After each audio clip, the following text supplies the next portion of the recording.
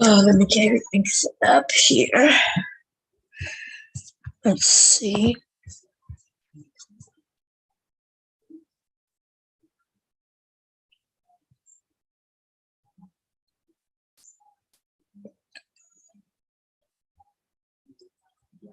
How's everybody doing? What's going on, James?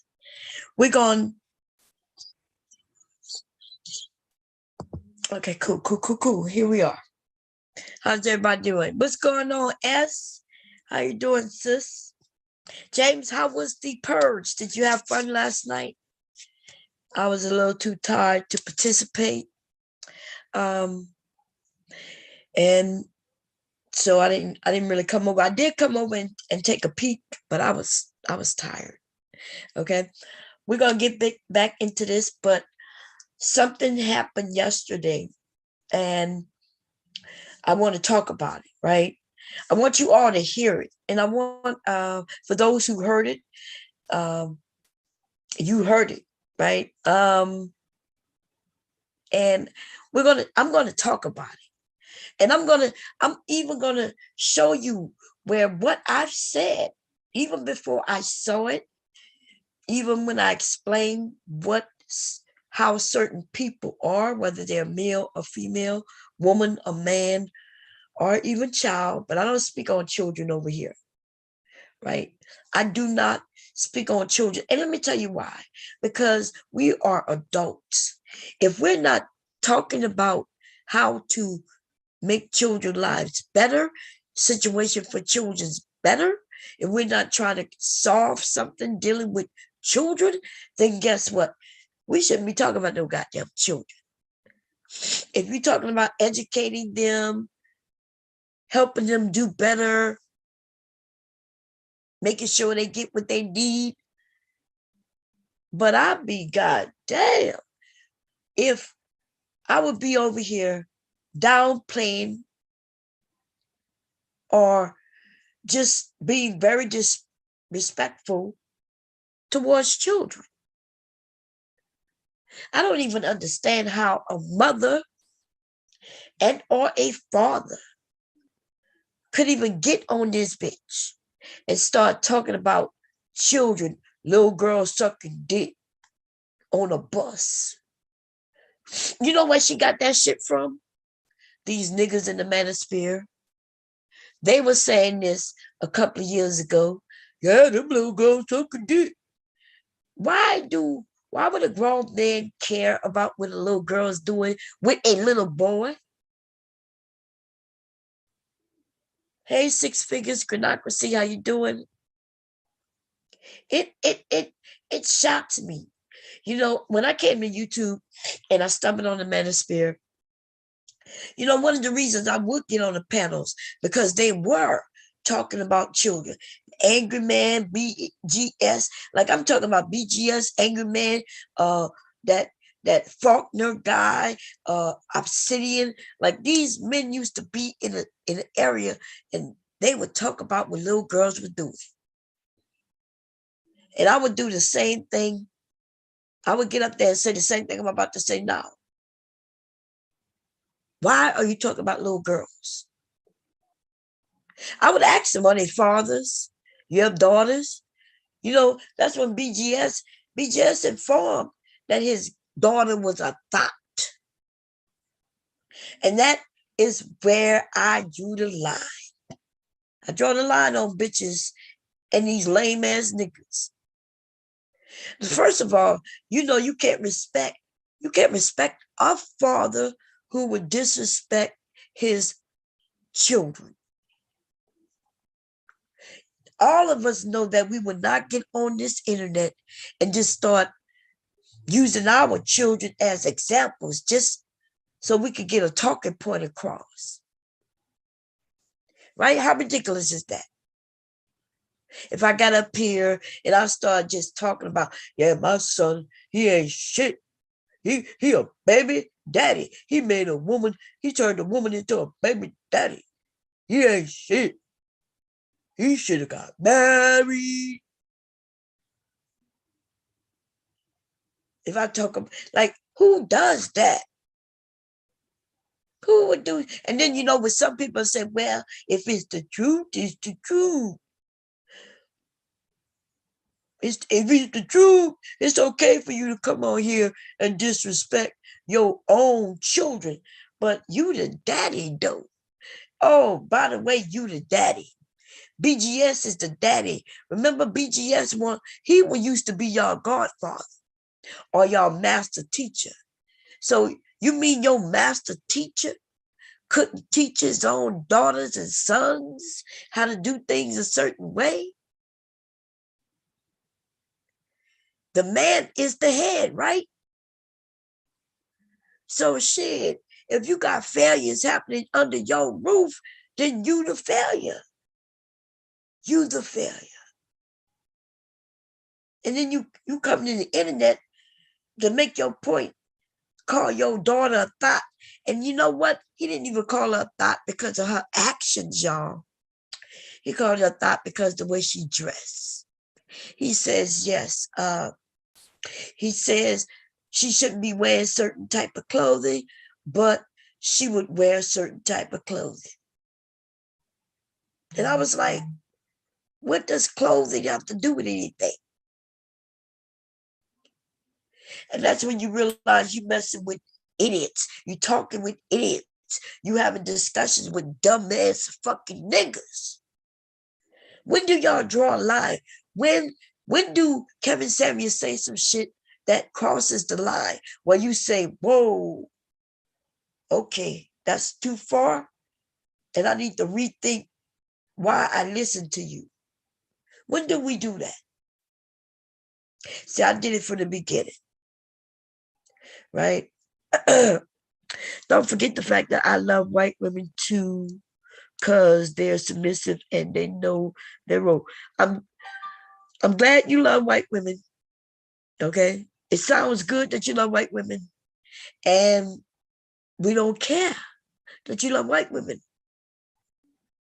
If the white women, it's ridiculous when y'all come over and say white women, you love white women, because white women don't love you back. They don't even know you. Even if you say I love black women, okay, black women don't know you. Now, if you say I love Teresa, who happens to be a white woman who loves me back, but nobody giving you no submission, you lame ass nigga. Shut the fuck up.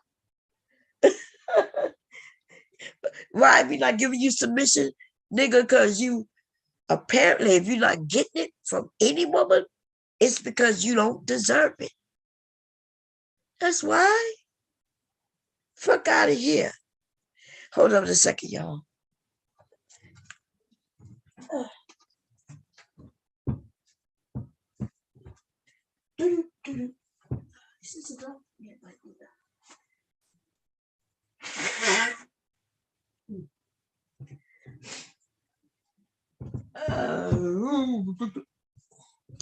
don't know why. Why? Okay. Let's put these back in like this. Actually, I don't like this, but anyway. I'm glad you like white women, and I'm glad that they like you back. I don't know. Because your brother is a man.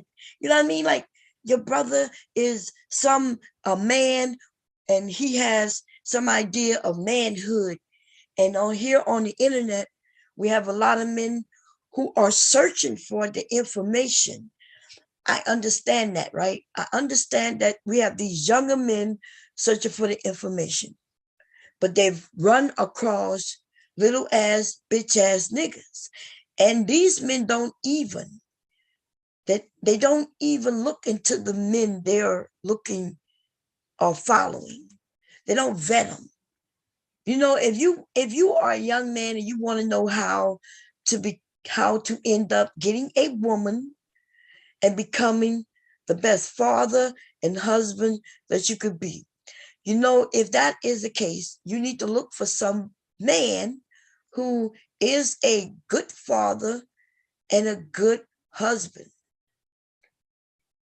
Like if you was looking for an electrician to come and hook up some appliances in your home, you would make sure that the guy you hire is an electrician. If you are looking for a man who can help you to find dates, then you need to look for men who have proven records of dating. And BGS haven't dated in forever. I've seen his picture, and I doubt he'll ever date again. Okay. Kevin Samuels, well, we know he wasn't dating anybody for a while because he didn't have enough money to. He was broke, right? There was other men here on YouTube. They'll talk about my gal this, my gal that, my gal this. And then when it came out what that gal looked like, because remember he was saying he don't date black women. Oh, I don't date black women. My women are Latina. I mess with the fiery Latina. well, I'm not sure. I won't say that most Latino as they age, they get a little bigger, but what I will say is that his Latino was on the big side, non-shapely side, right? Man, don't listen. These niggas been talking about black women for far too long, and I've been some of them because I like them. I kind of just didn't talk about them much, but they kept it yakky, just kept going, and I'm just letting you know. I'm shooting at any and everybody. We're going to break down your talking points. But we're going to talk about, first of all, we're going to talk about Sister George. I'm sorry, y'all. This isn't about anything personal. I told you why, I told her, and I told you all why I decided to shoot at her.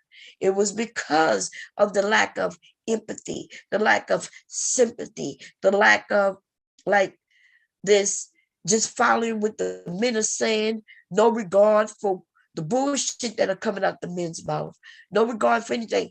See, that's one thing when you claim that you are for families or black people or black community, and then your talking points will be based on that. You can hear me say, yeah, there are some women who are doing this, that, and the third, right? But if you are trying to better the community, then you wouldn't focus solely on that. So you don't hear me focusing on what the men are doing wrong constantly or what the women are doing wrong. I don't do that. Because I could get up here and talk all day. Like I could do a stream with just attacking the women. Then I could do a stream just attacking the men. But how does that help the community? It doesn't. That's how Sister George sees it. She think if she's over there, she'll do a stream attacking the women, which is most of the time. And then she'll do a stream somewhere in there where she would just say that the men are telling the truth. She don't really side with the women a lot, right? Because she's male identified. But okay, I've already mentioned that. I've also told you that a woman who hates women, they have no issue attacking women. And they'll find every reason to attack women. They even use men on their behalf to help them attack women. Well, that's Sister George and Concrete Rose. Also, I've also told you all, without even hearing it from her mouth, but I'm gonna let y'all hear it from her mouth though. I also told you all that if a woman happens to be a dirty bitch, she grew up dirty, she's conniving, manipulating, she's abusive, she's these things, she thinks that all women are like that. See, that's her, that is her persona. That's why when the men say it, she'd be like, yeah, these men are right. I am manipulating. manipulative. I am conniving. I am a bitch. I have smacked a man. These men are right about us. These men are right about women.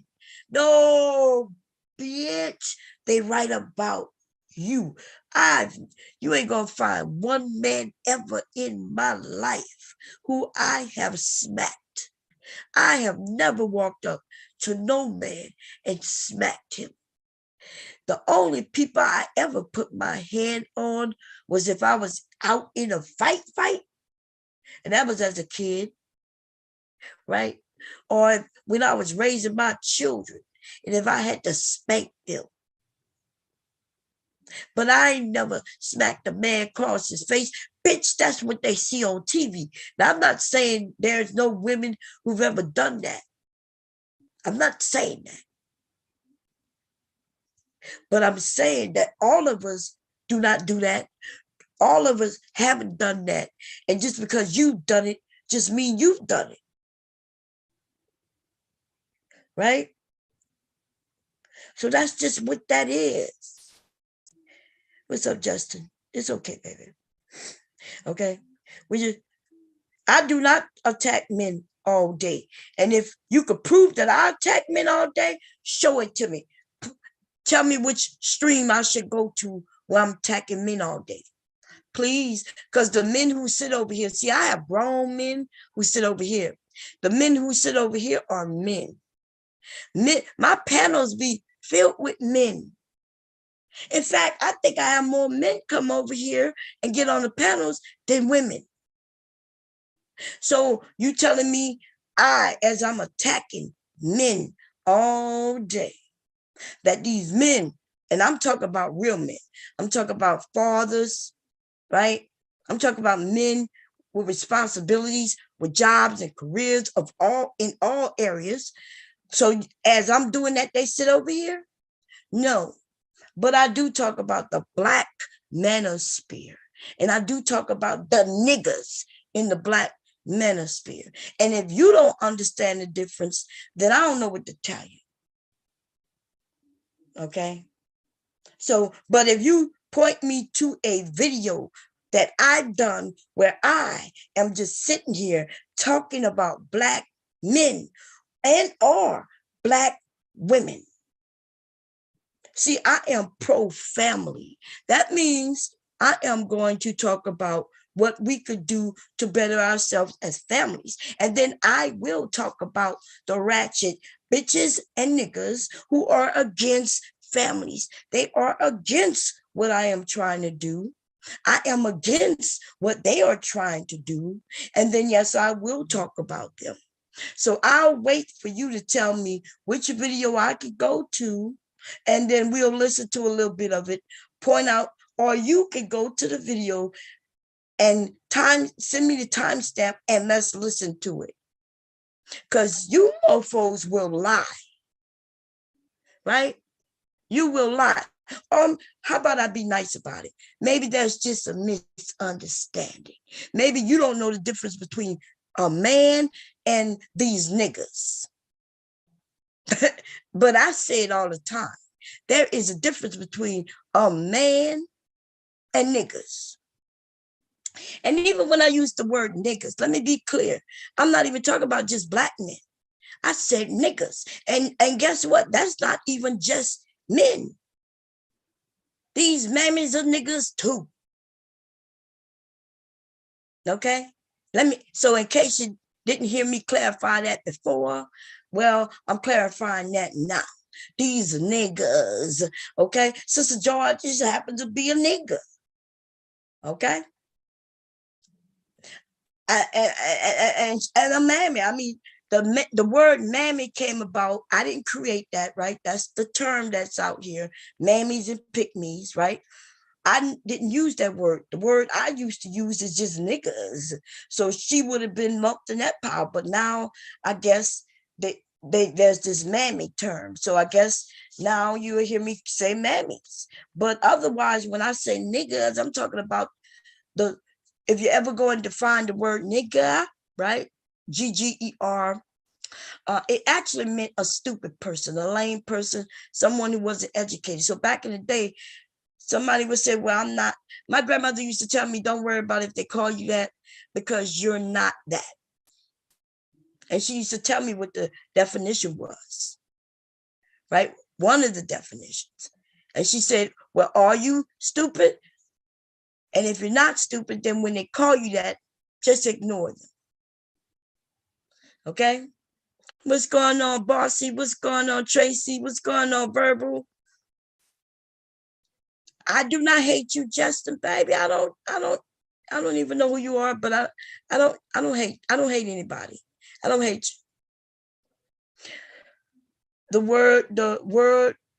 The world needs prayer now more than ever. I ain't praying for nobody. Prayer don't, as far as I'm concerned. Now, listen, that's why I don't get into religion. They got different religions, many religions, right? So we don't need no prayer. We just simply need to do. Let's do, because praying alone ain't gonna get you nowhere. Okay, people need to do. People need to start thinking about what it is that's going on. We have a lot of manipulation.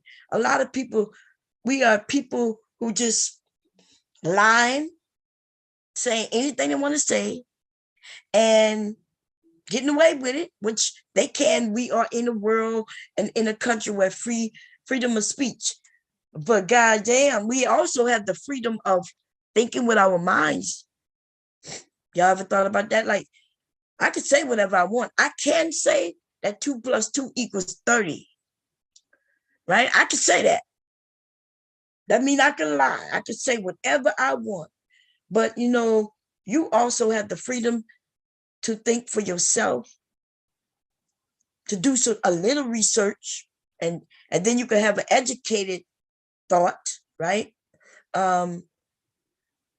Just because you heard somebody say it over and over and over and over and over again doesn't mean it's true. Think for yourself, but educated thoughts. Like literally, if you heard something for the first time, so that means you don't know about it, right? You don't know for sure. You've heard it, and somebody tell you it's true. Don't just say, well, I did hear that before, so they must be right. No, look it up. We all on the internet. It's really quick to look something up. How about this? How about from now on, how about I help y'all, right? For those of you, when you hear one of these men say some stupid shit or anything, right? How about you send me a little email, bombcherrylive@gmail, right? Tell me what it is that they say that you're not sure about. And how about I will look it up, and I'll send you a link to where you can see whether they're telling the truth or not. How about that? Says I need to do all the motherfucking work. How about that? Because I would do that instead of hearing some of you dumbass bitches. And I'm talking to the women right now, right? To the bitches. I'm talking to the mammies. I'm talking to the ones who are judge young girls without even understanding that if a little girl, let me tell you something, if a little girl who shouldn't know anything about sex, if for some reason she decide out of the blue that a penis supposed to go in her fucking mouth, how would she know that? When Sister George said that little girls 10 years old is on buses sucking dick, how, first of all, how she know that's happening? Number two, instead of putting it out here like that's a negative in order to attack women or girls with it, you ever thought that she might want to say, well, first of all, if women don't have dicks and they sucking on dicks, then where did these dicks come from? Who taught her how to suck a dick? Huh? And then did y'all hear when she said that little girls are attacking boys? She made it seem like by her doing what she doing on the bus, that is a sexual assault to a boy. All these little boys raising their hand to say, I've been sexually assaulted. by this little girl? That's what these men are saying, right? That's what the men are saying. That's what these men were saying a few years ago. They was like, yeah, these little girls are hot. Yeah, these little girls are doing this. Yeah, she probably shouldn't have been wearing that. She shouldn't have been walking in her house with them shorts on, because those shorts are too short. And you never thought that the man who was in the house, he shouldn't have been even looking at her in them shorts in a sexual way, because maybe she got on shorts. That means if she got on shorts, she have on clothing. If she has on shorts, she's covering up her sexual organs, right? Oh, but then they'll say her butt is too big to wear them shorts. Oh, wait a minute. My dad, I could promise you this. My dad never looked at me in a sexual way. I lived with him. My dad changed my pamper when I was a fucking kid. And as I was growing up, we lived in the same house, right?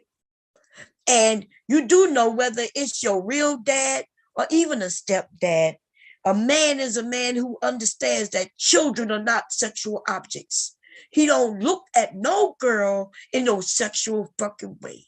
But these sick bitches though, right? These sick bitches, she worrying about what her daughter wearing while her man here. If you got to worry about what your daughter wearing around your man, then I'm suggest you get rid of that nigga. Because apparently you must have saw him looking at your daughter in a way he shouldn't be looking at her. Your daughter is a little girl walking around in her little nightgown. Oh, her nightgown a little see-through. She got a strawberry, what is strawberry shortcake on her gown and on her matching panties, right? And this nigga is getting turned on. You look at him looking at her, and then your problem is with her? No, bitch, your problem is with that nigga. You need to get the fuck out of that house. This bitch said that little girls is on buses sucking dick because those men in the Manosphere said that shit. These little girls are doing too much. These little girls are doing that. See, I tried to tell y'all, I warned y'all, listen, I know that some of us, we like each other. We like each other for whatever reason, right? It could be just that we see each other, we be like, hey, how you doing? And they say, hey, how you doing back? But when I say things that y'all disagree with, at least it's not nothing so atrocious that you will be like, oh, fuck, I can't fuck with you, Bob. Because even when we disagree, it's on some basic bullshit. But I bet you most women with children, right? Because there's an understanding. And let me say this, and because I don't want anybody to think that I'm saying that people with children are special. What I am saying, though, is that once you have a child, your mindset about this whole entire world changes. I promise you that. I'm talking about the men and the women. Once you have a child and you've taken on the responsibility of a child as being a parent to a child, everything about you changes. The way you look at the world changes. You start looking at things differently. You start understanding things differently. So those of you with no children, whether you're a man or a woman, I'm not saying that you can't understand what I'm saying, right? I'm just saying that I may be saying something that you do not understand. And it's okay. Okay? It's okay. I promise you, the day I became pregnant, man, oh man, the day I pushed out my son, that was another level of love that you can't even explain. I wanted him. I loved him before I pushed him out. And Lord, everything, like now I became a mother. I became a person with all this responsibility like you never could imagine. Remember, I told y'all, like, once I had my son, I started to think what lane I should, like, I started to get at these crossroads. Like, hey, I heard if I'm going to be a good mother, I need to go to church. I tried that shit. It didn't change. In fact, it didn't do what I thought it would do, because that's what they tell you, right? Society kind of tell you certain things. Well, nothing wrong with you thinking that's true, and then you try to stroll down that street, right? And then you realize, well, this street not really for me. Or maybe it is for you. I'm one of them bitches. If the street not for me, then I'm not traveling too long. You know what I'm saying? I'm just I'm walking down this lane, and this lane just don't feel right to me. It don't feel right to me. And I see that it's not making any difference, because I love my son. I want best for my son. I love my family. And I don't have to go to church to know that. I already know that. Right? And I'm not saying for you who are into religion, I'm not saying you don't have to do that. I'm not saying it's bad for you. I'm talking about me. Okay, I'm talking about me right now. Okay. Now, yesterday somebody said something, and I want y'all to understand. I have admitted to everybody. Not only have I been raped, right? I was in the military. I was raped by a grown-ass man, right? But before that, prior to that, I was sexually assaulted many times, right? Sometimes right in front of others. And because I was a little girl, I had no understanding of what was going on. In other words, I told y'all the time where my older cousins were there, right? And my older cousins are a little older, and my older cousin had friends by. And these men they was teenagers, right? They were just older teenagers, and I was probably like 9, 10. And they were like 16, 17, 18. That's a big difference, right? Now, they were still teens. They was in high school. Here I am in elementary fucking school, right? So this one guy, he was a friend of my cousin, and friend of the cousin, he's always there. He knew my aunts and my uncle. They would stay the night on the weekends. He was a part of the football team with my cousin. So my cousin had friends that would stay, and if I'm staying there, I'm staying there, and everybody cool, right?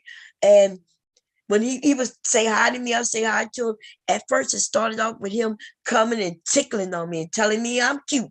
And I'm just a little girl. I don't know what the hell he talking about, right? He tickled me and I would laugh, right? Oh, stop, right? Okay. That goes on. That's how it started off, right? Then later on, he's tickling me in front of everybody. I want y'all to know he tickled me in front of everybody. So then it got to where every time he would come by and I was there, he would chase after me and tickle me. And I'm running and I'm laughing. Stop. And nobody thinking nothing of it, because he did it in front of them. So when he run after me and doing it, and I'm laughing all loud, hey, stop. He then started tickling me and then putting his finger in my fucking vagina. So remember, when I was tickled, when he was tickling me, I was saying the same thing. I was giggling, and then I would say, stop. Right in front of everybody. Then he moved on to running after me, running me in places where nobody are, and everybody could see him running after me, and I'm laughing and saying, stop. Right? And he's tickling me, squeezing on my breast and butt, and I'm a kid. And then he moved on to putting his finger in my vagina. And I'm saying the same thing. I'm laughing at first because he's tickling me. And then I'm saying stop. And then he's not no longer tickling me, but he putting his finger in and out of my vagina. And now I'm saying stop. And then the nigga will do it in front of everybody, but nobody would notice because he was tickling me in the front of everybody, and all they knew is, oh, that's just so and so, and every time he come, he sees her, yeah, he runs up to her and tickle her. What they didn't know is that he was putting his finger in my vagina. This is what these niggas do. And I'm not even saying every man do this. Please don't confuse what I'm saying. I'm talking about the ones that do it. They bold, they do it around you. Watch your motherfucking children. Because he was a friend of the family. And if you think he's the only one, then you would be wrong. I could probably name about 5 motherfucking older motherfuckers who, when I was a little girl, would touch me. Yeah. Okay. So that tickle, and you remember, see, everybody thought that's a little game. Even now, when y'all would hear me tickle my grandson, it's like a little tickle for a couple of seconds, and then I stop. Because to me, I hate being tickled. To me, ticklish turn into, at first it's ticklish and make you laugh, but then after a while it start being painful. I tell my son, I don't think my husband understand when I tell him, hey, only tickle him for like a couple of seconds and then stop and let him take a breath or two, and then you could do it again, right? But there's a lot of people who hate being ticklish. You naturally laugh in the beginning of being tickled. For most of us, it's a natural thing. And then after a while, though, for some of us, it becomes painful. Hey, JV, how you doing, sis? We got to watch our girls. What's up? God damn it. Black Manosphere. I'm going to put the link up. Listen, we got to watch our little girls and our little boys. Now, let me tell you, I also want to mention the little boys, right? Because y'all know I mentioned both. Little boys are being harmed also. Okay? They're being harmed by men. Same type of man who will put his motherfucking finger in my little girl, in my vagina as a little girl. Some of these dumbass niggas also mess with little boys. Now, back then, they was messing with little boys. Nobody was protecting the little boys. And that's because who would have thought back then that there were people, men especially, who would mess with little boys? They couldn't concede that in our society. Why else wasn't they watching? See, so I made a promise as a little girl, when I have children, I'm protecting my sons and daughters. No matter what I have, I'm protecting them. They're not going to stay by nobody's house. Nobody going to be tickling them around me or not around me. Yesterday, we was on the panel, and I know, listen, when we talk about certain things, it does get me hyped. You talk about fucking messing with little boys or girls, I get hyped. I don't want to hear no grown ass adults talking about no children in no sexual way. And one of these niggas, and I'm gonna say it nice, because I could tell he ain't got no children, so they don't understand. But let me tell you something. As a grown man, what the fuck are you talking about little girls being fast for? You are not a father. You don't have no children, no girls or boys that you got to take care of. So why are you thinking about what little girls are fucking doing? Unless they coming to you, unless you are accusing some little girl running up to you to suck on you or grab you by your penis and doing that kind of shit. Nigga, what the fuck are you talking about? Why are you talking about these little girls being fast, nigga?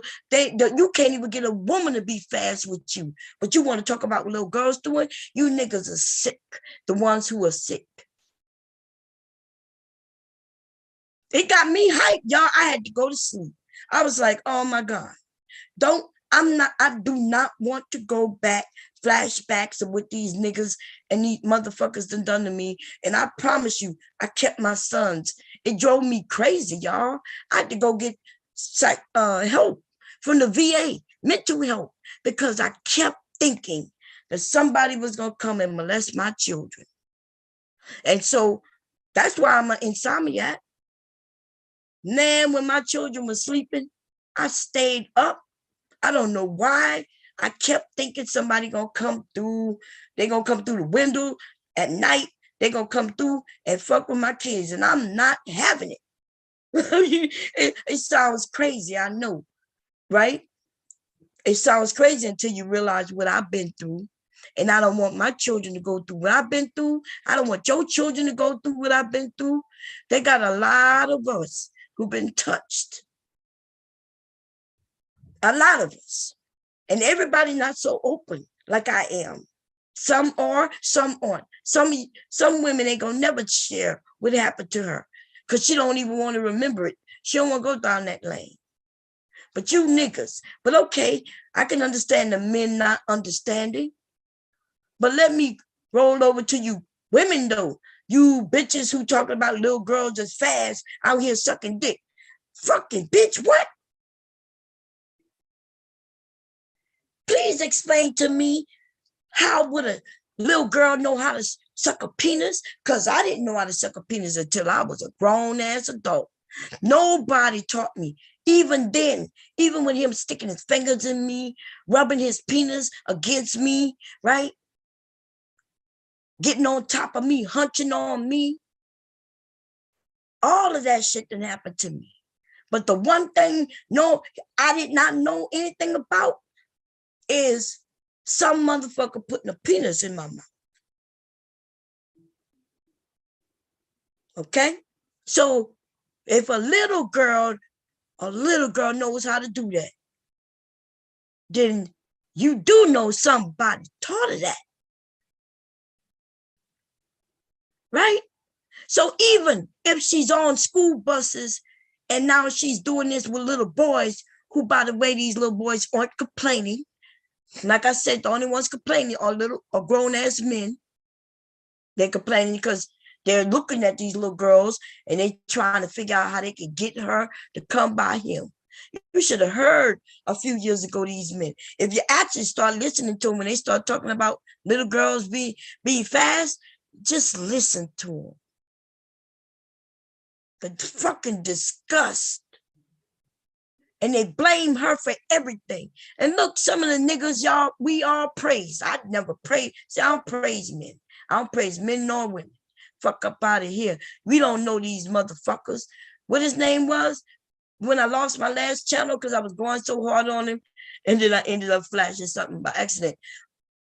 Young Pharaoh, no, not Young Pharaoh. What's his name? Brother Polite. Brother Polite. Brother fucking Polite. The nigga with all the options, all those beautiful women surrounded around this nigga. And that fucking nigga, let me tell you something. I'm not even lying. If I had been close, if I end up close to a nigga who we all know done some shit like that to a little girl, I'll probably end up murdering that nigga. They'll have to put me in a psych ward again. Because this shit fucks up little girls' lives. Everything about us changed when some nigga come and do some shit like that nigga did. Do y'all remember the abuse on that shit? Do I need to pull it up? And you know what? Y'all need to go look and see what Sister George was saying when that story broke. Baby. Listen, they talk about respecting me, but I stopped fucking with these bitches when I started hearing their talking points, especially with that situation. That little girl, why would she even go? What is it? The mother should have known better. Oh my God, if you don't think these niggas be slick with it, if you don't think they tricking with it, you don't think they set it up so they could do what they do? Like I said, I just gave you how a man set up being able to tickle me, put his fingers inside of me in front of everybody without anybody knowing. My mother didn't know. They never did it in front of my mom, but he did do it in front of my aunts, my uncles, my cousins, and nobody knew. Fucking up everything, our mindset. You wonder how some of these women are on here being sexy on that and this and that, being able to get naked and do porn. Well, you go looking through her background and see what the fuck may have happened. The chances are, baby, there was a lot of sex going on with her. She realized her body is all she has that these niggas want. And then a woman like me, what happens is I start realizing that, especially after I got raped by somebody I didn't even fucking know like that. I didn't want like that. I didn't desire like that. And he could just come and take it. And then I can't even tell because he told me I couldn't tell. Nobody would believe me. He set it up too. I wasn't even a child then. What you think a woman like that goes through? You don't think I start realizing, no, but damn, my body is what they want. And I can't even control it. So maybe I need to figure out how I can control it because they want it. They're going to get it no matter what.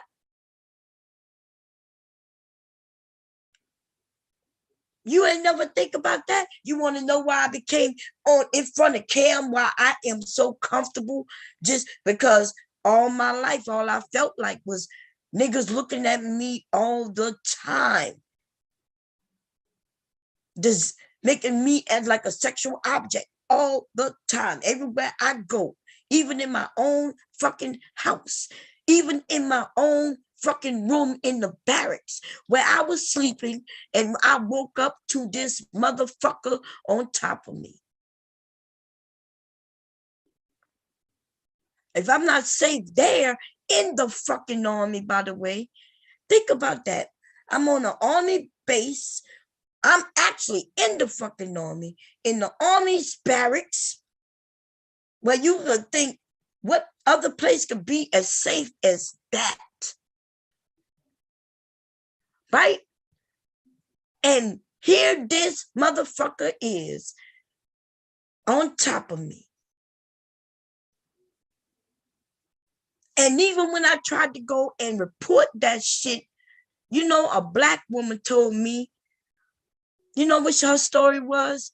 Well, she wouldn't take my story, my report in the office. Because see, then I know now, or I learned later, right, why she, when I went to go to EEOC, I requested a woman. And she happened to be a black woman, y'all. I made the fucking appointment. And when I went into the office, she said, let's take a walk. She never had me at her desk to take a report. She said, let's take a walk. So I'm walking with her. Before I can start giving her the story, because see, if I told her the story, I know this now, she would have had to take this serious, right? So she walks out the office with me. She's talking to me. And right when I'm like, yeah, I'm about to go into the story of what happened to me, she then starts telling me, you know, back in the day, women couldn't even be in the army and black women couldn't serve. She started telling me how I should be lucky, that I am lucky, that I can even be there. That's what that woman told me. Yep, it's off the record. I'm actually thinking about seeing if she's still out there and pressing charges against her ass. She had a duty. And I was 18 years old.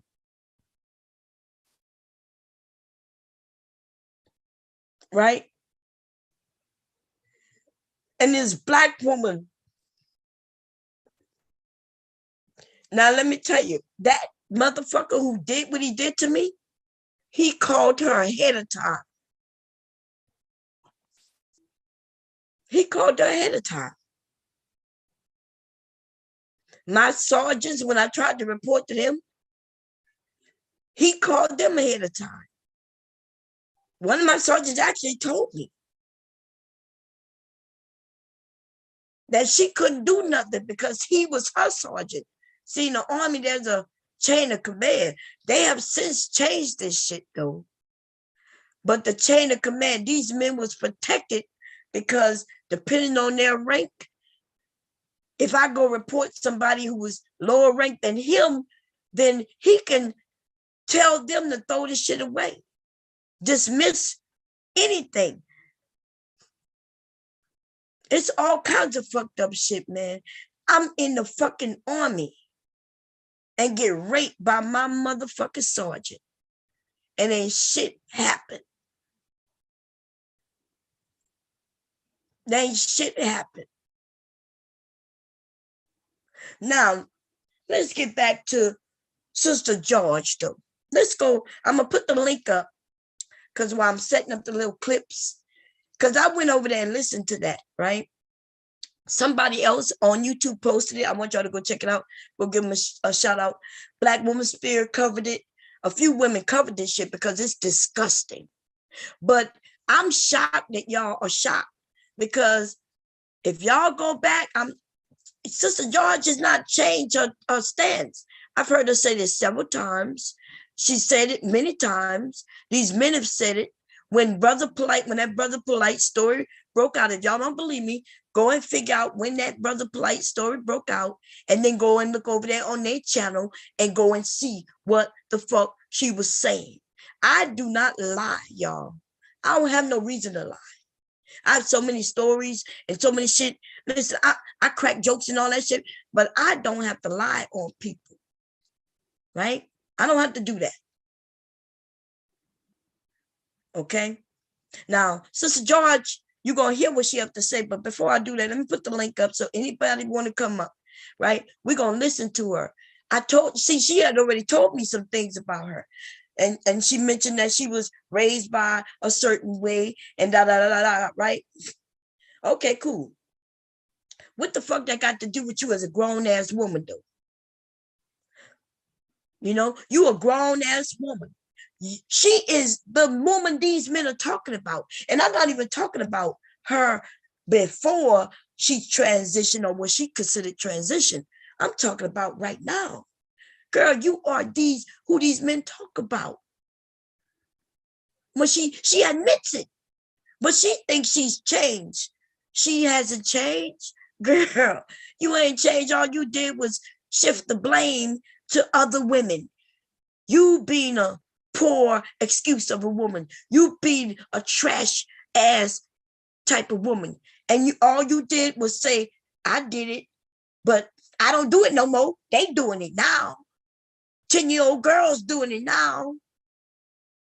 You was sucking dick when you was 10, but you think all little girls sucking dick at 10. Bitch, I ain't never sucked no dick at 10. But even if I had them, you would have had to, as a grown up, you should have been thinking, who taught her that?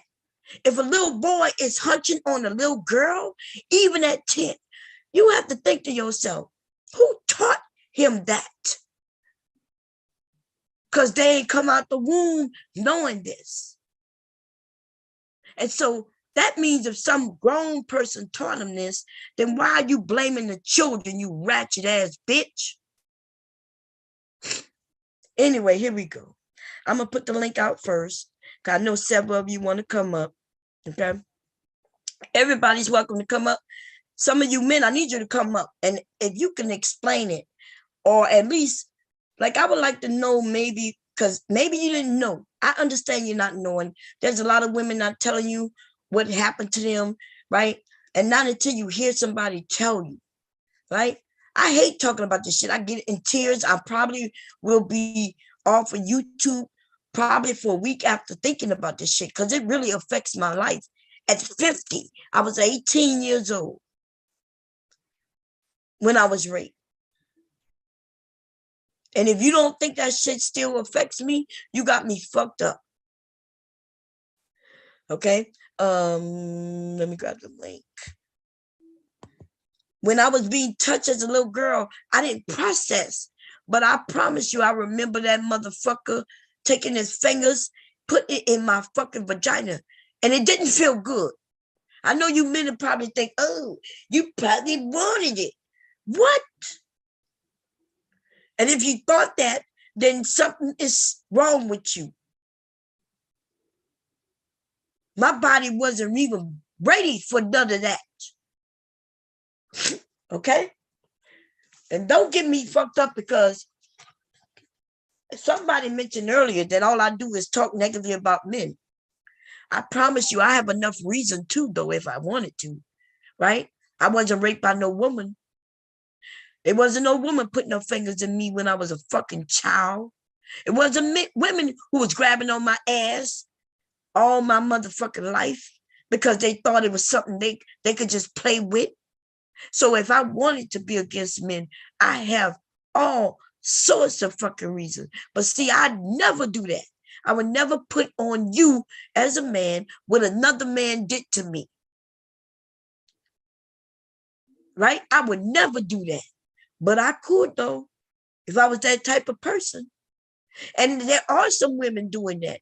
And they have every right to. If a woman is scared of a man and she thinks that men are dangerous because of her experience, then, hey, all we can do is give her space, let her tell her story, and show her some support.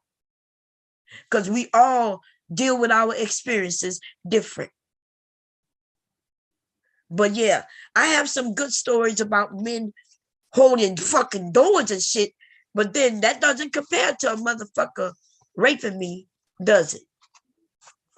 Yeah. So if I wanted to tear down men, yes, I have an excuse. I have a reason to. I just don't do that. Anyway, so there are some women who are out here saying y'all dangerous and y'all this and y'all that. Well, to her, you a danger. Anyway, participants, invite, copy link. Everybody's welcome to come up. If you have any questions, like legit questions, come up and ask. I share my story. I share everything, right? Come and ask me. I'll give you the answer. And if you doubt, if you think I'm lying, just come on. I'll show you the motherfucking proof. I got written up by trying to report this nigga. Y'all listen to me. In the military, right? In the military, when I'm trying to figure out, okay, how do I, when I made the first appointment with the EEOC, he wrote me up. I got written up for going to report that he raped me. And you know what the write-up said? That I didn't go through the right chain of command. Let me explain what the chain of command is. Hold on, The chain of command is, and once they've changed it, right? The chain of command in the military meant that you have a chain of people who you have to go through, and you're not supposed to skip over anybody. So therefore, when I want to report something, I have to go to my direct sergeant, right? For my direct sergeant, they have a chain of command. They have a command in their chain. The problem with this, with me going through my chain of command, is that the man who raped me was directly in my chain of command. So if I would have went to my direct sergeant, she's under him. He was a warrant officer. No, he wasn't. No. He wasn't a warrant officer. He was an E7. Right? He's an E7. My direct sergeant was an E5. So if I would have went through the chain of command is under him. He's above that person. So check it out. If I would have reported it to her, she would have reported it to him. She would have had to report to him what's going on. He's the motherfucker who raped me, though. So what I did was I decided to go to EEOC. When they found out that I had an appointment with EEOC, which is weird that they found out, but because of the chain of command is why he found out. Right? The chain of command was the fucking problem. Because even though when I went to EEOC, they had to report EEOC and all that. When you go there, they start looking to see what's about to happen, what's going on. They start searching. They know I'm the person, right, who made the appointment, and they start digging to see who's my chain of command. That nigga, that motherfucker, and by the way, he was a white man. He wrote me up for not going through the chain of command. And the chain of command is I should have reported to my sergeant, who would have then told him what was going on. He's the motherfucking person who did it. Why would I go through the chain of command? I wouldn't. So I went to EEOC and I got written up. And I could prove it to you because I have the write-up downstairs. That motherfucker started writing me up every day for everything. I got written up because I was in the area that he said I shouldn't have been. I got written up when he saw me talk to another man. He would just write me up. I got hundreds of write-ups. Hundreds of write-ups. He started writing me up for everything, baby. He knew exactly what the fuck he was doing. But I tell you what, everybody in the military know this. He was a married E7. He had no business at all in my barracks. And I promise you, there was no reason for him to be in the barracks. He's a married man. He has housing.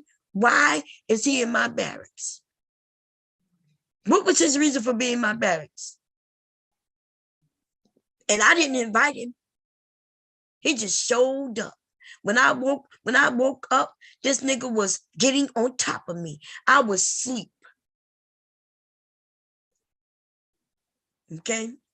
Anyway, so if anybody want to come up here and question me about that, come your ass up. Okay. How you doing, Positive Queen? Now, if nobody's coming up right now, I'm going to cue up what Sister George had to say. Okay? And let's hear it. And I'm going to tell you something, Sister George. You're going to hate me because I'm thinking about making a video and making that shit go viral. Women like you need to be shut down. Women like you who are okay to destroy our little girls, the reputation of our little girls, you need to be shut down. You need to either rethink your motherfucking talking points or shut the fuck up. Keep that silly shit to yourself. But you can have your opinion. See, she'll come up and she'll say, well, it's my opinion, Bomb. And like everybody, we got opinions. Your opinions are very destructive. Have your opinion by your goddamn self. You are giving these men a goddamn, you're paving the way for them to actually destroy our little girls. And then you'll say, well, they fast. Nah, bitch, you slow. It's not that they're fast, you're slow. Okay? Thank you. Yes, it is triggering. And then they'll say, you triggered. Yes. Women, don't be ashamed to say when something trigger you. That's what they want, though. They want, oh, you seem triggered. Yeah, nigga, I'm triggered because she on here talking about little girls performing oral sex at 10 years old. That is very triggering. Okay? That is very triggering. And I think they try to trigger us on purpose. And they love to use sexual assault. They love to use little things like this. What's going on, Black Manosphere? What's up, Bomb? I just wanted to say shout out to you because you called this early. You called it early. I just didn't get it because And I'm going to tell you why I didn't get it. And then we can cue it up and get going because I don't want to derail you. But I didn't get it. And one of the things, Bomb, do you remember like 4 or 5 years ago when we first got in this space, how everything was separate? It was like divestment, swirlers, pro-blacks. We were all separate as Black women due to who we were sleeping with. Yeah. And I thought it was ridiculous. And it was one of the primary reasons why I wanted to work with women that were considered to be pro-blacks, or, why I wanted to work with women that were in the manosphere. It was because it was like, listen, we're women at the end of the day. Who we have sex with shouldn't matter. But now I'm starting to see differently. Sister George last night, she just showed me something that I just like blew my goddamn wig off. Like, I mean, I was in this bitch looking like goddamn Snoop. I mean, I'm just like, goddamn. Like, you got all this hatred, all this vitriol for women and little girls. Why? And then when you think about everything she said, Bomb, she said, I ran with the women of the night. I was raised by a very manipulative mother. You notice she didn't mention a father. She did not mention a father. Right. So it's like, it all comes together. She seems, and I was looking at the picture that Sweet Life and Atari posted up when she did the recap. Man, she looked at like I don't know if her name is George, but she looked it like a George. She looked like a mad ass, thick neck, short neck George. Like, she looked mad as hell. And I'm like, I mean, have you ever seen that dude Benzino with the real short neck? Like, you have to look him up, Bomb. He don't love it. Yeah, I know Benzino. Yeah, Love and Hip Hop. Her neck is just as short as that nigga, and she was just sitting there looking mad, and it made me think about her on Saints and Sinner. Even when she cued the camera on, she wasn't looking friendly at all. Was she, Bomb? She was looking like, I'm ready for what's up. I know, yes, I told y'all. I know I cracked a joke on that, but she did look kind of bad, She looked mad. Yeah, her she looked energy was like, it ain't even got nothing to do with like her physical appearance or phenotype. It was her energy. Like, when that bitch queued up that shit, that bitch was sitting up there looking like, what up? What up? What's up, bitches? Yeah, I'm here, ho. Like, and I'm looking at her like, why she look so mad? And when you broke it down, that marriage, that bitch looked like she in the house with a whole nigga boom. That bitch looked like she got a nigga. Man, this nigga ain't even got enough respect not to be in the women on fucking YouTube DMs. She dealing with some shit over there. That nigga is in Bomb Cherry's DMs.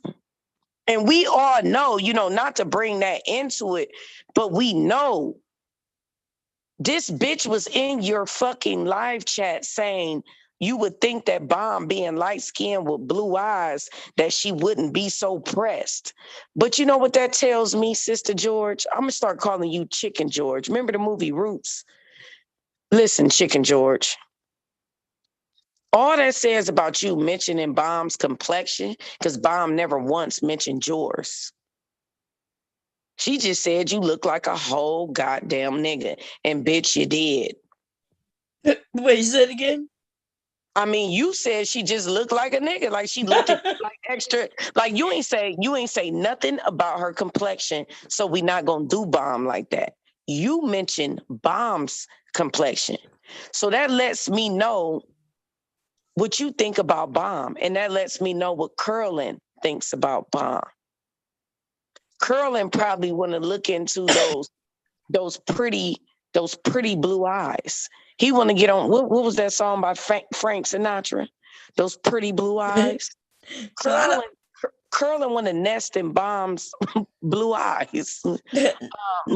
You're mad that Mr. Bomb gets to look into those pretty blue eyes, Curlin. No, I don't. Okay, so I know we roasting them right now and everything, but no, I don't think Curlin was trying to get at me for real. It was Mother's Day. The only thing that happened sideways with that is the fact that they tried to lie and say that there was never any message, right? And they hurry up and deleted it to try to prove me as a liar. But I did get a message from Curlin, but it wasn't on no sexual level or nothing like that. But um, it's just weird that they were the extreme lies that they told just to make it seem like that didn't happen. Because remember, I never said what he said to me. I never said that he said this or that or the third. But what I will say is that to pull her off the porch, well, all I did was when she said something about your big fat this that, right? And I was talking about it, so I got that. She called me fat, and I said, well, shit, your man don't have no problem with me, right? I did say that. And then she said, girl, my man would never hit you up. And I said, well, I got a DM that proves otherwise. Right? But That's see, all. my thing is this though, Bomb.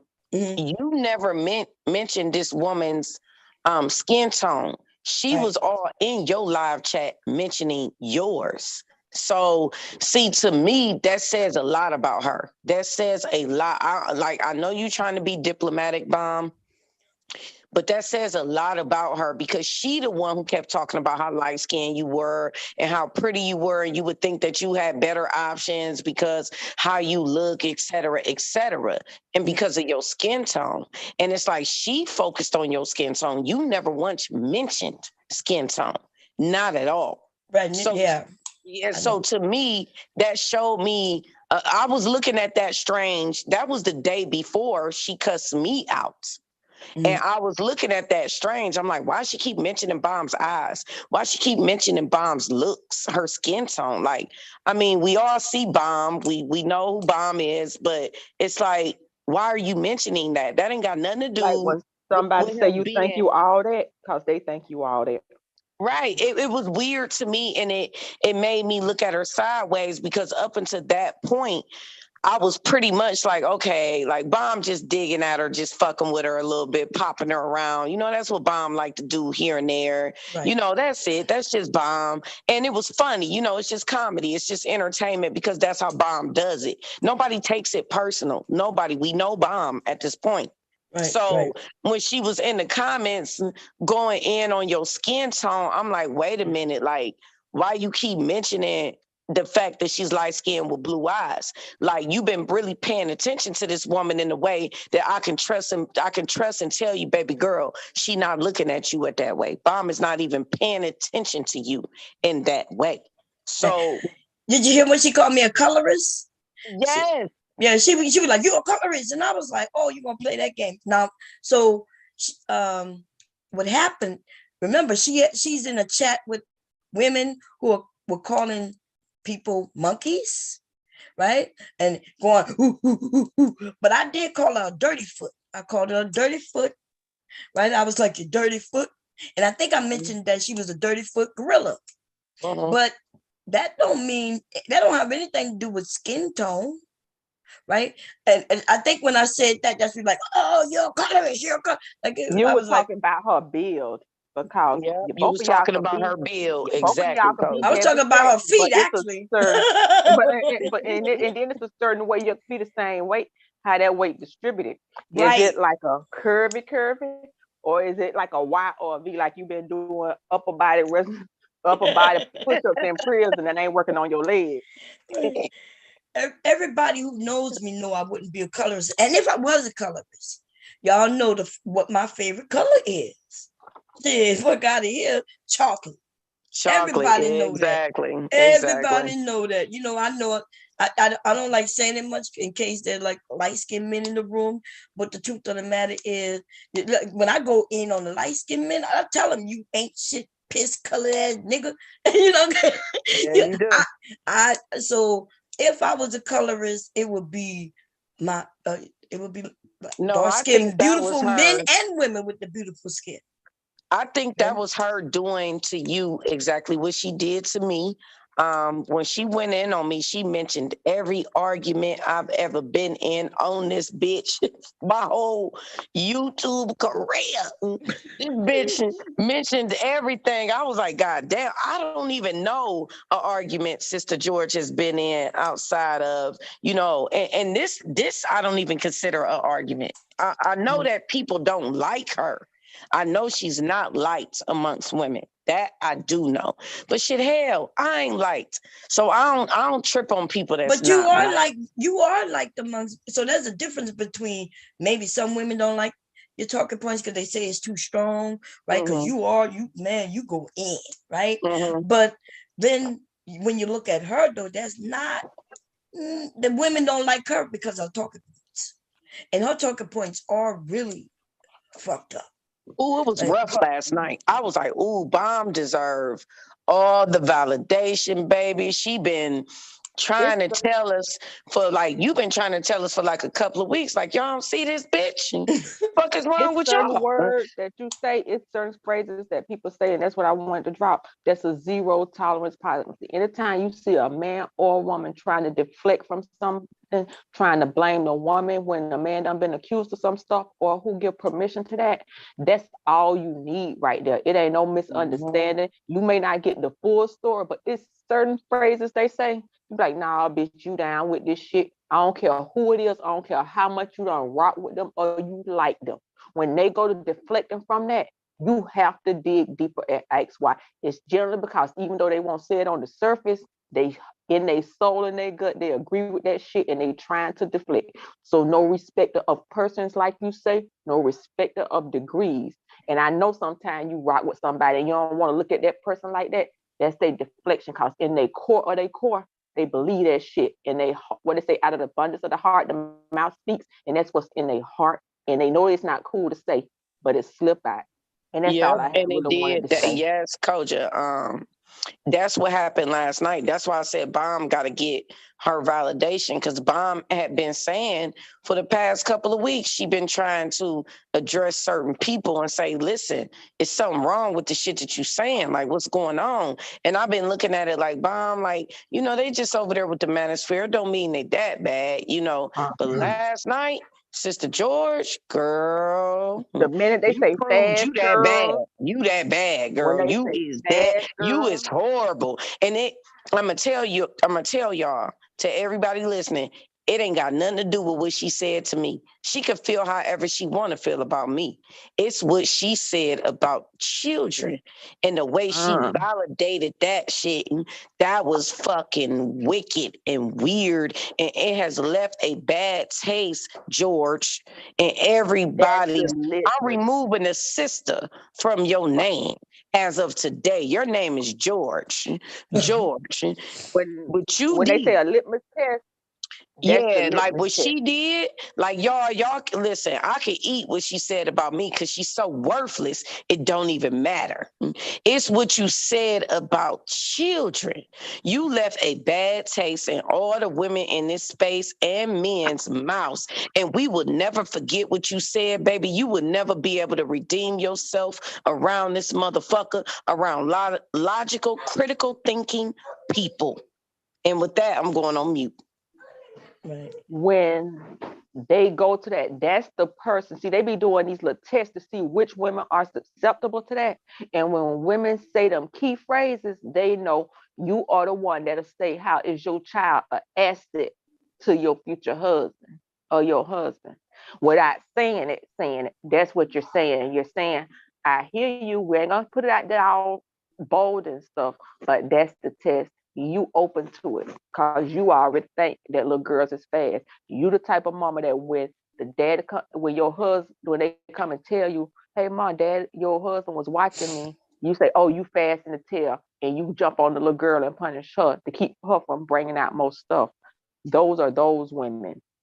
And the men who you hear deflecting with their friends, I don't care. Sometimes we don't want to see the people that we rock with and we cool with and say, you might be one of them, but you might be one of them. Listen, I agree So with you 100%. So I'm that's all I wanted to do. I'm finna drop down. I just wanted to say that part. Will you see it, call it out. No tolerance. Yep, that's right, Koja. Bye, Koja. So, because I know she might deny what I'm about to show y'all now, because I decided to show y'all this, just so y'all can know that I'm not lying, right? Let me share this.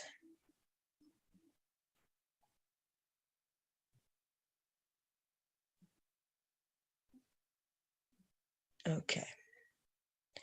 I looked to see when the Brother Polite thing happened. It happened 8 months ago.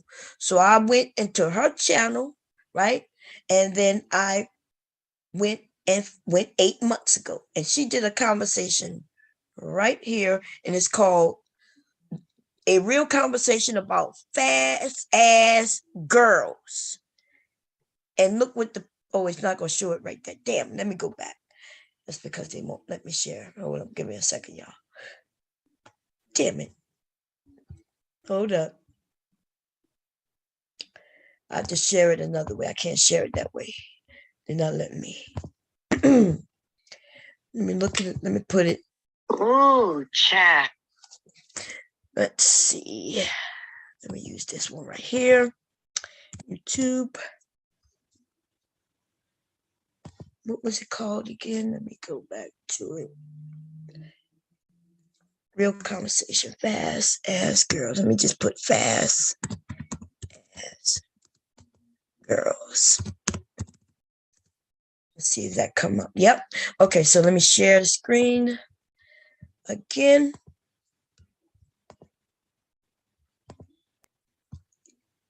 See, that says Sister George. Sister George.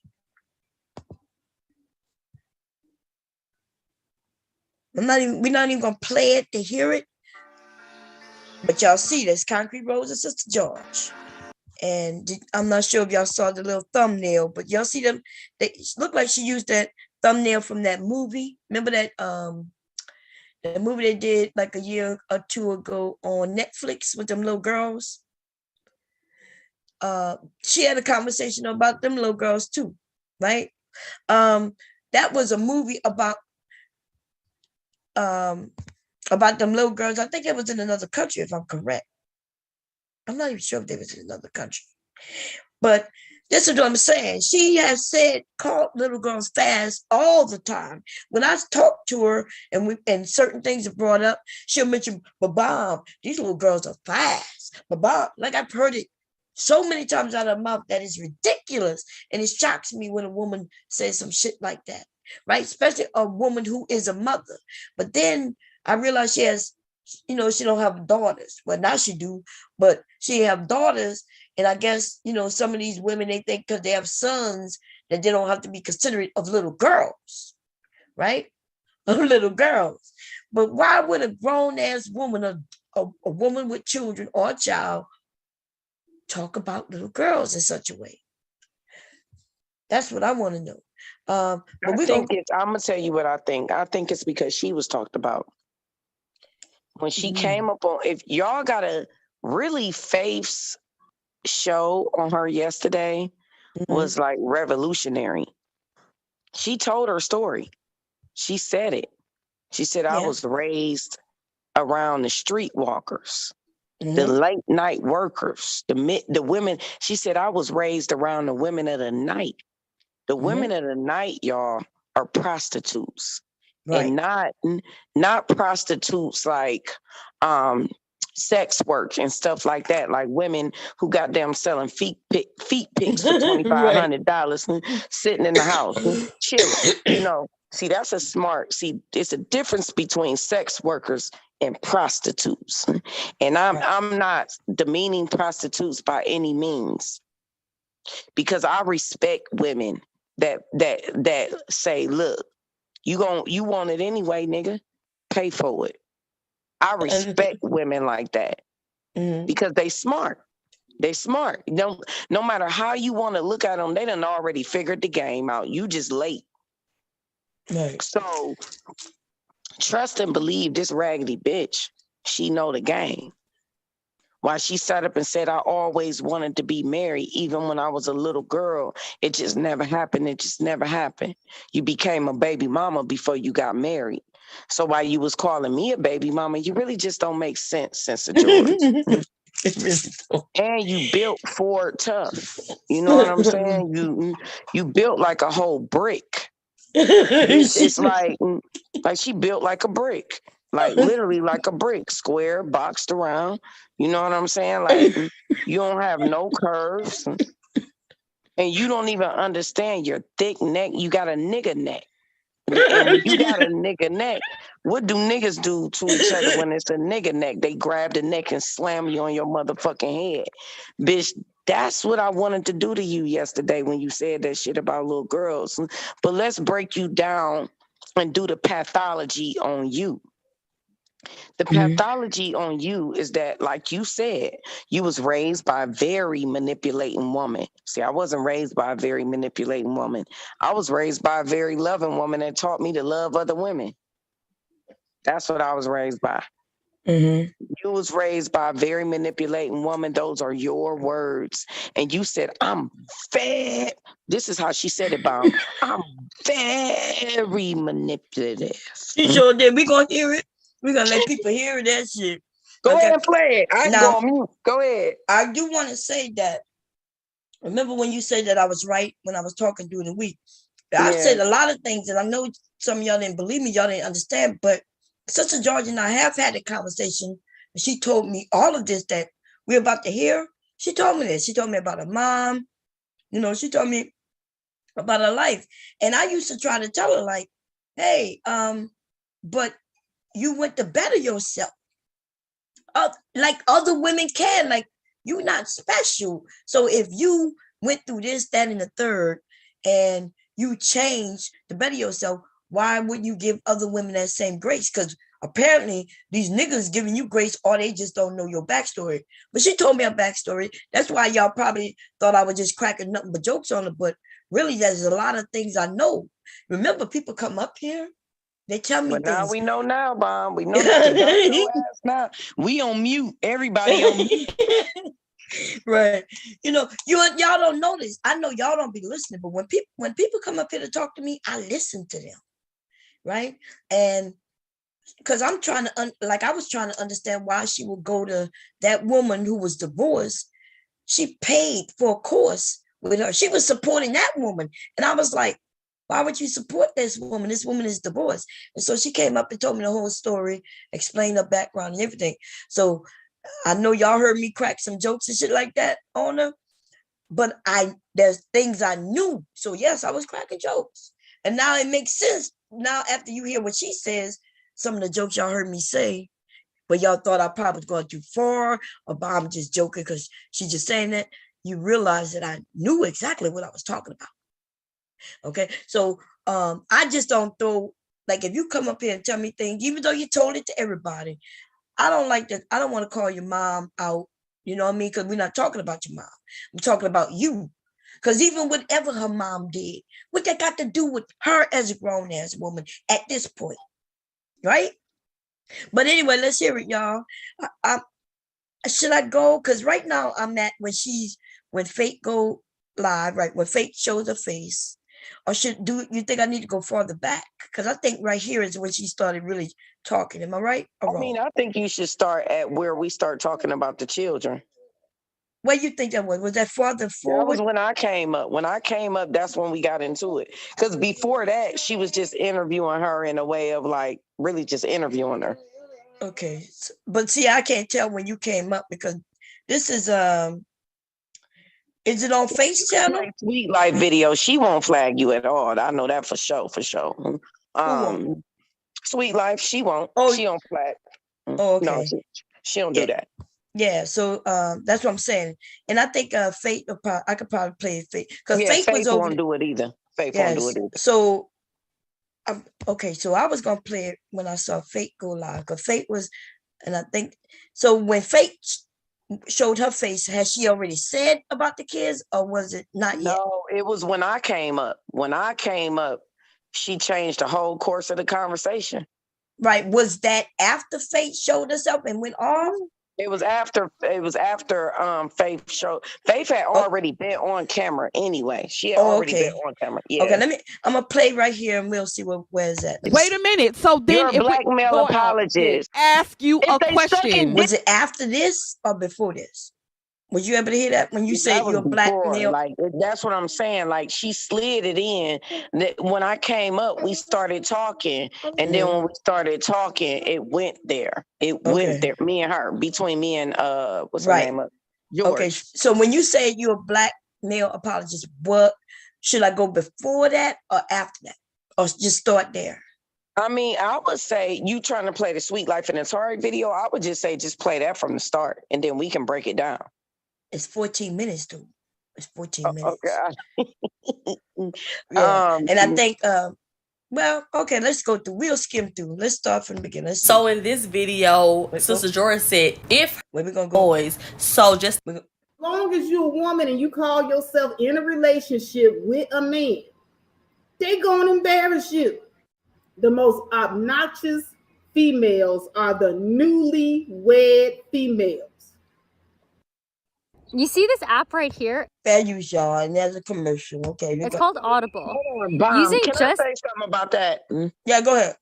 Because that was poignant from Faith. Mhm. From Faith, like I want to ask you a question because she said the most obnoxious female is the newlywed female.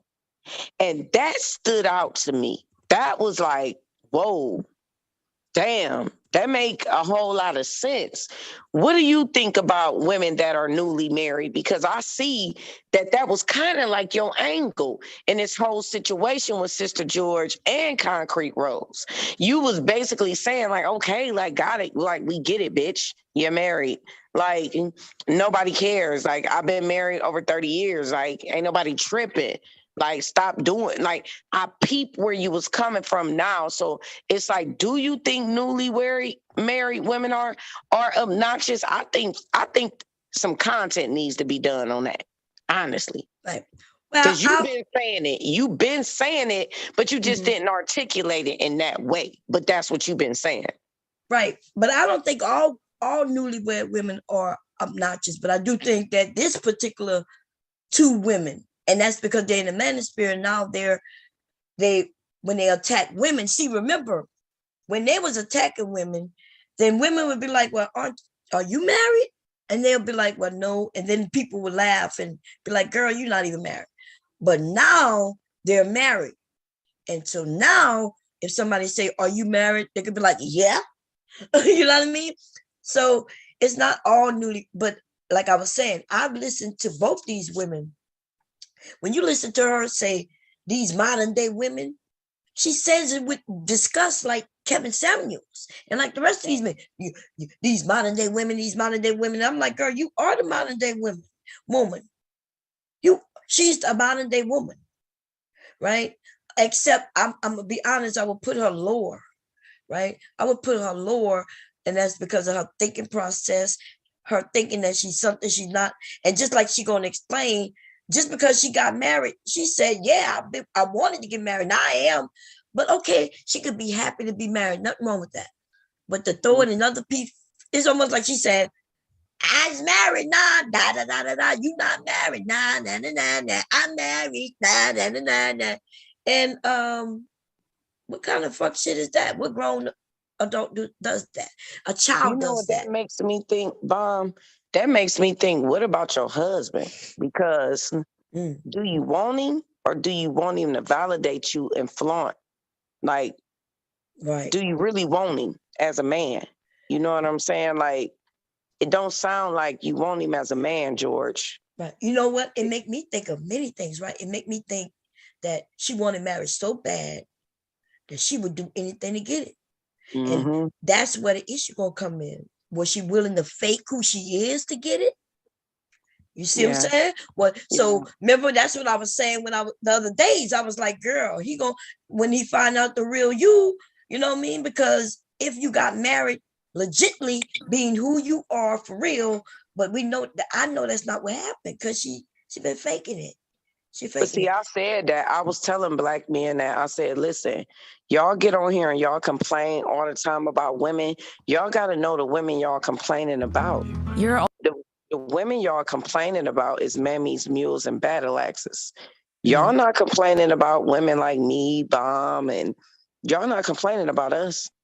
Because we going to be who we are regardless. Right, And because you we don't going to give a love shit us what they think. regardless. Yeah, we don't give a shit what they think anyway, right? Like the honest truth is, I don't care. We not, see, this is the difference between us and them. You got a wife that's still looking curling, and Bomb, don't save them. Okay, curling. I'm not going to save them. You got a wife that's still looking for the collective of approval of men. She's still looking for it. This is why she out here buying niggas channels and doing all that shit, trying to flex and trying to look good to other men. You got a woman that's still shopping. See, it's women out here like me, Bomb, and other sovereign. We don't give a fuck what you think, nigga. As a collective, if you ain't in our house, we don't care about what men think. And you don't want the woman that cares about what men think outside of her house. You don't want her. It's almost like you care about what niggas think, Curling, and your bitch do. And that's why y'all out here, because I see how you play the cut, and you ain't slick. Because you support her when she jumps off the porch like the rabid dog that she is. You don't be in the chat like, it ain't even about you being in the chat. You in the house with the bitch. You don't even be in the house. Like, get the fuck off of there doing that shit. Nigga, Hey, JV. You in the fucking chat, nigga. Talking about some, hey, Bob. Hey, JV, you in the chat, nigga. Like, it ain't a nigga, listen, it ain't a nigga dick I've ever sat on that would allow me to do this shit that I'm doing without cussing me clean the fuck out. Listen, what I do last night, JV, when my ex popped up? My black ass got off the phone. Quick. I think you heard the engine purring. And I was like, ooh, time to go. I got the phone so fast. Because he gonna, girl, it's, you don't got a nigga. You got a nigga that wants you to do his grunt work, baby. That's why you got to do what Bomb ain't got to do. Bomb ain't got to sit up and be like, my man is well fed and all. She ain't got to do all of that, baby. Girl, my husband gonna feed me tonight, girl. I ain't got to feed him. JV married too. Bomb, like, I've been on this live stream. He about to bring me a sandwich. I'm coming to get a sandwich from Bomb House. Listen, bitch, you don't got the same type of life as real women. You are a battle axe. You are a woman that seeks validation from men. And that nigga that you got, he got you on the stroll. You don't even understand. He's literally trying to get you to do what he could not do. That's why he got you to buy. That's why he paid for Ramil's channel for you. That's why he got you all out here fighting and swinging with your head down against women. That's why he got you out here, and then he tried to play it cute in the chat like, hey, can y'all tell my wife to come down because we got an event to go to? Trying to make it seem like he's above the situation, but he really promotes it because ain't no real nigga gonna have his wife out here in the streets doing what you doing, bitch. You still on the front lines. You still on the front lines, bitch. Bomb ain't on the front lines. Bomb ain't got to do nothing, bitch. You're not the same as her. You're not the same as most women. While you sitting up talking about can't nobody sit next to you, we can't, bitch, because we don't want to get swung on. You still out here throwing blows. We don't want to get knee dipped in the face, bitch. We still out here having a good time, enjoying ourselves, gardening, bombing, sewing, selling Gucci bags and all types of shit, bitch. Bitch, we ain't doing what you doing. So you right, we not on the front lines. You're still on the front lines of a marriage, and this nigga is hiding behind you like the little bitch that he is. Curling, I see you. I see you. I see you, nigga. Because ain't no way you in the chat promoting her to be reckless to people who don't deserve it. Ain't no way. Yeah, that is a little, I'm shocked, to be honest, about him. But But then I guess it's money. But she said she don't need the money, so I'm a little confused. JV, what you got to say, sis? How you been? I'm glad to see you. It's always glad to see you, JV. I'm always happy to talk to you, Bomb. I've been on my bat mode, just kind of hanging upside down, supporting everybody. But I was shocked. Like, I caught the tail end of Faith live stream. I heard the context as each lady kind of explained over and over like what had transpired. And I was jumping around trying to find like where everything went down. And then Atari posted her video, and you could actually, I think it's better if you play it from Atari's channel and start like around the 6-minute 45-second mark, because she condenses a lot of stuff, and I think it'll make it a lot easier for you to just play it through. Whereas if you play it from Faith's channel, there might be like a lot going on in between. So if you start around the 6-minute 45-second mark, it would be better. I think that when women, first of all, women who require a man's validation for a status, like, you have already entered your relationship from the losing end of the stick. You are crawling on the floor. And if you come into a relationship or a marriage crawling on the floor, that is where you will remain, because your entire status as a woman, your value as a woman, you have reduced it to whatever value a man places on you. So you've already lost. And that is a horrible, horrible position for any woman to come into a relationship from that standpoint, or even a marriage. I think that there are women that have been up underneath such toxic niggas for so long that they have allowed these men to defeminize women. We always talk about women emasculating men, but conversation needs to start to go into the defeminization of women, where you have now totally dismissed your womanhood, your femininity, and have taken on the ideology of men. And that is masculine in itself. You can't be a feminine woman if you have a masculine mindset. Exactly. Like, that's against nature. It is against nature. So what you're saying is, where she thinks she's changed and become feminine, she's actually just the same, just her talking points, because I agree with you 100%. And that's what I remember you always been saying that, because you talk about femininity. That was what you talked about. And trying to explain to these men that just the sheer fact that we do disagree on certain things just shows that one is masculine and the other one is feminine. Exactly. Right. We're the opposite. Right. I mean, it goes all the way back to where they used to say, remember the old saying, I think it started like in the 70s or 60s, women are from Venus and men are from Mars. Yes, we are different. We are wired different. Our perspectives are different. How we see things are different, and how we should be handled is different. If a woman, if your entire perspective is literally agreeable to a man, then that means something is wrong. It's supposed to be yin and yang. There's supposed to be differences. That's why there's masculine energy and feminine energy. You should not be the same. You shouldn't. And so she's trying to make herself the same so it looks agreeable. She's actually turned herself into masculine energy. She is actually masculine now, but she thinks she's feminine. Her mom didn't. Go ahead, I'm sorry.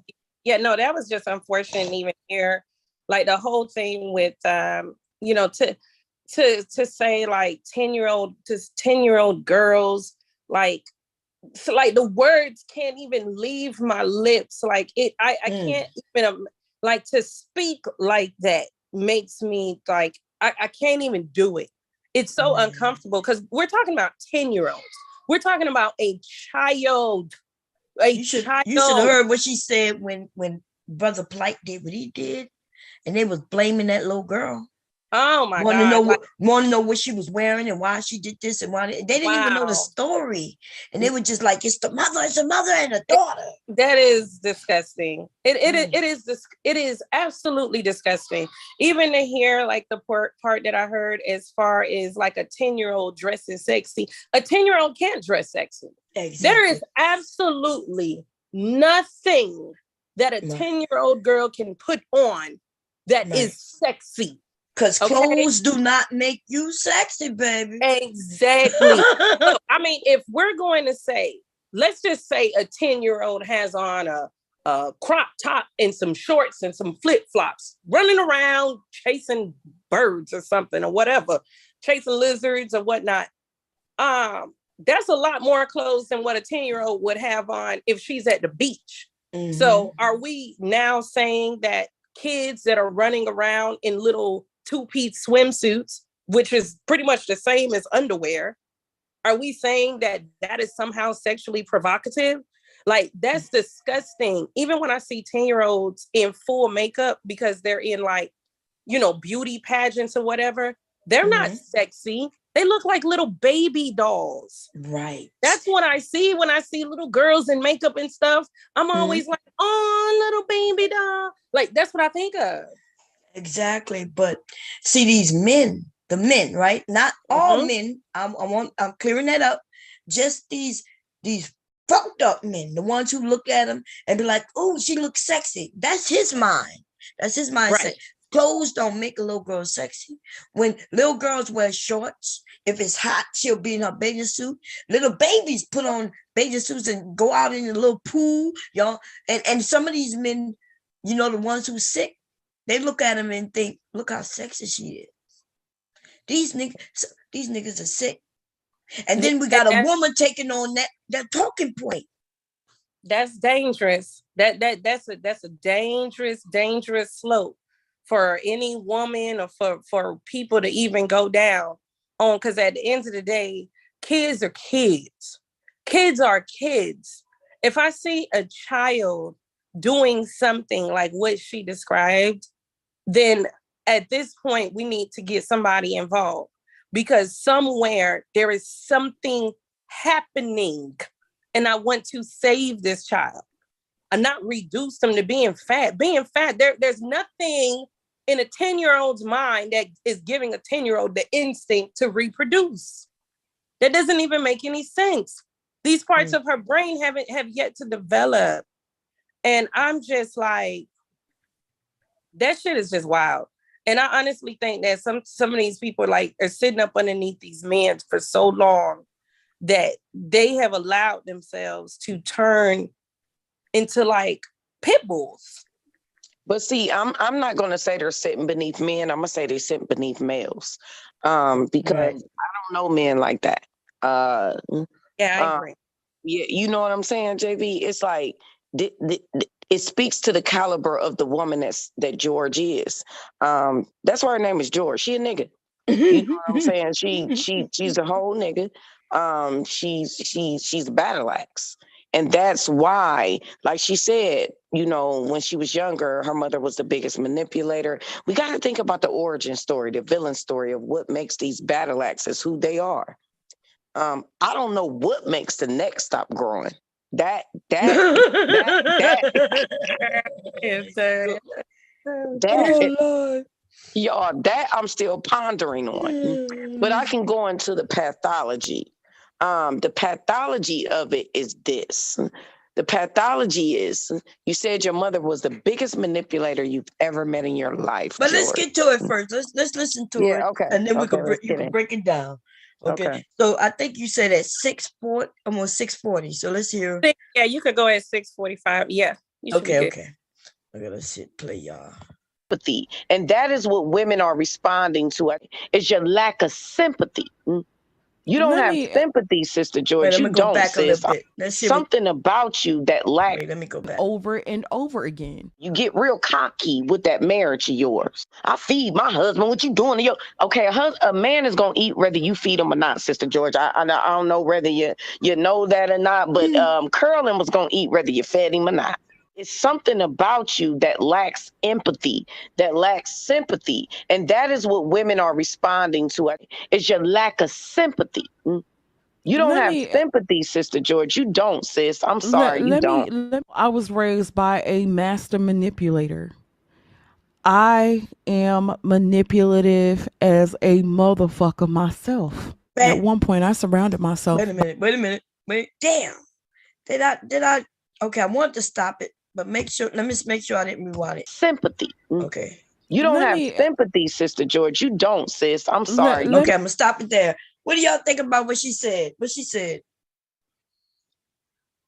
I mean, I look at it like what I was saying. She said, I'm very manipulative myself. And the crazy part about this is the crazy part about the irony of all of this and the spiritual alignment of it is I just did a video on a battle axe theory. And she fits it to perfection. To perfection. Like, I was just saying, I'm like, it's women like her that they go through shit in life like we all do. Like you was just explaining your struggles when you was in the military and you was sexually assaulted. But you didn't decide, Bomb, to get up and go out sexually assaulting other people, did you? Right. No, Right. you didn't. You decided to use it as a tool and tutelage to help other people.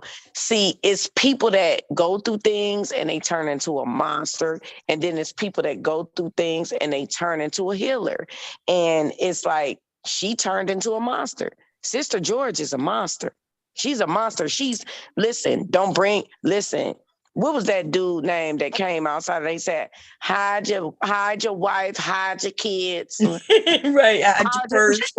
That's They what we coming to get need you. to be. She coming to get you. Hide your wife, hide your kids, hide your cat, hide your dog. Because Sister George ain't got no love for you, baby. She ain't got none, baby. Yes, they said she was she said she a master manipulator, learned behavior that she can change. That's right, Calloway.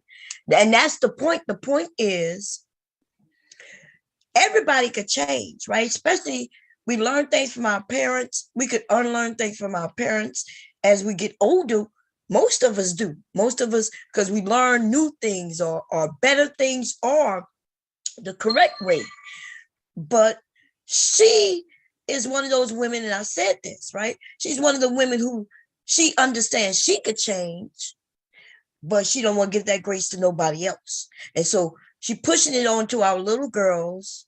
She pushing it on to other women. She's with these men saying, yeah, these women ain't shit. And now she's saying these women ain't shit because I wasn't shit. But she told me, Bomb, I wasn't shit. She told me that word for word.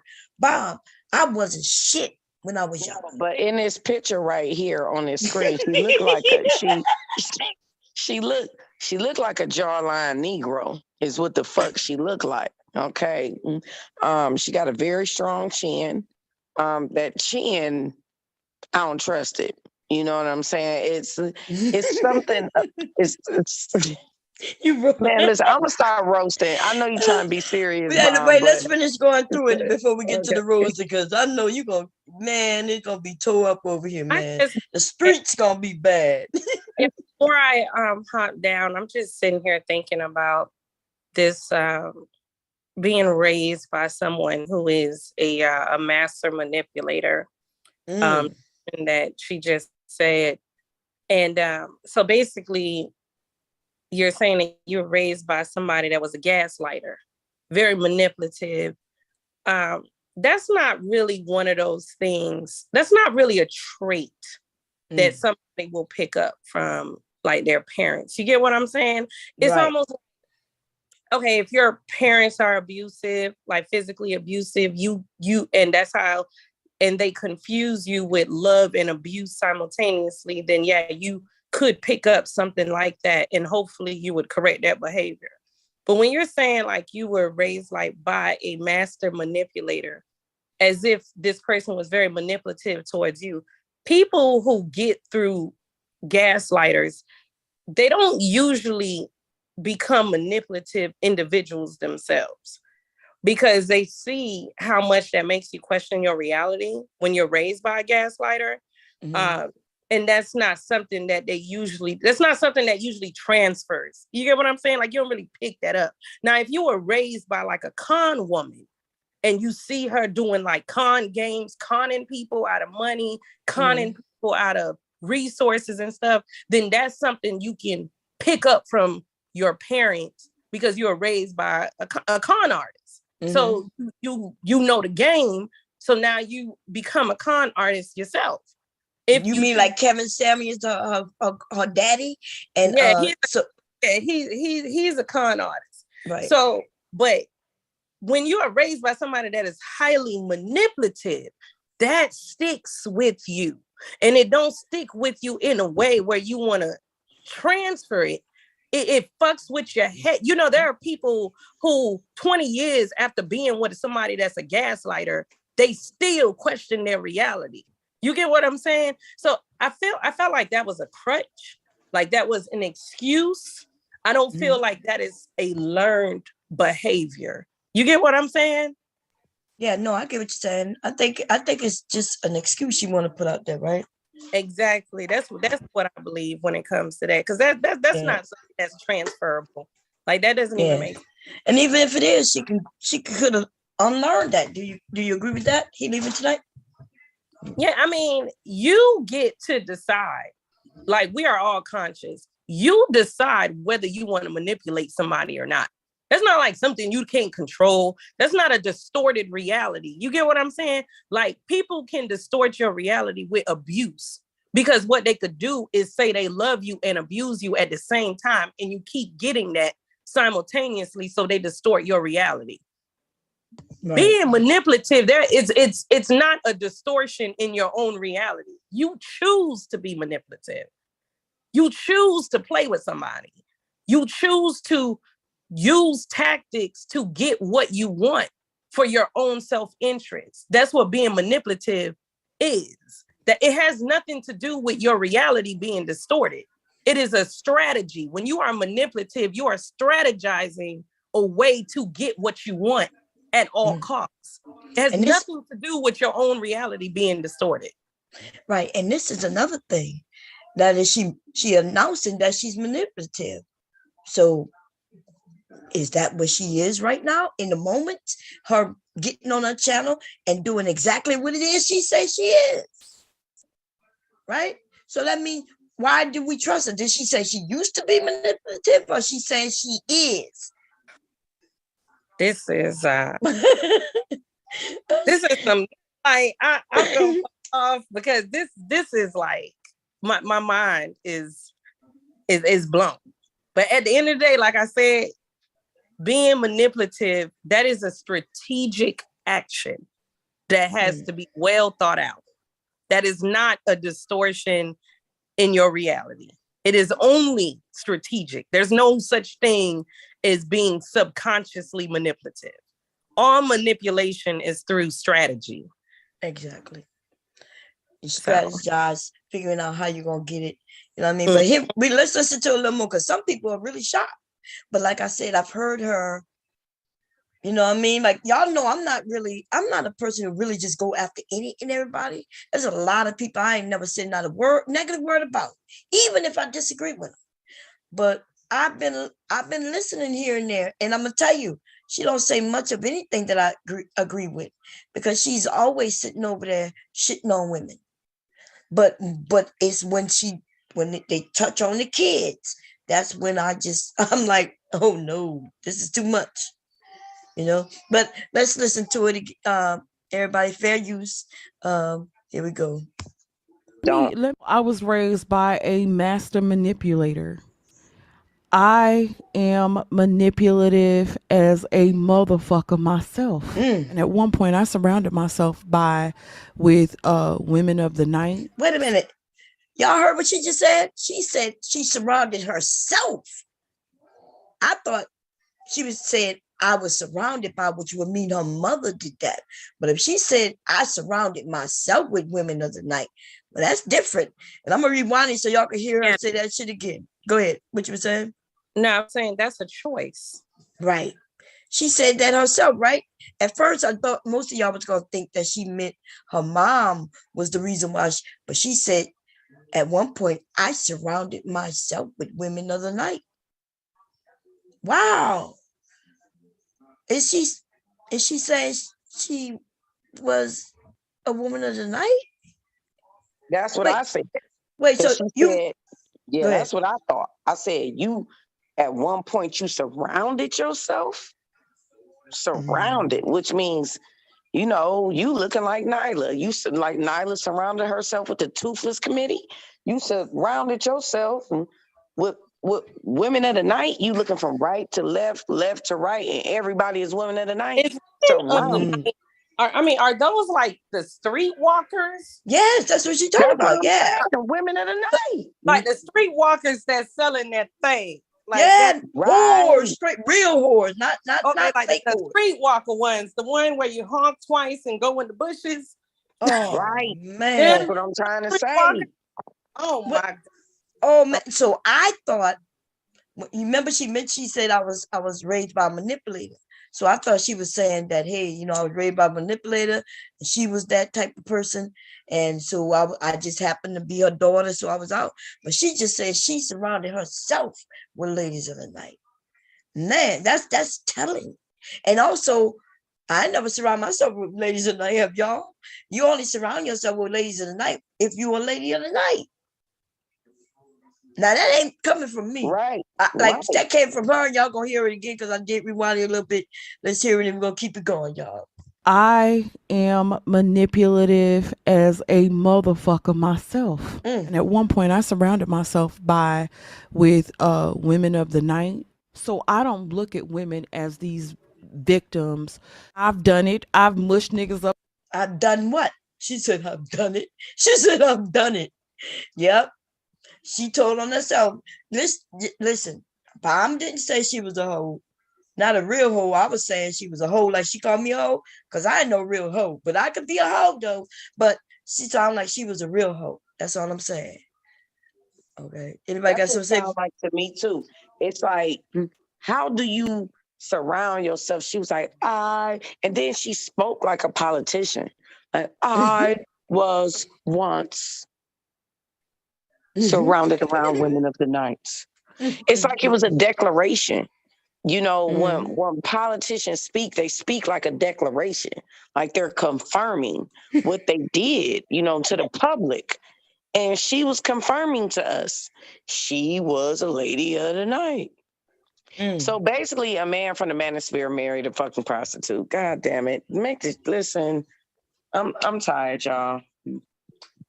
That's what y'all say over there. Y'all say, you can't marry a baby mama. You can't. Let's just go down the guidelines of what she's not. You can't marry a baby mama. You can't marry a woman that's overweight. You can't marry a woman that's over 30. But this bitch was all of those things, and you married her, Curlin, and you from the Manosphere. But she's in the Manosphere, speaking against women. For the same reason, she called me a baby mama. You're a baby mama. You have another man's child, bitch. You have another man's child married to fucking Curlin's Egyptian musk smelling ass. Because that's what he looked like he smelled like. Bitch, he looked like he's buy it outside of the grocery store. You are that bitch. You are a baby mama. You are it. You are a baby mama, girl. Accept it. Accept it. I know you tried to clean yourself up with curling, but you are a baby mama. Join the club. Listen to Fantasia. This song is for my baby mamas. Listen, you with the crew, boo. You with the crew, I salute you. Why don't you come over here and kick it with your other baby mamas? Baby, stop being so uptight. Look, stop being so uptight, boo. We all baby mamas. The only person on this panel right now ain't no baby mama's Bob. Well, I'm okay with being a baby mama. I could be a baby mama. I could be, what they call it? Bitch, indict me into the baby mama-ism, okay? Like, this bitch is a whole baby mama over there. Like, you're a baby mama. You can't sit next to me. Bitch, First of all, I don't want to sit next to you. Your wide is all outdoors. I probably won't even make it next sit. I will probably fall off the seat. So I don't want to sit next to you. But let's be clear, boo. Just embrace your baby mama hood. You're a baby mama, dude. And you wide. You're wide. You're large. You're everything that the Manosphere said could not happen for a marriage. But you got married to a nigga from the Manosphere. Exactly. Irony. The irony, man. Oh my God. But anyway, let's get going because I know you could continue on, baby. You ain't got no chill. You know what I'm saying? Here we go, y'all. Let's listen. Women of the night. So I don't look at women as these victims. I've done it. I've mushed niggas upside the head. I done slapped niggas in the face. I don't see women as these delicate creatures that Okay, I stopped it there. How many women in this room can honestly say, and I'm not talking about your brother, right? If you had a brother or cousin while you was growing up, how many of you women have done what they've shown us in movies and we mush niggas in the face and smack them? I know Black Manosphere has whipped some ass, okay? I know she said she would whip, but she also said she ain't calling no police when shit go down. But how many I of ain't us? gonna be a victim. I ain't gonna be a victim you ain't to gonna be no what victim. I did. So it's like this bitch was like, I done mush some niggas, I done smack some niggas, I done. But why are you so my thing is, why all the vitriol for me, baby girl? Why all the vitriol for me? Man, I never smacked nobody. I never mushed no guy in the face. Unless we talk about fighting and it wasn't no man, you know what I'm saying? Shit, you get men to fight men. Now I got some men who had to fight a man for me possibly, but I never do that. And I don't think there's a lot of women. Now am I saying none? No, but she's speaking like she's just a different type of dude. Not a different type of woman, a different type of dude. Yeah, that's why I said she act like a nigga. That bitch told me to pull up on her in Atlanta, Bond. That bitch told me to come see her. That bitch said, come see me, bitch. I'm a real shooter. Bitch, I'll shoot you for real, ho. Wait I a said, minute. God damn. Masculine as hell, ain't it? Curling, you got you a really big flower. She's a flower. She's a delicate. That's what you got, Curling. She delicate. That's what you call a delicate, subtle, nice, submissive woman. While that bitch sitting over there talking about something, I cook and I clean, bitch. My husband is never hungry. My husband. Then meanwhile, she on, I'll shoot you, bitch. Pull up in the A-hole when you see me, bitch. This bitch told me, Bomb, I've been waiting on you, bitch. I've been waiting. Okay, somebody came up called, I don't know who it is. Hello? That's me, Bomb. Oh, okay. You came up with that name. That's wait a minute. Girl, you done changed your whole goddamn name, girl. I love that name too. I love that name. I think it fits her perfectly. Listen, this bitch said, pull up on me in the A-hole. Pull up on you in the A-hole. I'll shoot you, bitch. I'm a real shooter. This your wife, Curly? Somebody said I told you she was a gang member. God damn. I'm telling you, man, that's a nigga, man. That's a pit bull. It's a pit bull. Okay, you want to say something before I hit play? VA. She said she a whole gang member. God damn. Oh Lord.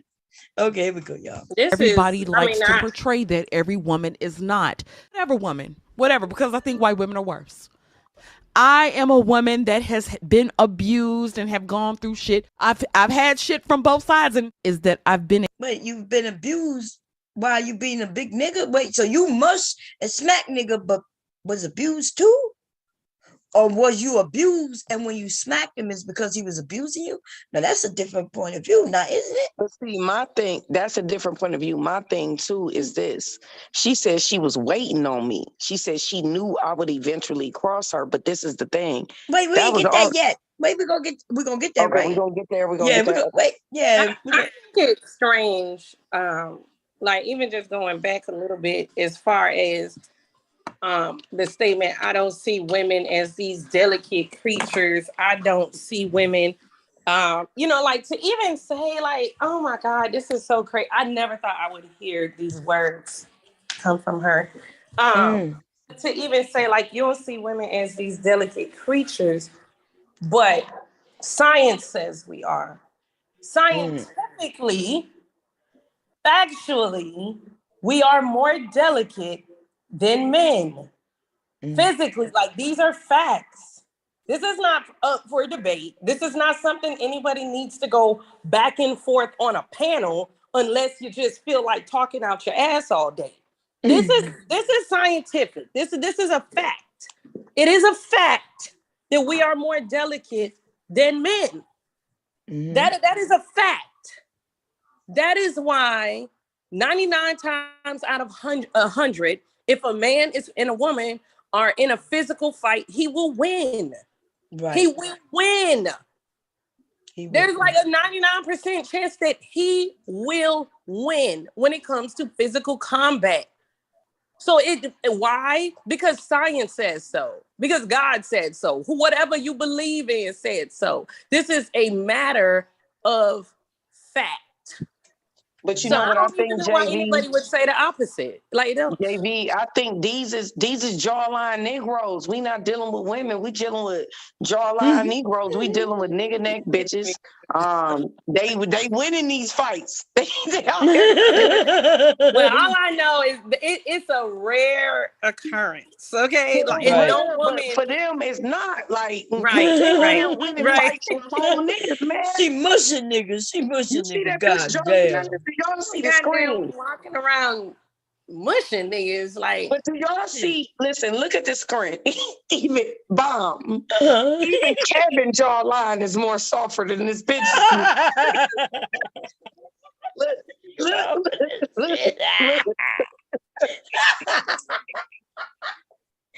Oh Lord! Look at Bomb jawline, my jawline, Kevin's, and look at this bitch jawline. She look like she dealing with a regular bitch, man. This bitch a whole goddamn nigga.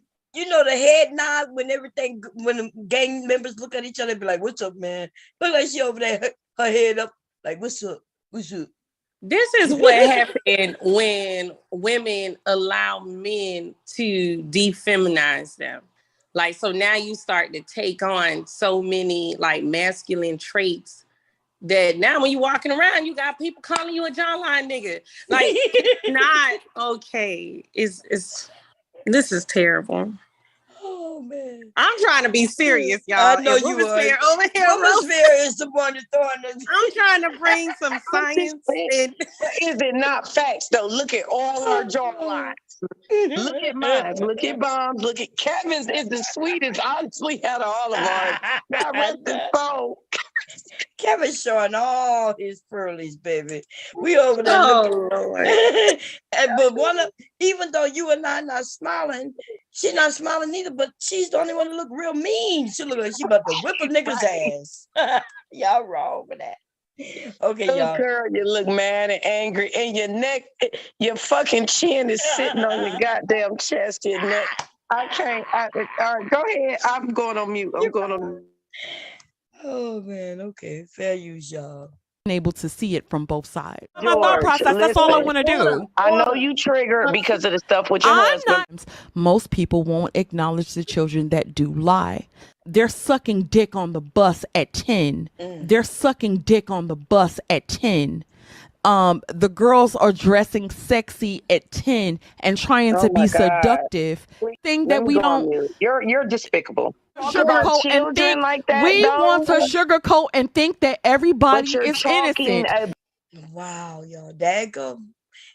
That is this, and she said it twice. It's almost like she wanted you to envision what she was saying.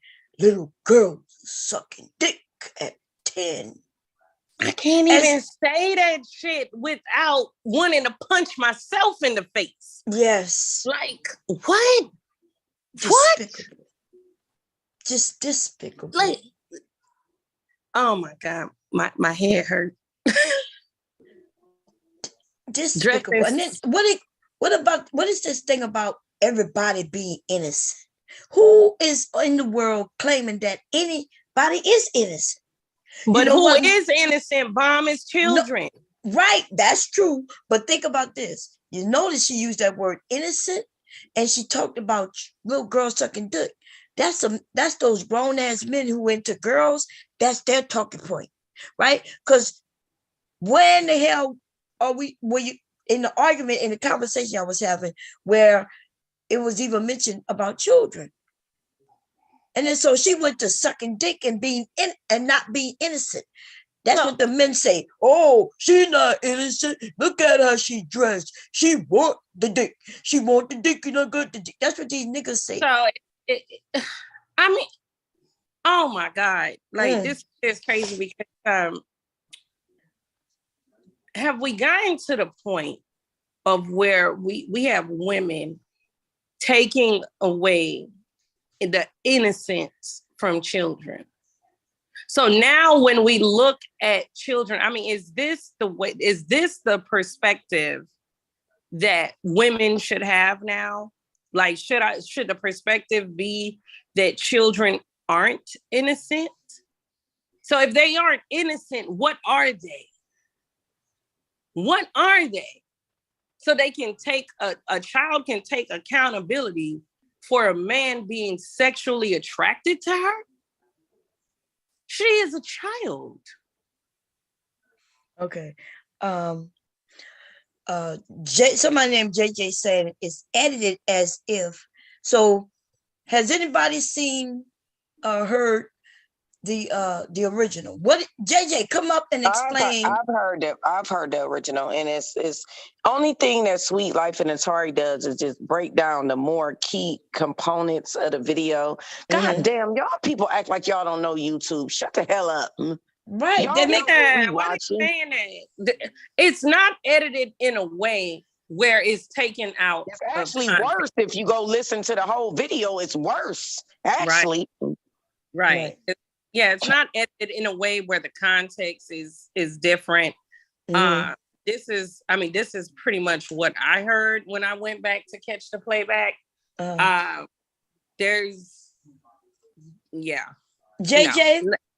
go to the original. Wait, let me tell JJ. Go to the original and give me the timestamp in which you're going to claim that when I play it, it's going to be different than what we're listening to. Because if you got a long live stream, dude, we're not going to sit here and break down no hour, 2 hour, 3 hour. I do streams over here 30 hours. So I know nobody going to sit here and break that down. Okay? And listen to the whole thing and break it down. Of course, we're listening to the parts that are pertinent. And the part that we're referring to right now is the talking of the children. So are you saying that somebody made her say that their little girl sucking dick? Because even what I said yesterday, I say, even if these little girls are sucking dick, right? We're not denying that there aren't any. But hopefully they are doing it with little boys. Now you don't, little boys and little girls, they should, when they're experiencing things, it should be with themselves, with each other. Little boys, little girls. No grown-ass man should be with no little girl. No grown-ass woman should be with no little boy, right?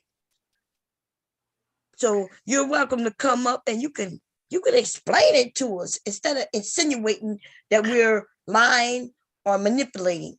How can a 10-year-old be seductive? They don't even know what seduction is.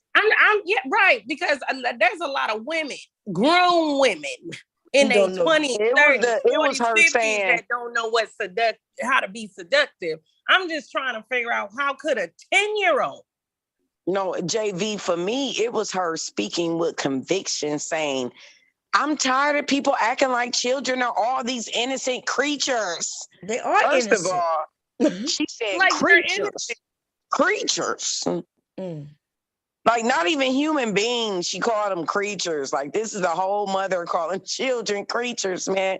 Good job, Curlin. You picked the good one. You picked the good one. And it's almost like when I heard creatures, I thought about the collective. And to say, so I replaced the word, like when I was just digesting it, I replaced the word creatures with collective. And for somebody to paint, we act like the collective of children are innocent.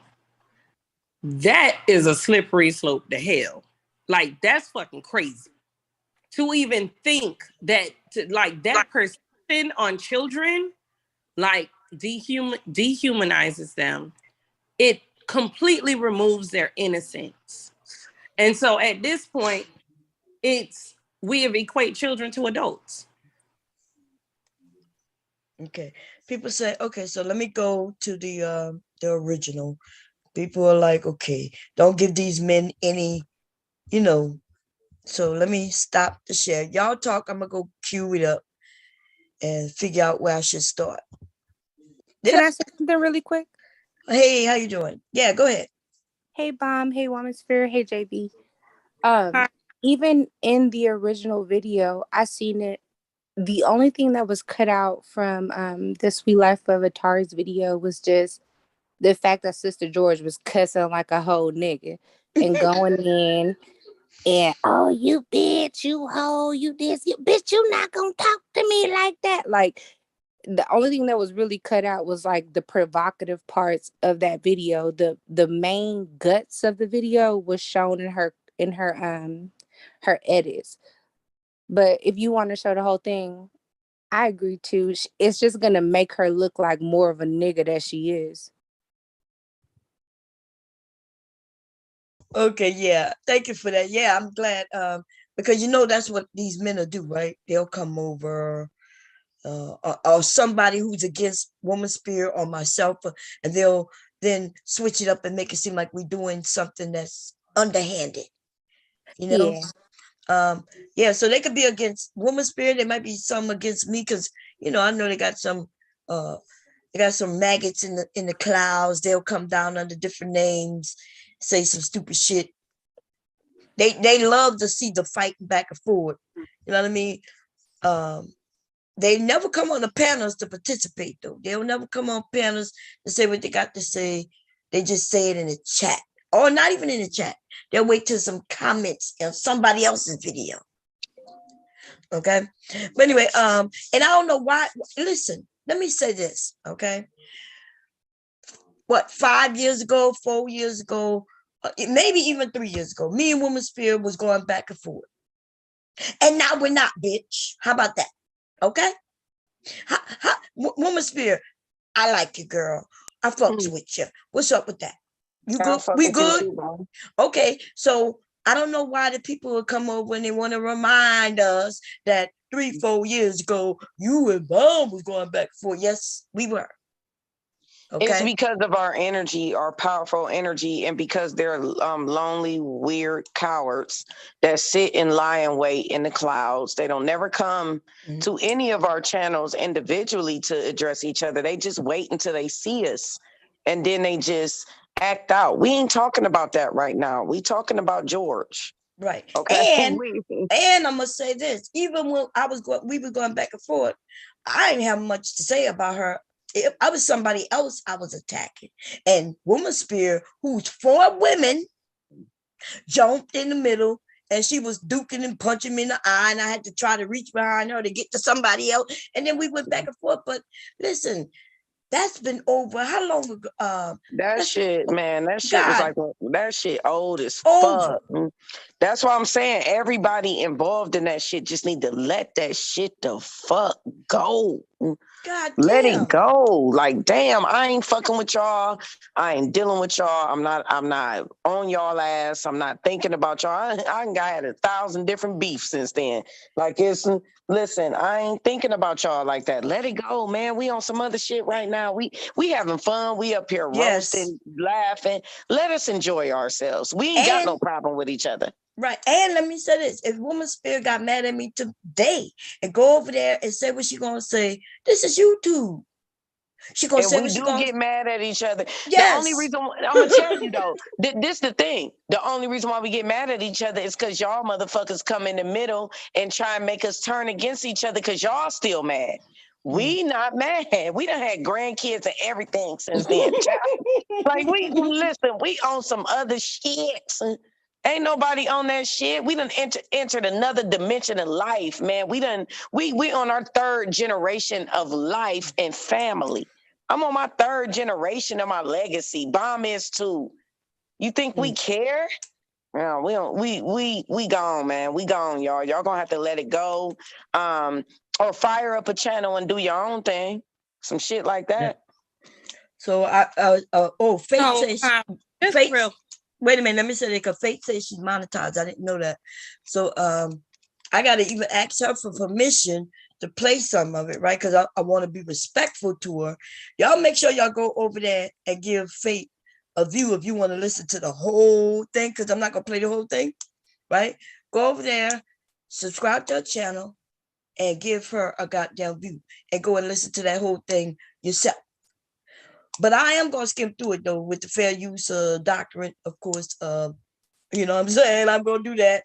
I got right to, I'm going to use the fair use doctrine, but go and give her a shout out. Okay. Oh, and Faith, you saw me subscribe to you, but I'm already subscribed to you under another channel. Okay. You know, I got 2 channels. I got the one you see me typing with in the room, which is this one.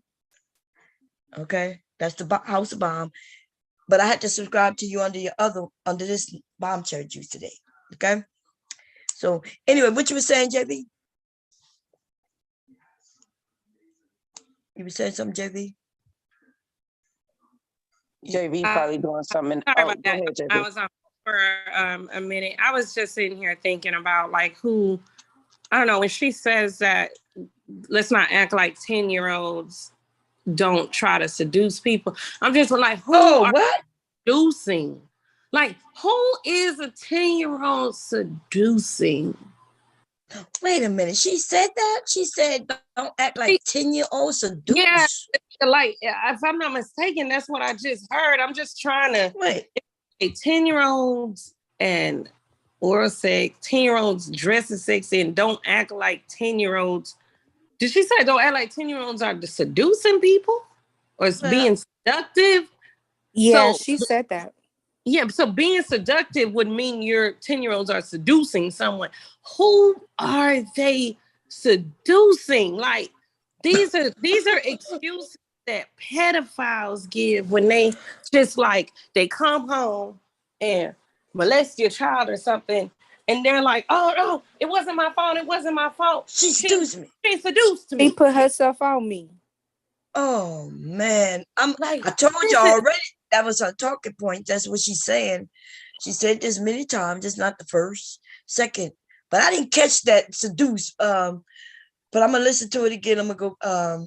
But you do know most, like you said, most adults don't even know how to seduce. Right? There's a tech that's something about seducing. That's a lost technique. Art. You already know, Bomb. Right. I know you know, and you know I know. That's a technique. Yes. That's seduction game. That's a technique.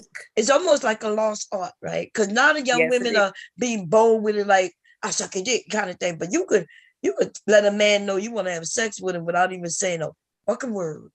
Yes, seduction, body language, key phrases, certain movements, certain energies. I mean, like you got to master seduction.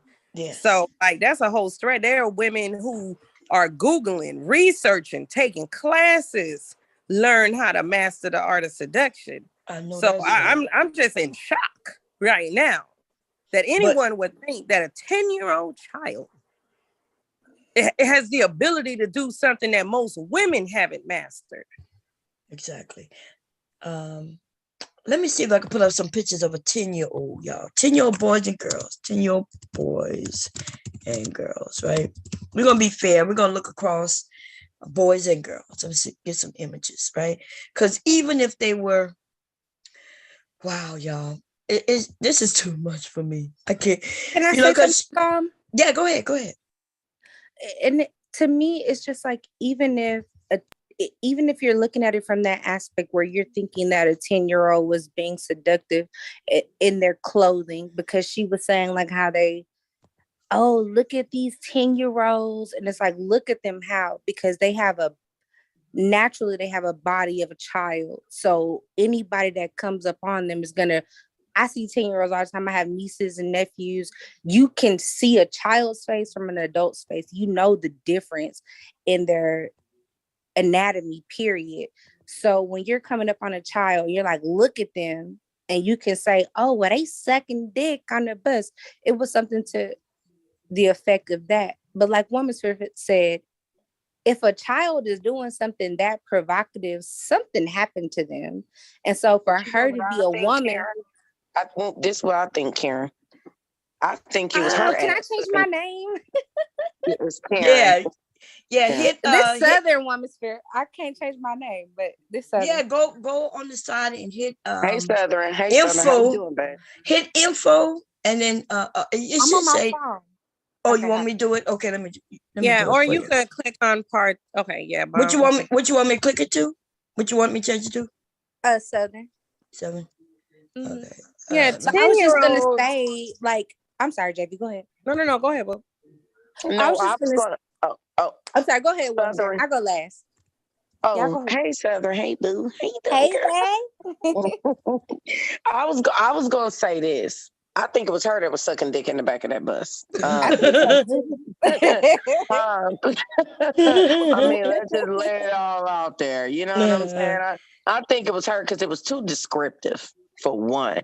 And for two, this is the thing with her. Like, I think that she is the quintessential symbolism of abuse with Black women. And she is the reason younger Black women can't stand my old ass. They don't trust me. They think I'm going to set their asses up. They think I'm going to do something to them for a nigga. They be like, man, I don't trust older Black women at all. I can speak to that experience, though. Like, I literally can't, because at the end of the day, like, what she said, I heard it, but like, it disgusts me and hurt my stomach, because it's just like, at the end of the day, she's that woman that you'll know your stepson did some shit, but because you got a husband and he brought his old dirty ass kids around, all of a sudden what his kids do don't matter, because you're trying to keep that man. And so you can know he did it to me, my cousin, and everybody else, but you don't want to throw him away. So you won't even tell the daddy. Like, I think she's that type of bitch where it's like, oh, well, these women, these girls is fast. They'll do this and they'll do that. And she said in that stream, she was like, I've been through abuse with women and with men. And she kept like reiterating that. That's what I was saying, Southern. Projection meets reality. That bitch was in the back of the bus sucking dick. That's why she. Why I said I think that's why she think that. That's why she think that. Girl, we wasn't doing that. But to some women, like, when you go through that, I think that she thinks that what she did is what all women did. But to some of us, and I can only speak from my point of view, that shit made me a shell. It made me like, what happened to me made me shut the fuck down to everybody. I was very introverted. I was very like scared to be around niggas, period. Until I got one boyfriend that was super like not even into none of the weird shit. He wasn't pushing up on me. He wasn't trying. And then that was my boyfriend for a long ass time. So with her, it sounds like she took it the opposite way. Like, well, hell, I done been through this, so I'm just gonna throw the pussy out. And it's like, you they need to. But see, this is what I'm talking about, y'all. Thank you so much, Southern, for saying that, because that's what I said on my channel. I said it's two different ways, and I know y'all because I grew up in the heart of the hood. I grew up in the crack crack epidemic. So a lot of my friends was being touched. You know what I'm saying? But I grew up angry because they were being touched. So that energy y'all see me with, that everybody be telling me you don't need to have that for all Black women. You don't know. Yes, the fuck I do. I'm swinging on niggas and thinking later. And that's why I resonate with you so much. I know it's not good. I'm not saying it's good. It's not good, but it's a defense mechanism. I grew up that way, y'all. I grew up with friends being touched by their mama boyfriend and shit. I used to swing on grown men, y'all. Y'all don't even fucking know. Man, let me shut up. You know what I'm saying? The things I've done in protection of Black women, I was acting, that's what I'm saying. Like, I don't even look like, I ain't even thick neck like them. So I can just imagine what they was using their energy for. They was using their energy to attack women. I'm really actually quite petite and dainty as fuck in stature. You know what I'm saying? But I was really out here fucking niggas up over Black women. Okay, Like, wait a minute. Going to war. Okay, so I've been putting up pictures. Do we all have a clear understanding of what a 10-year-old boy, girl looks like? Right now, Yeah. I put up Black, I put up white, I put up all colors, even mixed children. And this is what they look like, right? The little girls don't even look much different than little girls don't even look much different than little boys at 10. Absolutely. You know, and when we talk about special victims, right, with children, and how like the feds and law enforcement, when they're like classifying different types of pedophiles, and the ones that go after children, I want to say it's under 12 or under 11. I think it's under 12. 12, yeah. They don't even try, when they tag these people as predators, they don't tag them as a predator of a certain type of sex. And the reason why is because the difference between a boy and a girl, when we're talking about under the age of 12, as far as their body is concerned, it's so similar in the frame of your body. It's so similar. So usually a pedophile who wants to molest, like, we gotta stop using that word. Okay, I'm sorry. So one of them, I don't know, what do you call them? Just call them pedo. Okay. The sociopaths. The pedos. Okay, I'll call them pedos. The ones that target children that are like 10, 9, 8, 7, they usually warn people that this person will attack a little boy or a little girl. It doesn't, because of the fact that they are going after children so young, that means that they don't even have a gender preference because of the similarities in their bodies. So I am just baffled by the fact that somebody could say that a child can be seductive. And it shows up in so many different ways that it's ridiculous. Like, the thing is, when they go towards children that are that young, and I know this also from experience, that I've had to put people that were in my family, cousins, behind bars for what they've done to children in my family. And I have family to this day that hates me because I said something, because I felt something. And I was like, okay, well, let's go take a lie detector test. Let's go to therapy. Let's have these kids get tested, because what was done for me was completely opposite. And so when you go to these places and you see the thing that I hated, what Mr. George was saying, she was like, oh, well, women do this, and I'm not going to deny the fact that women do prey on, some women do prey on children, whether it's a woman, whether it's a male boy or a female child, but the majority of the time it's men. And when they do it, females or nigga women be trying to cover that shit up for them and act like, oh, well, she was fast, and oh, well, he was doing this. Like, she kept trying to put it on women. Women are doing this, women are doing that. Women birth these kids. And so 9 times out of 10, they are not molesting their own fucking children.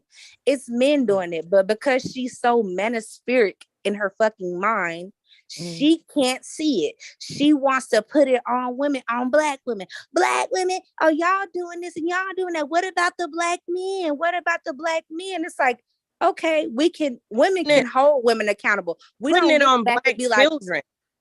Like, sorry to interrupt you, baby, but that's what, it's not even putting it on Black children. Absolutely. 10-year-olds. I have a question. Okay. We got to get back to the touched video, but somebody have a question and then we're going to get back to it, y'all. I have a question for Bomb Cherry and Womansphere. I don't know if you really know, what's her name, Sister George or Big Shirley?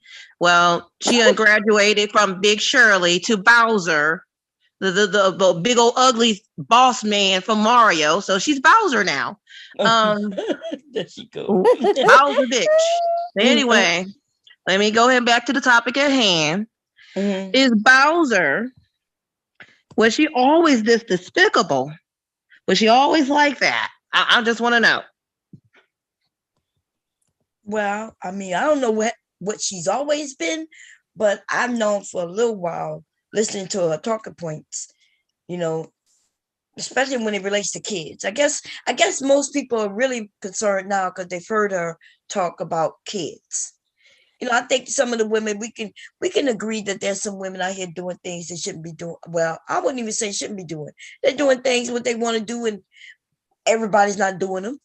Okay, because she sits over there, man. When she says these modern day women, you do know even the term modern day women. That's all of us. A modern day woman is a woman of the time who live in this time. That's what it means. Mom. Exactly. Right. They so dumb. Like every time I hear that shit pisses me off. Like, you modern day women, like, what the fuck? Like, what you want me to live like I lived back in the past? Like, what, you got a Back to the Future car? You want me to go to an Amish stable? Am I supposed to find some Mormons in Nebraska? Like, what do you got? Yes, we supposed to be handy. I use a cell phone. I use technology. I like 5G. I want my paycheck to look like the next person's paycheck. I want equal pay. Yes. That part. Modern day. I use an electric Sonicare toothbrush. God damn it. Yes. Modern day. Give me technology. And if she hates modern women so much, then she should shut the fuck up. Because if you want to be a traditional woman, then you should shut the fuck up. Women didn't talk like this back in the day. She should really shut her fucking mouth. Wait a minute. So she want to be traditional women, but she's cussing and acting and behaving more like a man than the manosphere at times. She want to be traditional, but she sounds like that. She's cussing like she's straight up a nigga from the hood cussing your ass out and shit, like she gangster about to pull up and do a drive-by and shoot you and bust a cap in your ass. Okay. Yeah. So yeah.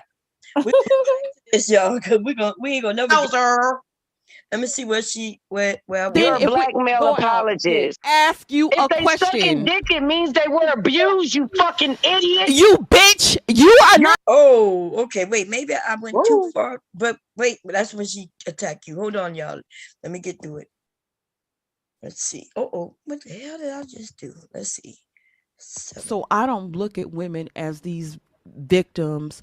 I've done it. I've mushed niggas upside the head. I done slapped niggas in the face. I don't see women as these delicate creatures that everybody likes to portray that every woman is not. Whatever, because I think white women are worse. I am a woman that has been abused and have gone through shit. I've had shit from both sides, and is that I've been able to see it from both sides. George, my thought process, that's all I want to do. I know you triggered because of the stuff with your husband.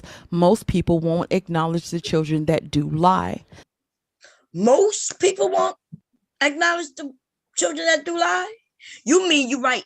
So most, and not most, right? But a lot of women do not acknowledge when a child come and tell them what's going on. Right? That woman's sick in the head. Where is she getting these statistics from? First of all, most children don't say anything because they're afraid, because their abuser has threatened their parents, their life, or something, and they don't feel safe coming out. Or Secondly, like myself, before you finish that, remember when I told you I was being tickled and then he put his fingers in our mouth. I didn't even understand. Like, I was young, right? So I didn't even understand what he was doing. You see, so he didn't threaten my family. He didn't threaten my life. It was just here I am confused. Like, first of all, why is he putting his fingers in and out of me? And should I tell? Who do I tell? Like, is there something wrong with this? It was the first time that happened, but I was a kid. Exactly. Okay, go ahead. Finish. And you know what? And it's stuff like that. And Mom, I'm so sorry you went through that. But it is stuff like that that actually led women in quote unquote the modern women, right? Since we're such a problem, that led us to when we take our kids baths. We like when I take my son a bath, when I take my daughter a bath, and I'm drying them off, and I'm like, where are your no touch places? Like no touch. They know the no touch zones. They know that if somebody touches this area that you need to say something. They know these things because of sick motherfuckers like the person that did that to you, Bomb. They take advantage of the child's ignorance. And of course, most children are ignorant to that type of thing. And when I say ignorant, obviously I don't mean it in a negative way. I mean ignorant as in they just don't know. Right. They don't know. Children don't know. Somebody squeezing on where their breast tissue hasn't even developed yet, but where it's going to develop. It's just plates there. That somebody squeezing on that's a no touch area between your thighs, no touch area. You know what I mean? So like most kids can't even comprehend like what's happening to them. Then the other ones are terrified because they've been, they're threatened, and they think that they're protecting their parents, or by not saying something.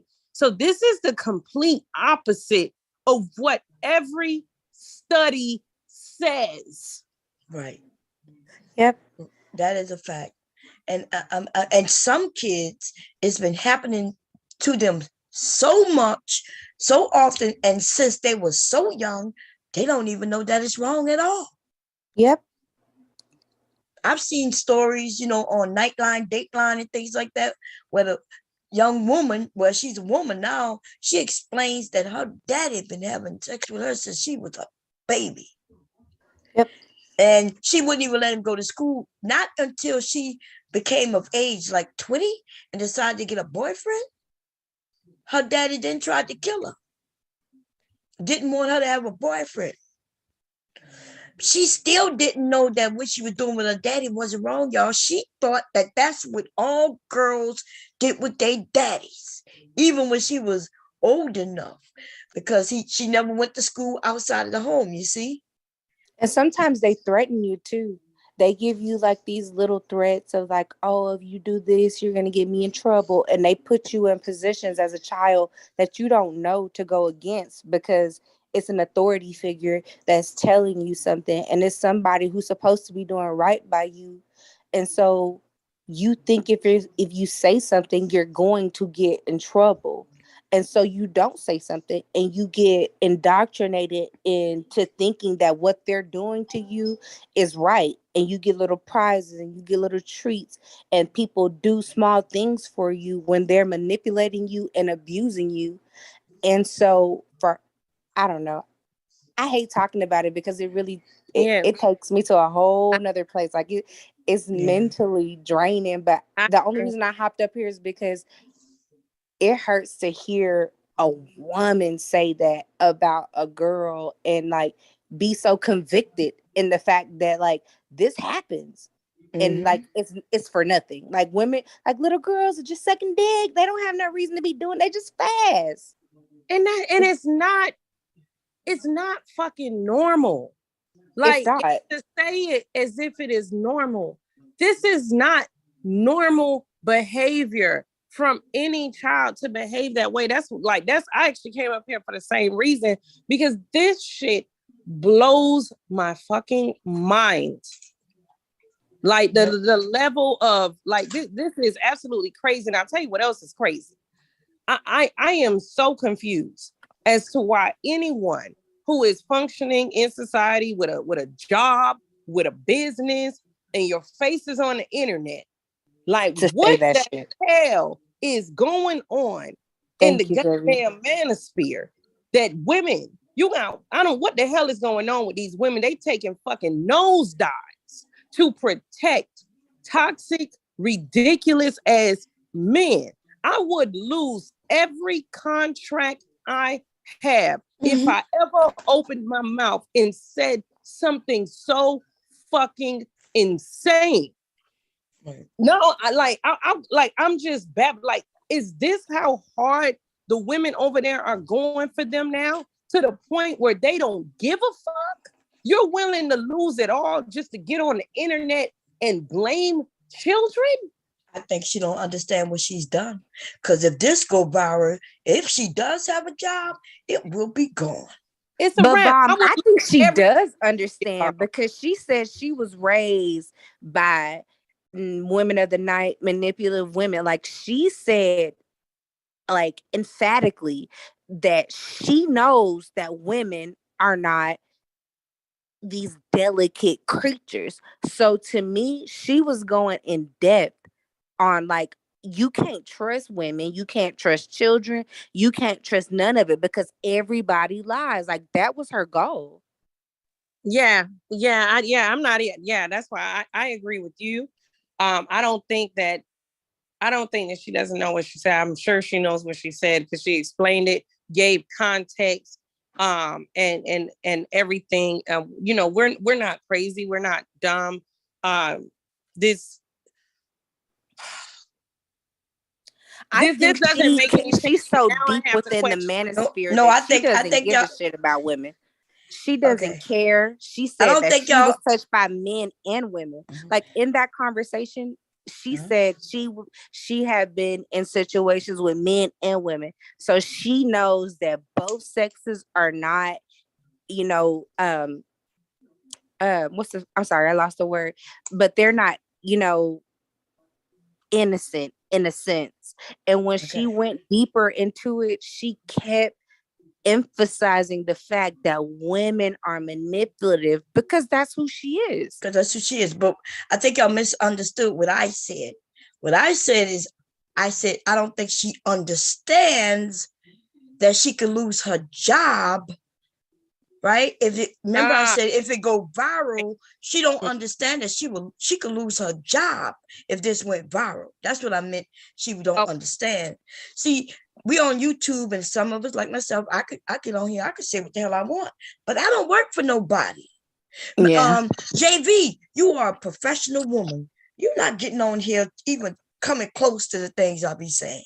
Hell no, I wouldn't say, but I lose every contract. My consulting business would be dead. I wouldn't be able to get a government contract. I wouldn't be able to get a foreign contract. I wouldn't be able to get shit. I would be done. Right. Done. So that's what I was saying. Everything down the drain. Forget networking functions. Forget all that. Trade shows, anything. It's a wrap. It's a wrap. If I get on YouTube and say something like that, what that means is that I have sacrificed every avenue that I have of income so I could get on YouTube and take a nosedive for pedos and rapists. And weird niggas. And weird men who can't get women. Weird ass niggas. What do you think about, like, she has a daughter-in-law? Like, is she gonna say that she's fast? You mean or a is it stepdaughter? just other women? You talking about stepdaughter? Oh yeah, her stepdaughter. I'm sorry. She has a stepdaughter. Is she gonna say that girl is fast, or is it just all other girls that are fast? I think she probably, based on the way she talk, I think she'll even say she fast. Yeah, girl, better start watching. You better watch his daughter around her, because I'm gonna tell you, this is a sign. This is a sign you men may not know nothing about, but these type of women, she's the older woman who was talking about little girls. Oh, you fast. Even though they were saying little boys supposed to do that, they're gonna soar they were. Oh, she's a boy. But then when the little girl was the one who got touched, well, she fast. She shouldn't have even been out there with the boys. Shouldn't have even been outside. In fact, it shouldn't have been born. Right? And that's exactly who she is. She sounds like those women. Okay. Okay, let's finish. Fair use, y'all. Here we go. They're sucking dick on the bus at 10. They're sucking dick on the bus at 10. the girls are dressing sexy at 10 and trying Oh to my be God. seductive. Thing Let that me we go on don't. mute. Oh, I thought that was you talking here. You was like, oh my God, oh my God. So seductive at 10. The little girls don't even know what that word is. I show y'all pictures of 10-year-old boys and girls. Some of them had on crop tops. Did y'all see that? I even showed y'all some of them in their bathing suits. And I promise you, I didn't think nothing sexy, sexual, nothing. They look like little cute little kids. It brought me back to me being on the beach or outside playing in a pool. Exactly. Bomb, that's what I see in South Florida like all the time. Like damn near, I would say about 60% of the houses down here got pools.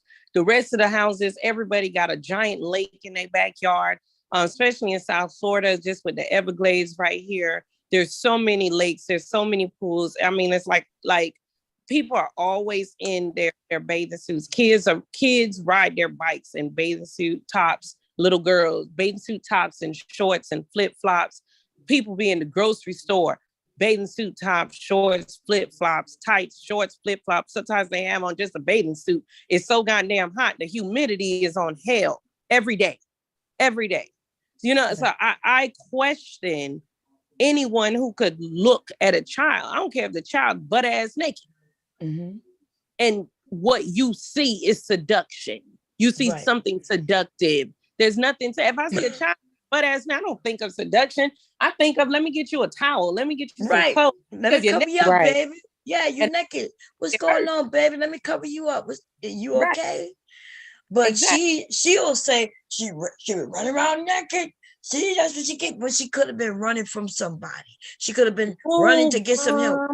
You just reminded me of a case that happened down here in Miami last year. There was a 11-year-old boy, and they found him stumbling on the street, like just stumbling, walking, a little disoriented with no bottoms on. Okay. And and there were several people who walked past him, and it was actually a homeless man who was trying to help him. And the homeless man went into the gas station, and the little boy had actually just got assaulted. He had just got assaulted. He was bleeding from his rectum and everything. It was awful. And I'm just trying to figure out like who when the little boy was just walking home. He snuck out the house to go see one of his friends from school and stuff.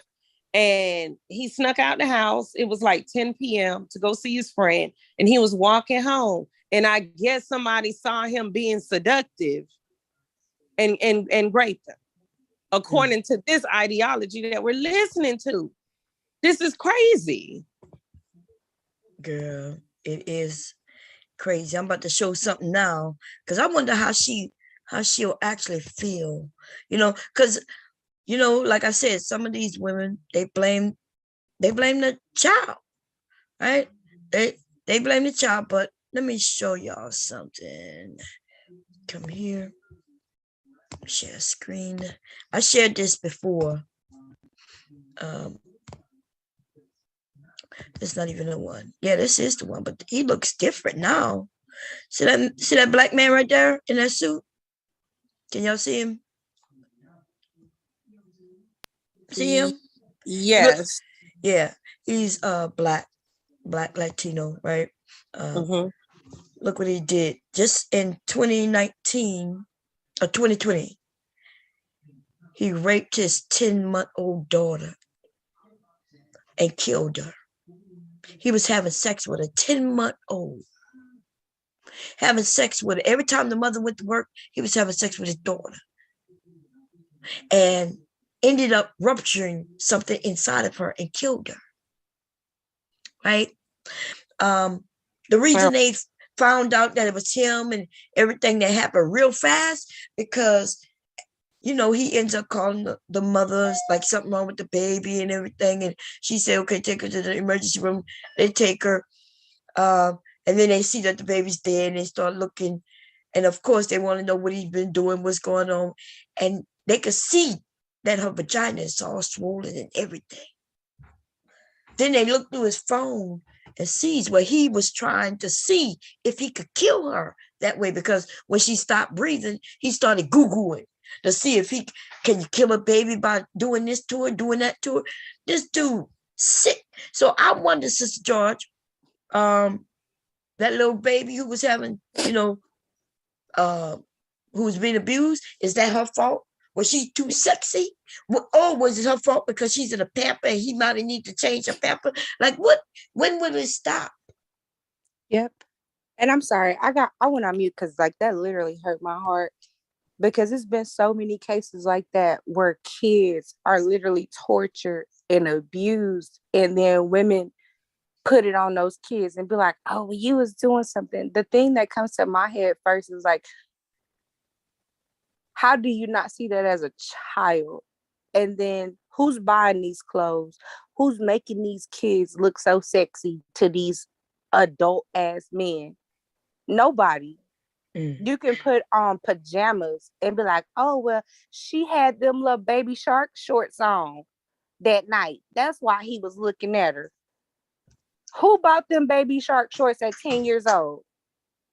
Who put that on these kids? Like, it's these grown ass women, it's disgusting. And it's why what has been happening so long continues to happen, because people don't want to allow kids to be kids.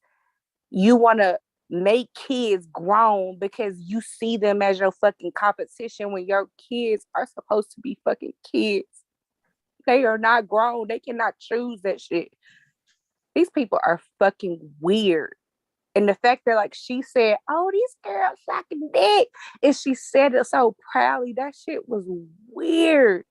That's why I said that's why I told her if I was in her face, I would have punched her fucking thick neck face off. I'm sorry. I didn't want to be crying, but like that shit was crazy. And that's why, and don't cry, baby. Don't cry. Yeah, don't cry. Don't cry. We got this. We know what we're doing right now. We bringing awareness to this bitch. We bringing awareness, bitch. You getting ran the fuck off YouTube, ho. You and that fucking cowardly lying of a husband that you got. Because that nigga is a fucking coward. I can tell. I can feel his energy. That nigga is a fucking punk bitch. I can tell. Bitch, you're a thick bitch. And you concrete rolls. If you don't come out and denounce this bitch, I'm coming for your ass next. Bitch, I don't give a fuck about your weak ass nuptials and your lackluster ass bra. I don't care. No, bitch, I'm coming for you next. You gonna speak on this bitch and what the fuck she said as a woman and as a mother. And if you don't speak on what the fuck she said, bitch, you get through in the wash too. It's the year of the Aquarius. We getting rid of weak ass hoes. Period. You bitches are battle axes. You bitches are the symbolism of abuse. I'm sick of you hoes defending abuse and then expecting us to sit next to you like regular people and shit. Throwing our whole reputation out the fucking dry. Trying to understand you. No, there is no more understanding, bitch. You're just a motherfucking bitch that likes abuse. It's that simple. You like abuse, you have Stockholm syndrome, and you want us to go along with it too. No, we're not going along with that fuck shit. Yeah. No. And it's crazy though. You know what I mean? Because I watched her say this before about you know what I mean? Like there are true stories, real stories out here, always. When she mentioned Brother Polite and was saying how it was that little girl's fault, how it was the mother's fault. How these little girls, they too hot out here. They dressing too sexy, too seductive. I'm shocked y'all didn't hear this before from her, because this is not new. This is her talking point. And her talking point is the Manosphere talk about, understand, even if you didn't, maybe you didn't hear her say it, right? Because y'all don't really pay attention to it like that. But y'all know y'all have heard these men in the Manosphere say it, right? You have heard them refer to girls as being fast and sexual and sexy, and that they make it seem like the little girl is the one who's at fault. Okay, and if she agrees with them, trying to silence Southern from crying. I wasn't trying to silence you, baby. I understand.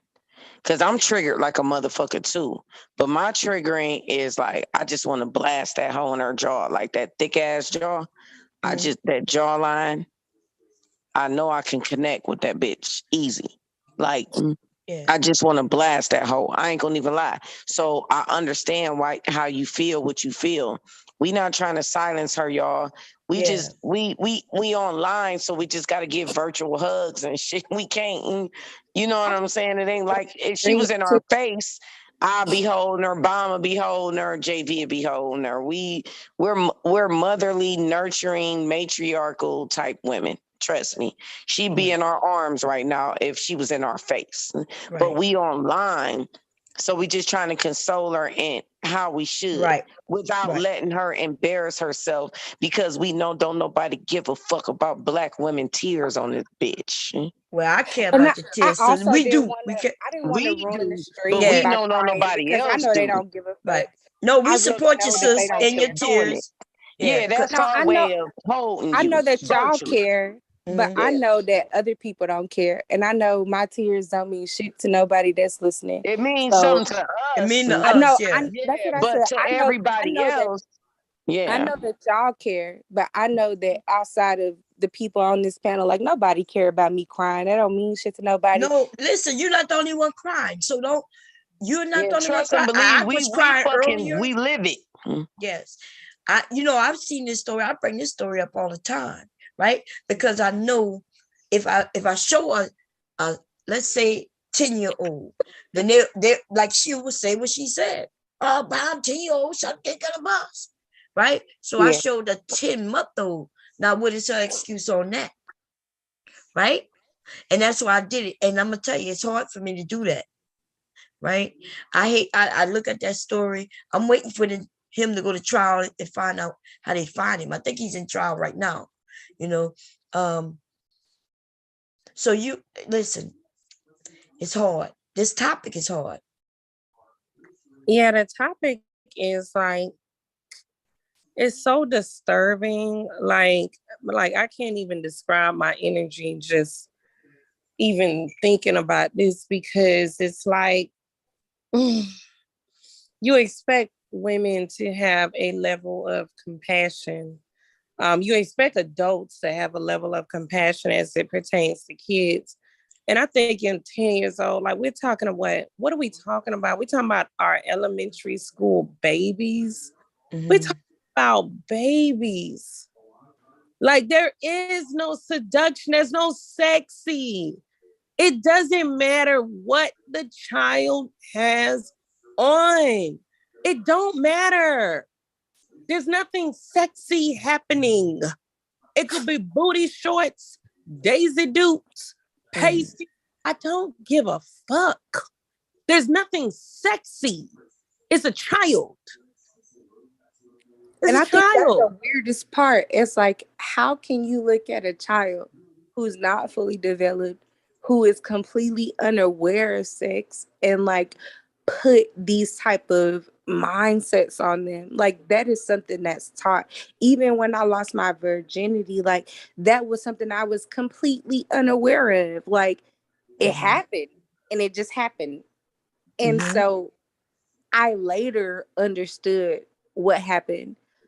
But for people to like put that on kids and act like, oh, they know what they're doing, and they're putting, these little girls are putting themselves on these little boys. And it's just like Manosphere says, something could clearly happen to that child.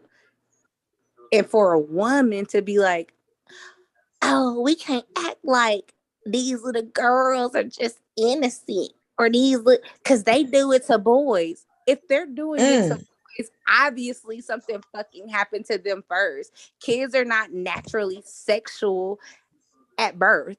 They're not. Right.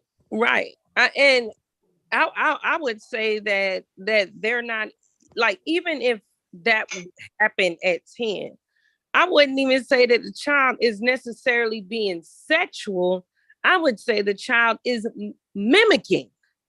Yep. Mimicking a behavior, not being sexual, even in a sense of some kind of being erotic. Right. Yeah. Yeah, there's nothing erotic. There is the child is not.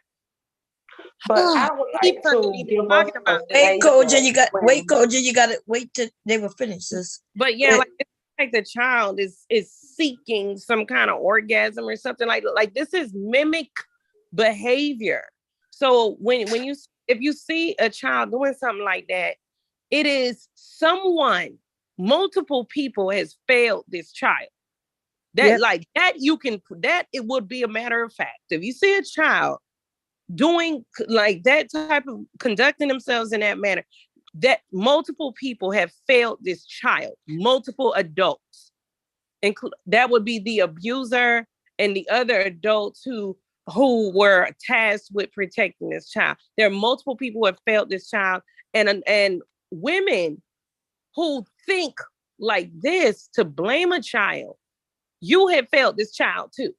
The women who call children fast, the women who call them seductive, who call them sexy, you have failed this child. Just speaking that way in front of children, or a child listening to the playback of hearing an adult woman speak that way. If she is suffering through something like that and just hasn't found the courage to speak up yet, that makes her want to stay in her shell and not say, just hearing all other little girls fast. That makes a little girl who is being abused not want to say anything, because now they're going to say, oh my God, I did something to seduce him. That's why he keeps doing this to me. Like, this is dangerous. Okay. Or even if they don't wait. that, Koja came up. Koja was talking, and then you could go something. Go ahead, Koja.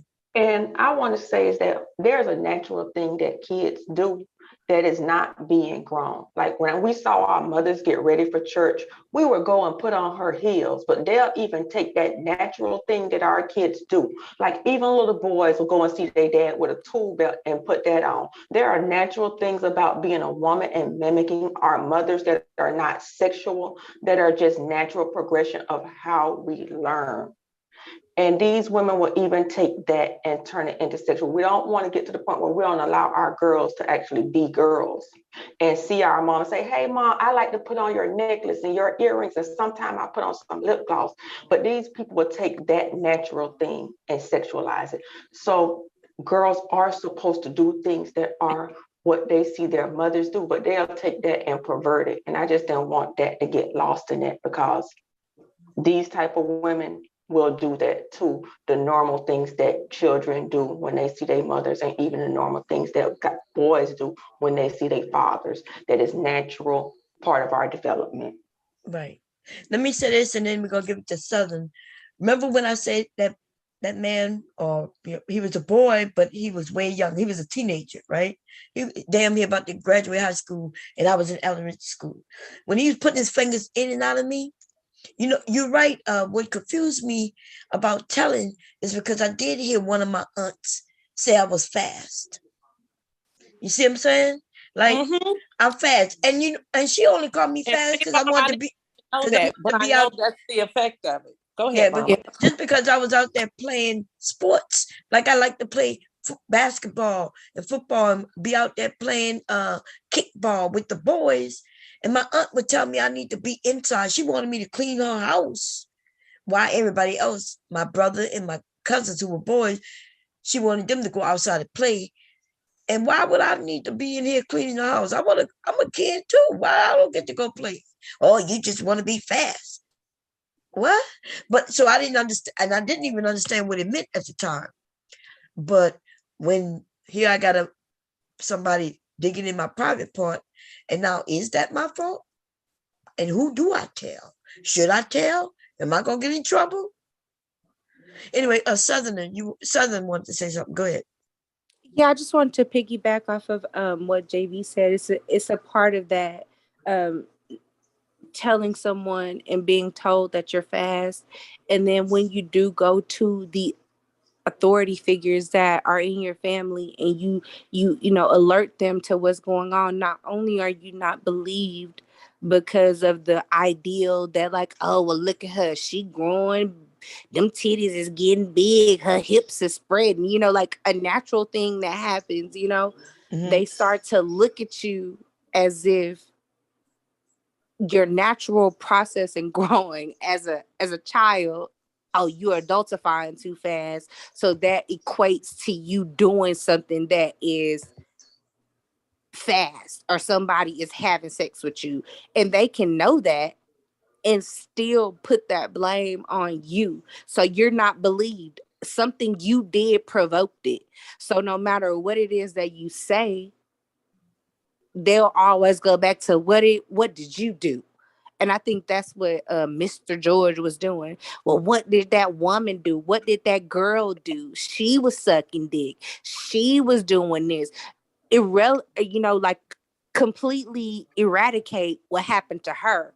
Well, she did it to another little boy, and that's why the process continuates, and it just keeps going and going, because the blame just keeps getting shifted instead of dealing with the person that is abusing and harming kids.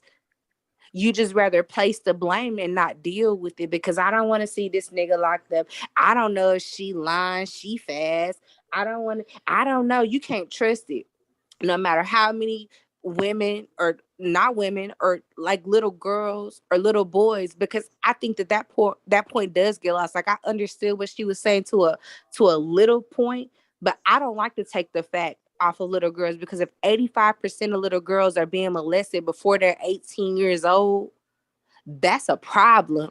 And then when there is a abuse on boys, men don't want to address that shit, because 9 times out of 10, they're the ones doing the abuse. And when it does happen from a woman, they like to over sexualize it and act like, oh, well, shit, I got hair from a grown ass woman when I was 12. That shit is abuse. Right. They talk about the abuse that little boys suffer, but they fail to say that generally it's men that are abusing those boys, not a great percentage of women. But JB, I don't know you from Florida, but I used to hear the most disgusting thing was the old men say, oh, give her a couple more mango seasons. That's what they used to say about the little girls. Give her a couple mango seasons. What that mean? The growing of a breast? They like, oh, she getting red, and like, the young fruit like to be they plucked. That like 1 or 2 more years and she gonna be ready. But that's how they used to say, oh, that one got a couple more mango seasons, meaning in a year or 2 she gonna be ready for us to do it. And these was the old men, but that was a common saying here. But yes, it was yes it was. I remember that saying very well growing up. And just to, oh my goodness, like this whole thing is just wild.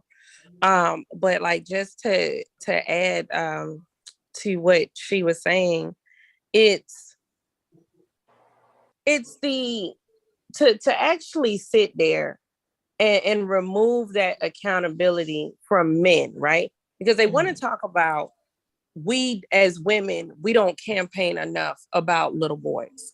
First of all, we are the loudest voices when it comes to campaigning about our children. Period. Okay. Right. Like, let's gonna start there, because if women stop campaigning for children, it damn sure ain't the men that's ever tried to be the forefront of campaigning for children. Okay. So that's just on period. And then secondly, when we as women, we get up on here and tell our survival stories. We tell our survivor stories. We campaign. We talk about the abuse that we have suffered through. And you'll have people coming in, talking about, well, what about boys? Well, what about boys? And it's a whole bunch of men. Well, what about boys? Well, nigga, the same way you get on YouTube every fucking day to talk about you paying for dates and you're not getting pussy after dates, the same way you're talking about you're dealing with women that can't cook and clean, the same way you're talking about, we don't know exactly what you went through as a little boy. We don't know what's common amongst y'all. We are not little boys. The only thing we know about little boys is when the abuse comes to our doorstep. That's the only time we know. But the boys that keep their abuse a secret or whatnot, y'all as men are supposed to be connecting amongst men within y'all fucking brotherhood, telling y'all survival stories and coming up with solutions, because we don't know your survivor story. We don't fucking know it. How can we know it? We only know what's brought to our doorstep, right? Right. So we as women, we know the stories that don't make it to law enforcement, and we know the stories that do, right? Because we But I'm gonna share say our this stories though, with each other. JV. Mm-hmm. Sorry to interrupt you, sis, but I'm gonna say this. Because I lose my train of thought, child. JV, you know my mind be all over the place. When it comes to men and their abuse, they glorify it. When it comes to older women, they glorify it, and they don't approach it in the way that we do. And so it leaves confusion, much confusion. It leaves like, okay, were you abused or were you not abused? Because you sound like you're really proud to be having sex with an older woman. That's what you sound like. That's what they do. You know what? I did a So it's like even Hassan Campbell, when he went into great detail and cried on his platform about his abuse, he was made fun of. So it's like, men, what do you want us to do with your abuse stories? If you want us to truly acknowledge them, we're going to need you to be transparent. It's like, listen, that whole patriarchal energy that has stopped you from just being a human being, you need to cut it out, because what it has done is prevent you from connecting with us. We don't feel connected to you as a collective. We feel disconnected. Because everything that's supposed to break you and make you feel lesser as a human being, you glorify as a man. So, you want to say, I'm a provider and I'm a protector. That's why women like Sister George, she just sounds stupid, because she's so disconnected, and she's much more disconnected than a man, actually. You're right. You're disconnected. You're disconnected from your humanity. What you've done is this. You've taken on the humanity of the white male patriarch. White men, listen, sexism existed before racism. Yeah. White men were hanging their wives just for not wanting to cook and clean. And white men also got their masculinity off of being able to sexually assault and dominate other men. And dominate. And that's what I'm saying. Now think about this. Think about this. Remember, what was the Terry, the guy who was the actor? When Terry Crews. Remember, Crews. these men in Manosphere was laughing at him when he said that he was touched by a man. Yeah. They've been they embarrass. If they embarrass other men, think what they would do with other boys. Think about what they would do with boys if they came for. I'm sorry, Bob. That's why I'm saying. That's what I'm saying. I was just saying. Hassan. Hold on for a second, y'all. Hassan Campbell. Right. He got roasted. I remember. He got roasted for crying and saying how he was sexually abused and how it made him feel. And black men were the ones roasting him. And black women was over there supporting him, remember? That's why his channel laws and black women. And you know what? That was my whole point. This is what I'm saying. Y'all, let me say this one thing, and then I'm gonna go back on mute. This is what I'm saying. In situations when we are victims, it seems to be our own sex that victimizes us further, our own gender. Like I know this situation I went through with Nyla and Taz, where I was financially abused. Everybody laughed at me. They said, "Why would you even look out for somebody like that? What's wrong with you? Why would you do that? It's something wrong with you. You looking for friendship. You looking for this. It got to be something going on in your life." It's like, no, I was just trying to be a good person. I was just trying to look out for somebody, like, and show love. Like, and it was women who victimized me. It wasn't men. Men was actually the ones that came to my defense. So I'm noticing that with men, when they even come out and say things happen to them, it's like men come and dog them and tell them, you look stupid, you look silly. And it's like, I'm starting to think, is there like some type of spiritual gender energy between us that causes us to go against. And I'm perplexed, y'all. I'm lost. Okay, You know what I'm so saying? let would me say that, like, wait. First, I gotta get back on this video. But in the chat, somebody said, "Wow, if all your relationships have been abusive, then maybe it's you." Now, I'm gonna give you some credence. Maybe it is. Maybe a woman, right? Maybe because she's been abused so much, she don't know what abuse is. But to blame her for somebody abusing her, right? If you grow up in a household where your mom and dad and one of them abused you, you may end up meeting a man who's abusive and thinking that's love. But why would you think that's still the woman's issue? So why do y'all like blaming the victim? Bomb, they're sick. They're sick. Like that, like they really are fucking sick. Like, look at how crazy that sounds. That sounds dumb. Like they have completely absolved the abuser. And if I could just add, I did a video about Boosie. He brought all his sons and his little nephews to grown prostitutes to have sex. I did a video on him and I titled the video "The Duke of Dust." Okay. I know. Right? I put a fucking bird's nest on his head. And you know, these men got so mad at me for calling out the Boosie for facilitating the abuse of his children and how he is an abuser himself. Right. So quite frankly, men have to pick up the mantle on the abuse of little boys, because y'all not telling us the stories. And when you do tell us the stories, when one of y'all tell the story, y'all abuse that person. So I'm not picking up. Can I say something though? Can I say something? I gotta say this though. Rue, you showed your hand yesterday too, because you was up there defending Sister George. You was defending her. And I kept trying to tell you, nigga, shut the fuck up. And you was defending the bitch. You was defending what she was saying about women and children. You did that yesterday. So it's like, I'm not surprised by you, because this is you. Like, you be on some weird shit a lot of times, but you was up there defending her. You came up to defend her. You came up to defend her, dude. And I'll never forget that shit. Like I had a little bit of inch of respect for you still, even though we went back and forth. But when you came up and defended her yesterday, that shit left. Like nigga, you look the dumb as fuck, nigga. Oh, Rube, you want to hit the link so I can.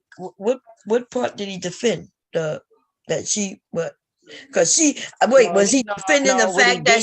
Wait a minute. He tried to explain. No, Bob, I know that's your homie. No, I'm not. Listen, let me finish. I'm wondering, is he defending the fact that she? No, he was explaining. Wait, let me finish. These little girls do be doing that. That's what he was saying. Watch the whole video, Bob. I'm not denying. Watch the whole video. I didn't even listen. You're not even letting me talk. He defended it. I am not denying what you're saying because I didn't see it. You just not let me talk. No, go ahead. I'm saying, was he defending the fact that she admitted to being a manipulative bitch? I'm just asking him. I'm asking everybody. You know, is because I hope he heard that. But she says she herself is a manipulator, right? Is he defending the fact that she's claiming that little girls could be seductive to fucking grown men? Yeah, that's what he defended. That's what he defended. Right, that's what I'm asking. Just let me ask that's what I'm telling you. Yeah. I'm asking him, not you. I'm trying to understand. I'm trying to get him to come up. I was there. I'm not doubting you. I'm not doubting you.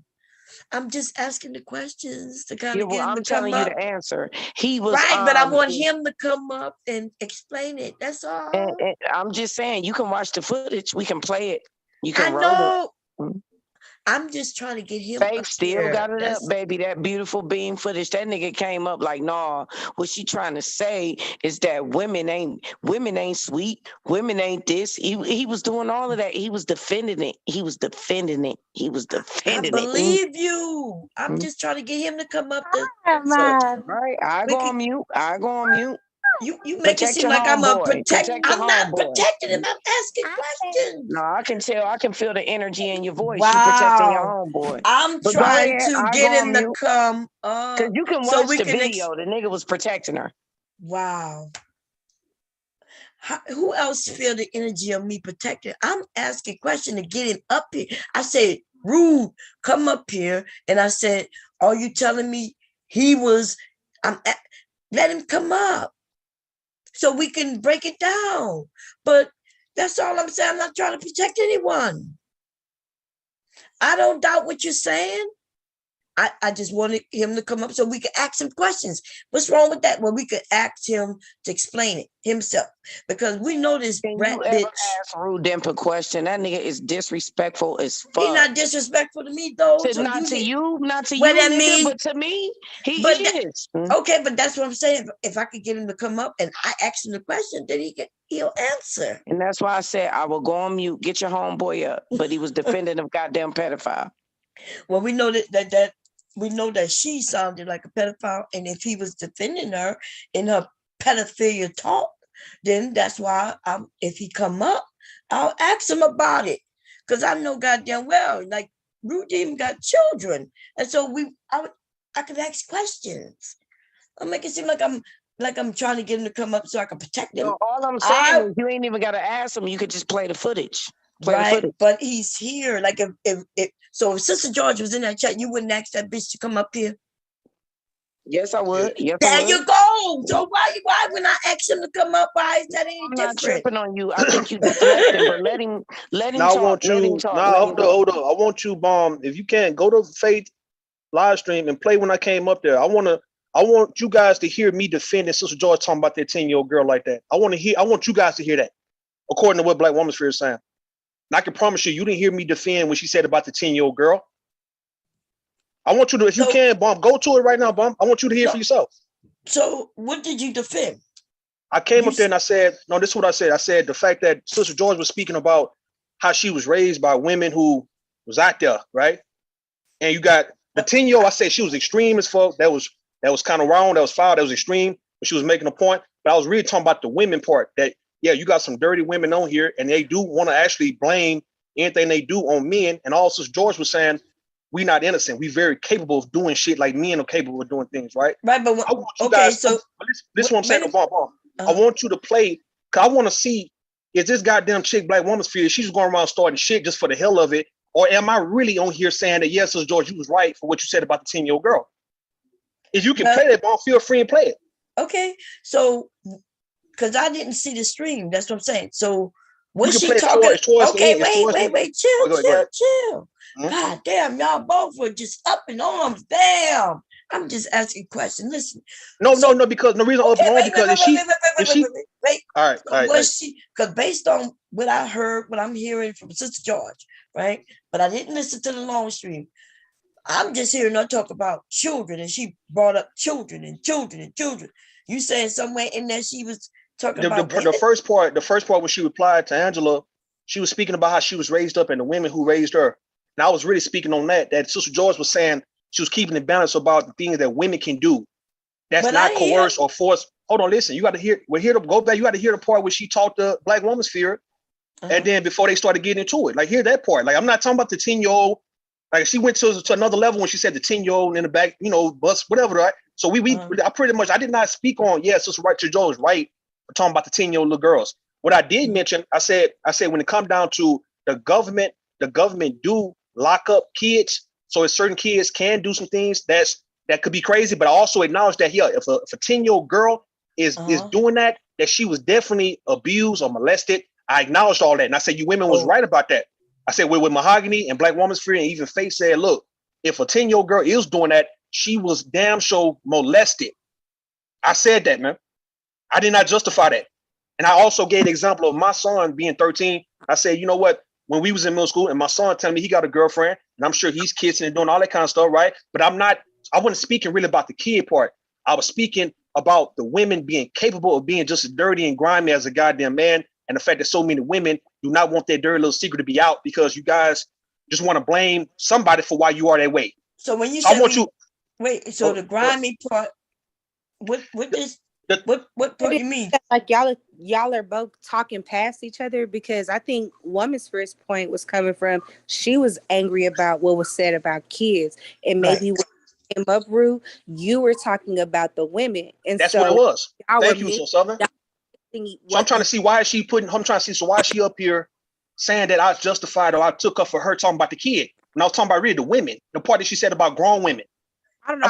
I want Bomb. I want you to play it, but Bomb, I don't want you to listen, Bomb. Play it, okay. Please play it. Well, go find the mark, because it's not gonna be in this video that I'm playing because it's just y'all. But they want me to ask you about, because you're not a Kevin Samuels believer, so I want but we want to know, because Kevin Samuels himself told women and men, right, don't believe the kids. You know, I don't fuck with no shit like that. I wrote in a chat room, in Faith chat room, I said, look, initially you supposed to always believe your children unless your kids become liars and just habitual liars to where nothing they say is true. But initially, if your little girl or someone coming to you telling you that they was touched or they got robbed or whatever happened to them, you'd be a damn fool as a parent to not believe your child.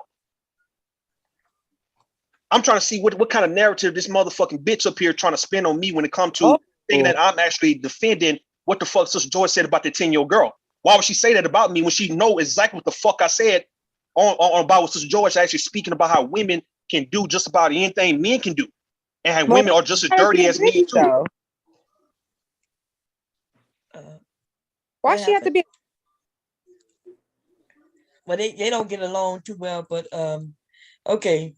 So I got the screenshots. I'll do a quick little video on my channel of the screenshots and him in the chat saying, well, they do lock up young people for crimes. I did say that. You're right.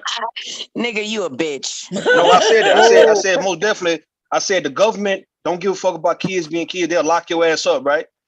So pretty much, what the hell are we saying? Like, what I'm saying is that if even when it comes to children, children can do shit, but when it comes down to the whole little girl doing that, I never said that she was all doing it on her own accord. I admit that you guys was right about her being molested or her seeing somebody do it, and that's why she's doing that shit. So I spoke on the children being children, and children do get locked up by the government. All right, they ain't got nothing to do with the little girl in the back of the school bus. You know what the fuck I said, man. That's why I want Bomb to play it. Yeah, Bomb ain't gotta play it. I mean, I showed the receipts of what you was saying in the chat. I'm gonna do it on my channel. Because we getting rid of the apologists and all that. Nigga, you was apologizing like a motherfucker last night. Shut the fuck up, man. You a lying motherfucking bitch, nigga. You weak ass motherfucking bitch. I'm not saying that you a liar. You just going around doing what the fuck you doing. I've been out your fucking way. Out of respect, nigga, but you got me fucked up. You're not gonna play with me like this, dog. I'm out your way. I'm out your way, nigga, because you doing what the fuck you doing, and I ain't got no problem with it. But then you're not gonna put me in this shit because now you ain't got no more material, and now you want to put me in some shit because nigga, I ain't been really giving you no fucking attention. Man, get the fuck out of here, man. Get the fuck out of here, dog. You ain't got no material. You running out, nigga. That's why you coming for me, nigga. Don't come for me, bro. You tripping. I'm coming for you because you. All right, come for me, nigga, and look, come for me and make sure you got your goddamn facts right. You do. And I got it. Don't be half-assed. Don't look stupid while you coming for me. Okay, let me finish playing this. Okay, fair use, y'all. I built you, nigga. Okay, fair use. You ain't built your children, nigga. How the fuck you think you gonna build a grown ass man? Nigga, are you serious? Okay, come on, y'all. Come on. Okay, fair use. Here we go. Let's finish. Go ahead. You're despicable. Sugarcoat and think like that, we want to sugarcoat and think that everybody is innocent. About children. We're talking. You're a black wait a minute. So then, you're a black male apologist. Ask you a question. If they sucking dick, it means they were abused. You fucking idiot. You bitch. You are not going to talk to me like that, bitch. If your child goes to school and she victimizes a little boy and okay, how do a little girl victimize a little boy? That's what I want to know. Because we're not even saying little boys are victimizing little girls, right? We're not saying that. So how do little girls victimize little boys? Anybody? Anybody can help me with that? Because a little boy who might be getting, let's say he is getting dick sucked on the bus. Is he complaining about that? Is he running to his mom and saying, Mommy, that little girl over there, she sucked on my dick? He probably helped, they probably got together, colluded together, and decided to do what they're doing. But I don't see no little boy complaining about it and being victimized. But see, that's that bullshit she's saying. Right. What do you think about that? When you see kids doing stuff like that, they are mimicking adult behavior, mimicking abuse. Sometimes it's kids spying on their parents or whatever, or parents being explicit in front of their kids, or kids, mimicking what was done to them onto another child who's clearly been exposed to it too. Because other than that, it would have been quite strange. Like, ew, why you want me to pull my pants down? Ew. You know what I mean? That's the normal reaction of a normal child. That would be it'd be yucky. So that it's like what I hear is basically somebody convoluting, like conflating children and adults on children behavior. Like, it is children explore themselves and one another. Can I speak on it?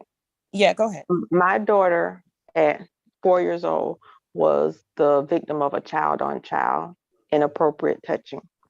Initially, they tried to put it on my 15, 16-year-old son. Thank God it was actually a video of it. They told me it was pictures. It wasn't even my house. It was a family member.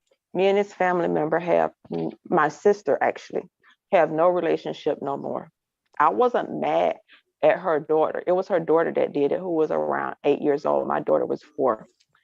And I still to this day wonder who taught that little girl that, because my sister had a stroke and the children had stayed with some other family members. Wow. Because she's my adopted sister. Wow. She was recovering from the stroke because we literally had to do everything for her. And to this day, the question never got asked, and it never got, we just really don't have no relationship no more. Me and her kids are nothing, and my daughter don't. And that little girl was like a sister to my daughter because that's the closest relative we have in age to her. And I still want to know who did that to her. Where did she get that from? Because I know she didn't come up with that on her own. Right. But we won't know.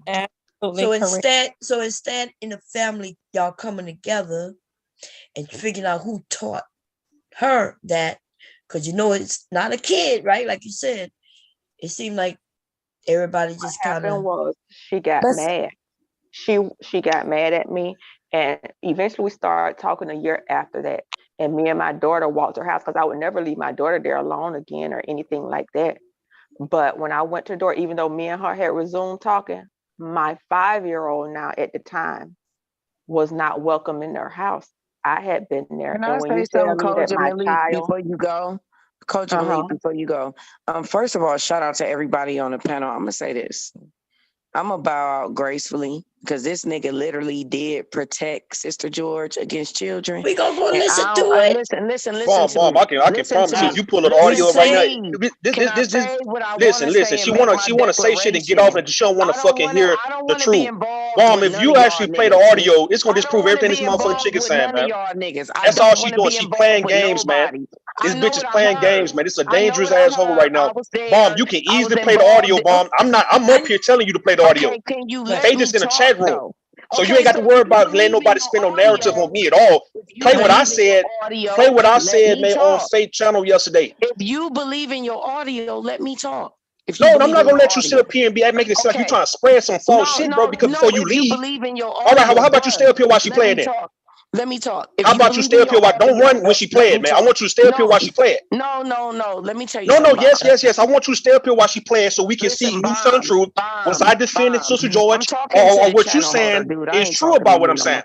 Listen, okay, I understand what you're saying, Rue. But if you believe in the audio, then it's cool. Believe in your audio. I can still be gone, and you can still believe in your audio. All right, that's fair. That's fair. You're right. There's no need for you to run though. If you saying what you're saying about me and shit, why you running? Listen. I know. Listen, I was up there. the dude came up, he started talking about kids being locked up in prison, and he was deflecting, and it was like, it was disgusting. So I don't want to be a part of this, because y'all not about to keep dragging me into y'all apologist antics about Bomb, you could just play the audio, Bomb, while she up here. Bomb, that's it. I'm not running from this shit, Bomb. I'm gone. Just go to Faith. Go to Faith channel. Faith, drop the link. Faith, drop the link. Wait, I'm going to another. Chill Yeah, out. go to it. Go to it, and go towards the end when I came up. Okay, chill, And let's see.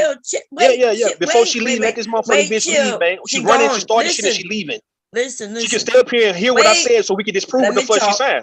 You got it. Go ahead. Okay, listen. Yo. So have you always wanted to make a shirt, skirt? So let me clear this up. Okay. So she's, first of all, you was in the chat. She brought your name up, right? She brought you up. I didn't bring you up. She brought you up and she made a claim, right? Yeah. So I then said, you mean to tell, and I'm asking you to come up so I can ask you questions. I don't know why. I don't know what the problem with that was. No, what it is, Bomb. No, listen, wait. Let me finish. Go ahead. I know, listen. And so I asked the question, you gave your answer, and we said we're gonna go look. That's what exactly. So I don't know why she, so that's my whole point. If what she's saying that I said is true, why the fuck she running when I'm telling you to play the audio? I'm not for the run. Trust me, I don't run. You guys know when anybody accuse me of anything, I deal with it head on. Why do you have to call her a bitch though? Like maybe that's we just talked about that on RBR. Why I call certain women bitches, man? Because certain women are bitches, and she's one of them. You're not a bitch to me. I never call you a bitch because you're not coming at me on some bitch shit. All right. Now this chick, we got history going back 4 or 5 years ago, so this is a little bit beyond you right now, sweetheart. All right. Yeah, they have history too.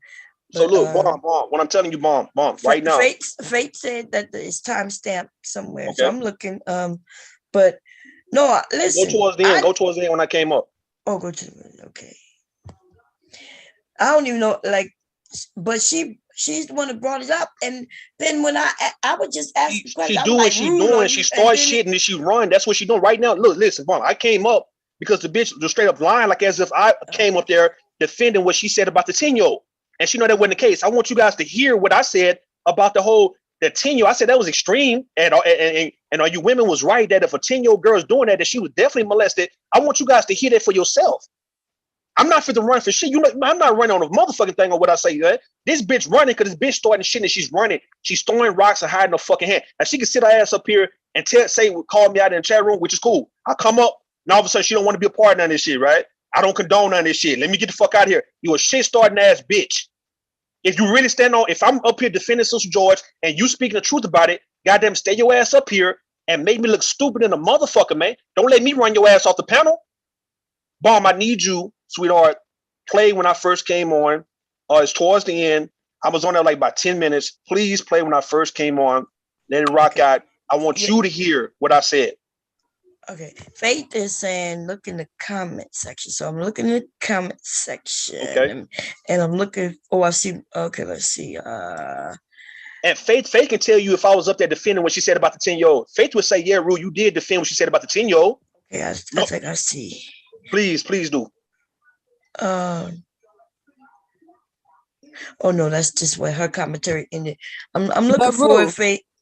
Rue, gentlemen, can you not call her a bitch? Wait, let's not do that. Let's not tell people what not to do because we can't. I know I didn't tell. No, don't ask them. They got everybody got history on here.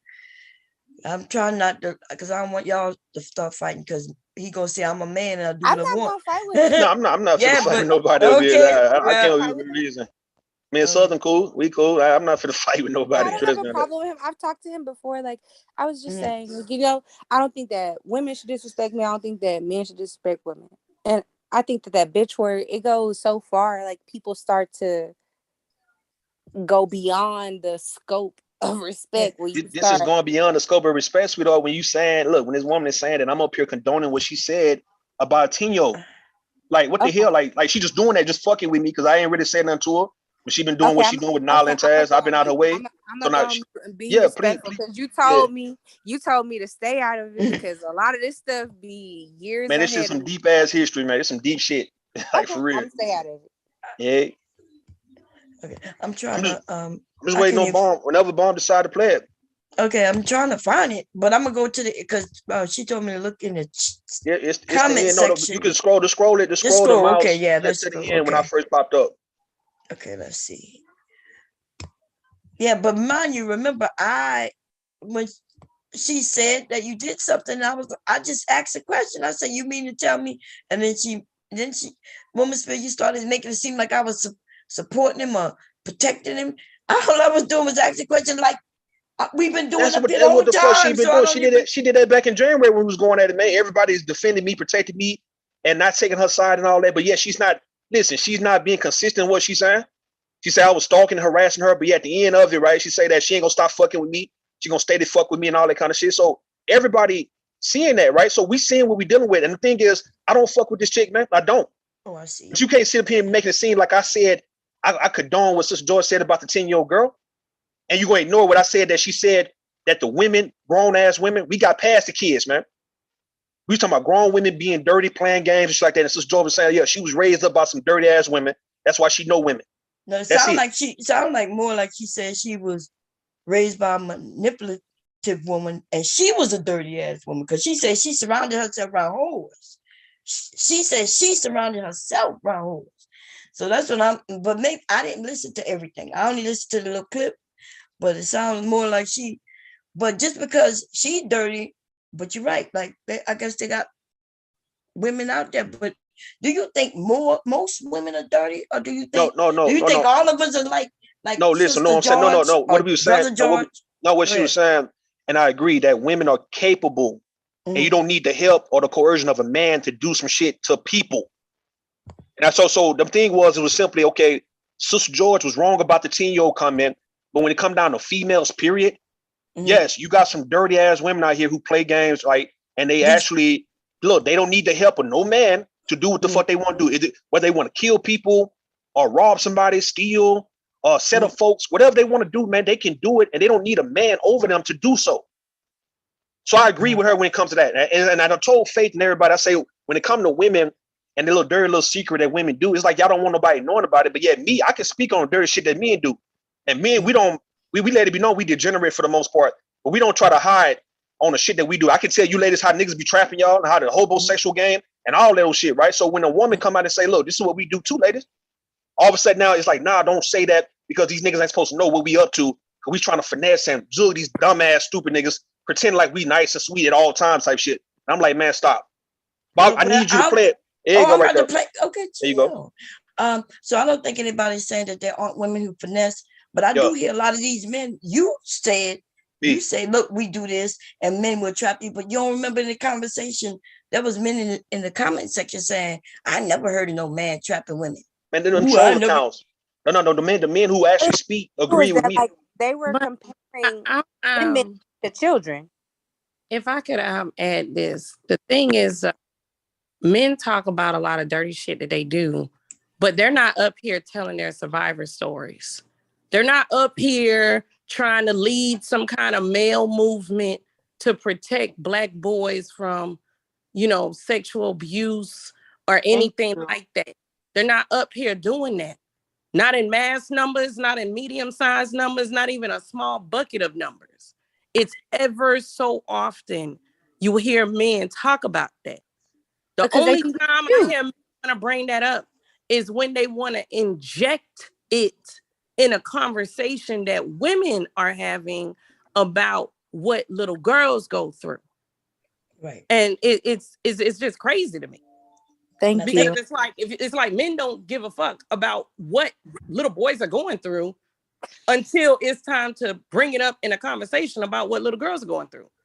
They don't talk about it. They're not telling their survivor stories. They're not on YouTube complaining about, when I was 12 years old, my 30-year-old babysitter did this to me and it fucked my head up and now I'm struggling. I needed 10 years of therapy. I'm a survivor. I don't see them. They're not doing it. And that's the problem.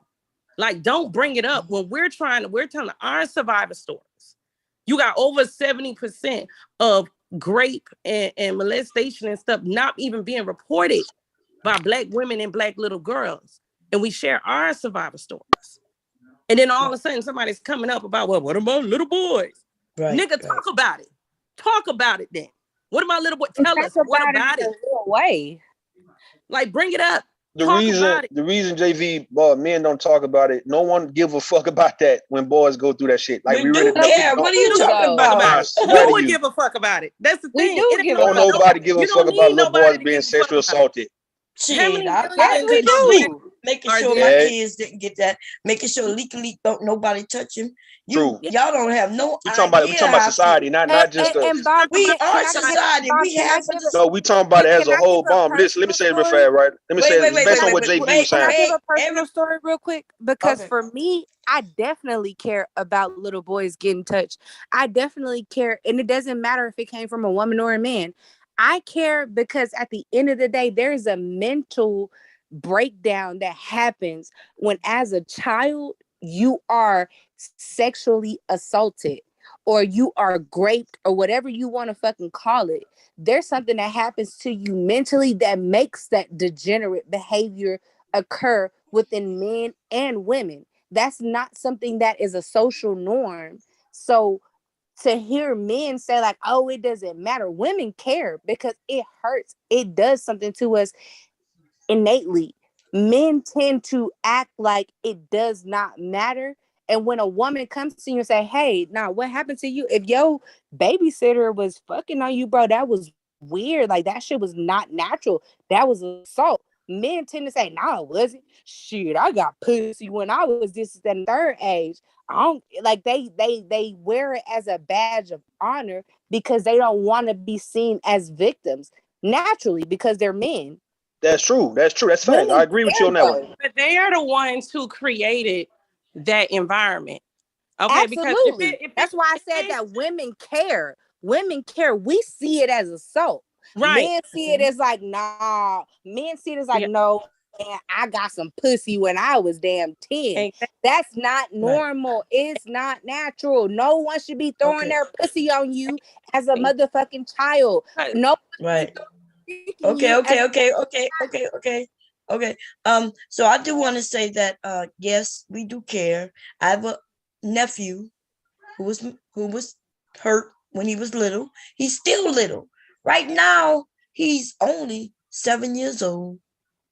And his uncle was actually straight up raping him when he was a little top, like 3, 4, 5. And they wonder why the boys are gay. That's right. And this little boy ended up telling he's my nephew, right? That's my niece's son. But my niece has another side of the family. And my niece's mother brother on the whole other side of the family was having sex with my little nephew. And my little nephew ended up telling my mom when he was staying with them, talk about he put his penis in my mouth. And my mom and sister were driving and they were like, what? So they just started, asking him questions. And then he explained. They were like, you sure? And they explained it. And he said, yeah. And they said, well, what did he do after? And he explained that he took him to the room, gave him a candy and bought him a new toy. Do that sound like something made up? Yeah. That's what they fucking do. They give them big toys. They give them big presents. They the biggest givers to the kids. I can attest to that. Like I never saw nothing happen to a kid, but I walked in on one of my family members and I didn't actually see anything happening. But when I walked into the room, the first thing he said was he was trying to put it on Madagascar for him. I didn't ask this man no questions. All I did was come into the room. He was like, oh, I was trying to put on he was like running away from the bed. And he was like, I was trying to put on Madagascar for him. And I looked at him like, what the fuck? I didn't say anything. I was like looking like, what the fuck? And he was like, oh yeah, I was trying to put on Madagascar for him. And when I went outside and I talked to my family members, I was like, hey, that nigga was being hella weird. I didn't actually see no action going on, but his energy gave me something that was weird. Like you don't walk into a room with a kid and be like, oh, whoa, I was trying to do this, right? And so when you see it, and then you go back and you recollect, oh, every year he gets him a big truck. He gets him all the things that he says he loves. He want a dinosaur. He want this. He want that. It's a grooming process that goes on with kids. And so people don't believe it. It's like, oh, no, that can't happen, man. He cool. That's my cousin. That's blood. That's cuz. That shit is weird as fuck. A lot of people don't believe the motherfucking kids because they want to believe that the person that they know is who they are. But predators are fucking predators, no matter if it's a man or a motherfucking woman. A predator is a fucking predator. And they all need to be fucking beheaded. In my eyes, I don't give a shit. And I think that like that should be in any normal, healthy minded person mind, right? That should be the consensus. Evil people need to fucking go. Period. Especially when they mess with kids. I probably went the fuck off, and I don't really do that. But like this topic touches my like the depths of my soul. This topic like vexes my soul. So I totally get where you're coming from, but I do want to reiterate something I said earlier. When it comes to rallying for the protection of little Black boys and little Black girls, it is Black women who have always stood up for that in mass. Period. Period. Period. Period. Okay, like that is a matter of like that is a matter of my family looks at me sideways because I said something, and they can't believe that nigga did it. They can't, because that's how it always is. Listen, ladies, to my core, I couldn't believe he did it. I was cool with him since we was born, like literally 2 years apart. I can't believe it, but what I saw, my eyes couldn't unsee it. And when I said something, everybody was like, "What the fuck?" And I went to my grandmother's birthday was today. She turned 88 today. I went to the party. Everybody happy birthday. I wasn't motherfucking funny. I don't give a fuck. What I said was what the fuck I said, and I meant it. That nigga did some weird shit. I don't. We gotta protect the kids. Why do they look at us weird when you get told? They look at me funny because they know what the fuck happened to me. And they was like, oh, well, yeah, she was fast. So when I said it and I stood up for my own, because that's my nephew, bitch. Right. Don't give a fuck about you, hoe ass mother. I don't care about my family as far as it comes between me, my mom, and my motherfucking nephews and my kids. I don't care that far. Because I know they didn't give a fuck about me. I have to care for what is around me. Because I know they didn't care. They didn't care. Two of them motherfucking niggas did what they did to me in her house. They didn't give a shit. They was like, oh, well, you was fast. Oh 13. My God. You was what? I was 13. Man, it's some fucked up shit right here. But you're right. And so we're not even saying that all women, and I want Ruth to understand this, we're not saying that all women are innocent and women can't do this and that. That's all I was saying. But I do agree. Oh, okay. I do agree. Bomb, sweetheart, before you guys go too far, I just need you. Okay, now listen, hold on. I need Bomb to play. Hold on, ladies. We're going to get right back to that, right? And I'm going to let y'all get back to it. I'm going to get off. I just want Bomb to play this audio. I don't want you to get off, Rue, because I listen to your live streams too, right? And I heard you, and I hear you. I think that I can hear.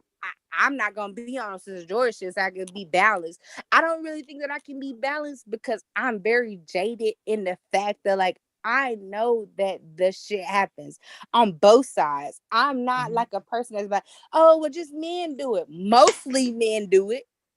But women do it too. Okay. So I don't think I could ever be like on her side. Like, men, it's just balance, it's balance. No, it's not balanced. The scales are unequal. But I hear you, and a lot of things that you say kind of make my stomach like it make my stomach tight a little bit. But like I hear you, nigga. Like I hear you from like a cousin perspective, like where you talking from and what you saying. But like I want you to understand that there are women out here who are not what you perceive them as. Like, this is straight up and down. It's just like, oh, but Sister George herself is one of them people who you might have to watch around kids based on what she said. Question. Oh yeah. She would, definitely is. I think that Curly should watch his goddamn daughter, and I think that she should watch her son, because she gives no fucks about what goes on with kids.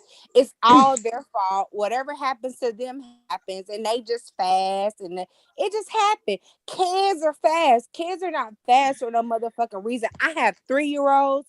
I have 2-year-olds. I have a 6-month-old. I have motherfucking 9-month-olds around me, and these kids have no idea about sex. Okay, calm down, everybody. Let me ask a question real quick. So what was why was children getting locked up brought up? Because I've seen people were asking that in the chat. Like, I mentioned besides the little girl, doing all that in the back of the school bus, right? I just mentioned the government don't really give a fuck about children like that, right? And we care about kids. We do. And I just mentioned the kids being locked up because I was locked up when I was younger. And I got, a bunch of kids go, hold on, listen. I was just mentioning how people don't care about children like that. We care about children. The civilians care about children like that. We do. Besides the whole little girl giving, that's some sexual assault, sexual abuse shit. But we talking about also some children do crazy shit, man. And therefore, what Sister George was pretty much saying, boys, girls, men, women, look, we are very much capable. Forget the sexual assault. I'm not speaking on nothing sexual assault. So I did deflect when it comes to that, right? When I mentioned me being locked up when I was younger, that was a deflection. Okay. Pretty much. No. What I was doing, what I was saying was, that's what I was saying, JB, is that I was right at that point where like you kind of deflected to. No, I deflected to me and what I was doing when I was young. Right, but I did not give. To where you deflected a little bit to yourself. To myself, but I did not give Sister George a pass for saying what she said about the 10-year-old girl at all. I didn't say that you gave her a pass. No, that's the point. That's the reason why I'm up here. Okay, y'all. We can't. Hold on. Wait. Okay, so because we couldn't hear both of y'all. So what was you saying? No, I wasn't disagreeing with Rue. I was just saying that like maybe they were hearing it from different perspectives. Like he was right and she was right. Right, and maybe I think the women. Or mother, Black Manosphere, right? She might be saying, "Hey, because he came up there and it kind of did deflect, even though there was a really serious conversation." I came up to really speak about the women part. That's why I really came up there to say that women are very much capable. And I was speaking on that regard. Hold on, let me say what I'm saying, Rafael. Y'all hold up. I did come up. If you play it, Bomb, you're gonna hear. I came up and I said that Sister George is right about women are very capable. And when I mentioned the little girl, I say, yeah, that was extreme. That was very extreme, and that little girl was abused, sexually abused. Is that Sister George though? Who is that? Yes, it was Sister George. No. Can you guys allow for Bomb to play the clip? Hold on. What I'm asking is this: the people that we talking about, the people that we talking to, are you Sister George, ma'am? Who? What? Okay, so what y'all talking about? Sister George is not up here. Okay, so no disrespect. Okay, so no disrespect, Bomb. But let me give my perspective. No disrespect. Wait, but don't ask crazy questions. Sister George isn't up here. Damn, no, because you know what? Because it matters to me. Because then listen, I don't give a fuck what matters to you. You're not gonna come up here and tell me what matters to you. Go back in the chat and do what matters to you. We're either gonna stay on topic. What the fuck are you talking about right now? Man, I don't know why you can't. Not up here. That you well, listen, bye. Okay, listen. Shut up. Okay, you're peon. Okay, bye. Peon. You can dismiss yourself or you can participate. I'm not sure which one you want to do. Okay, what I'm trying to say is this, Bomb. At the end of the day, we all know that I can go back to the Trinity Time Travel show. Okay, go back to the motherfucking time travel. Go. I'm glad we know you could go. Not go. Bye. Okay, come on. Thank you, bye. Wow, it's not. I'm not sure what's going on right now. Damn. I don't understand what you were saying, but like it was about her, bitch. Nobody cares about you. Okay, we don't have to fight. Okay, we're gonna get to it, but I think the last channel you was just on. Hope. Okay, calm down. So I think with Manosphere, and I think I understand what she was saying. She's saying, look, we going in on this bitch, right? Which is Black woman. I'm sorry, which was Sister George, who we call George now. And then for you to come up and then say she's right in the midst of all of that, and has she already mentioned the kids? Yeah, that was way out there. I came at the end. You see, I'm at the end. Okay, so I didn't see none of this. I don't know what. But my focus, what I'm trying to tell you, my focus was not the children. For why I came up there, I didn't come up there to speak on a little girl the comment that she made. I was speaking on the actual part where she said that she was raised up by some grimy ass, manipulative that type of women who manipulate the game. Okay, we heard and that. Women are not innocent like that. Listen, what's up? But by the time them women came up there and Sister George mentioned the children, I bet you most of them women was focused on that. They was laser point on that. So yeah, they were off on that. They was focused on that. Yeah, by the time you come up and say she's right, then you got to play bomb. You got to hold on. Okay, can you guys just hold on? Can y'all just let bomb play it for one? So before we can play it. Okay, all right. So bomb, please, right now, bomb. Can you just play it right now, sweetheart? Right now, before anybody else interject, can you just play it and we can get this over with? You guys can keep talking. Play it, dude. All right, come on. Damn. I think the issue becomes what Sister George was doing was holding little girls. She was holding 10-year-old girls, children, accountable. She was holding them accountable for sexual abuse, for abusive behavior, saying that they have the ability to be seductive, to even appear. That's not why I came up there though, JG. No. I'm saying what Sister George was doing.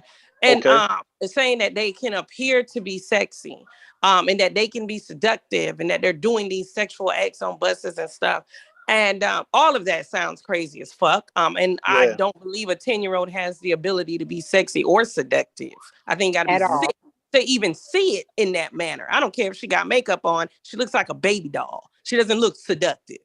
Anyway, however, fast forward and you would come up there, or any man come up there and to even mention the government locking up children. That sounds like, and even if you didn't say it directly, it still processes as, well, the government is holding children accountable for their actions. So we should hold them accountable too in context of this conversation. That is how a lot of people are gonna take it. Cause like that's how I'm even kind of processing it. And I think that's how a lot of women are processing it. And just listening to it in its full context, because I know you probably just popped up in there. Yeah. It's you bringing up like the government holding kids accountable, like that in itself is a fucking problem. Anytime the government even tries to hold a child accountable in an adult-like manner, it's like a whole trial on top of a trial to even say, can we do this? Because even the government recognizes and so take away, like I say, take away. Hold on, hold on. Let me reply real fast, right? So take away what Sister George said about the extreme shit that she said about the little girls and doing what they doing in the back seat of the bus and all that, right? The reason why I mentioned the little kids being locked up and being put in juvenile, all that kind of stuff, because when it comes down to children also being capable of doing other things, we ain't talking about being molested. Therefore, that's why they doing it to other people. We talking about just children, period, doing certain things to where the government locked them up. All right. And I was really focused on more of the Sister George, what she was saying about how women can be very dirty, women not innocent. If y'all let Bomb play the audio, you would hear what I said about that. Right. I agree. Listen. Okay. Right. Wait. Okay. Listen, but we got to be clear, right? Because I'm glad that you mentioned you were deflected, but you know, by the time she mentioned what kids do, then all the women, we're gonna be like, hell no. Okay, little girls don't do this, that. So it sounds like you just jumped up there, and while the women are taking care of business, whipping her fucking ass. Because that's why I would start typing. That's why I started typing. I was gonna say, Bomb, like to Rue, like you jumped in on a situation that you didn't have to jump in on. It was really towards the end, though. It was towards the end, and what I was typing based on what Sister George was even. Let me show you what I mean, right? We understand what you're saying, Rue. Yes. I was We just gonna understand say what you're we saying. What you guys are understand what saying, he's it looked like I saying. Like, came in to deflect the conversation, to I deflect didn't. and to I'm deter not you saying ladies that from you getting on Sister came George ass. That in wasn't to the case. deflect the Well, yeah. conversation. To But at deter the the end of the conversation, right? day, because what I was gonna say was what was going on between women is something that we have to work through within ourselves. The True. same way that we expect men to work through the shit that y'all go through within yourselves. You are trying to come in and project what you think because you have a certain aspect on women, right? And I just noticed from like our brief conversations that we had, All right. and that's fine. Like, to be honest, most people think like you think, to my knowledge. But you were coming in on a woman's conversation, and when they were talking about it, it just kind of drew it off. And I think that's why they were thinking you were deflecting, because women talking about women conversations is completely different when a man come in and try to put his weight in on it and say something that's completely off-putting to what we're talking about. Okay. And I think that you can agree with Sister George because she a whole nigga. Because Nigga, I agree. A whole nigga. And so you was agree, but listen, we gotta, what I'm trying. wait. Hold on, y'all saying wait. Every time it's time for me to respond, let me respond. Listen, Go ahead, bro. Go ahead. Listen. We heard All you, right. and I don't even. I'm not saying that you agree with children. I didn't agree with that. It's I just know, George and can say I didn't agree with that part. I know that's what we're not saying that, but we are saying though, right in the midst of somebody choking the fuck out of another nigga, even though, she looked like a nigga too, but you jumped up there and gave her some support. He was defending men. It was I came in. It was like towards the end anyway. The shit had pretty much started dying down, and I just came in. But wasn't all the women talking? Can you ladies let me talk, or y'all gonna just stay and talk when I talk? What y'all gonna do? You keep repeating. I'm repeating because you guys repeating the same thing though. Y'all aren't you talking of what all the women talking about the children though? They was talking. Everybody was talking about the children, and then you got up there and you started talking about something else. Are we right about that? Can you play it though for a second? Okay. Let's go. We're gonna play it. I mean, y'all play it.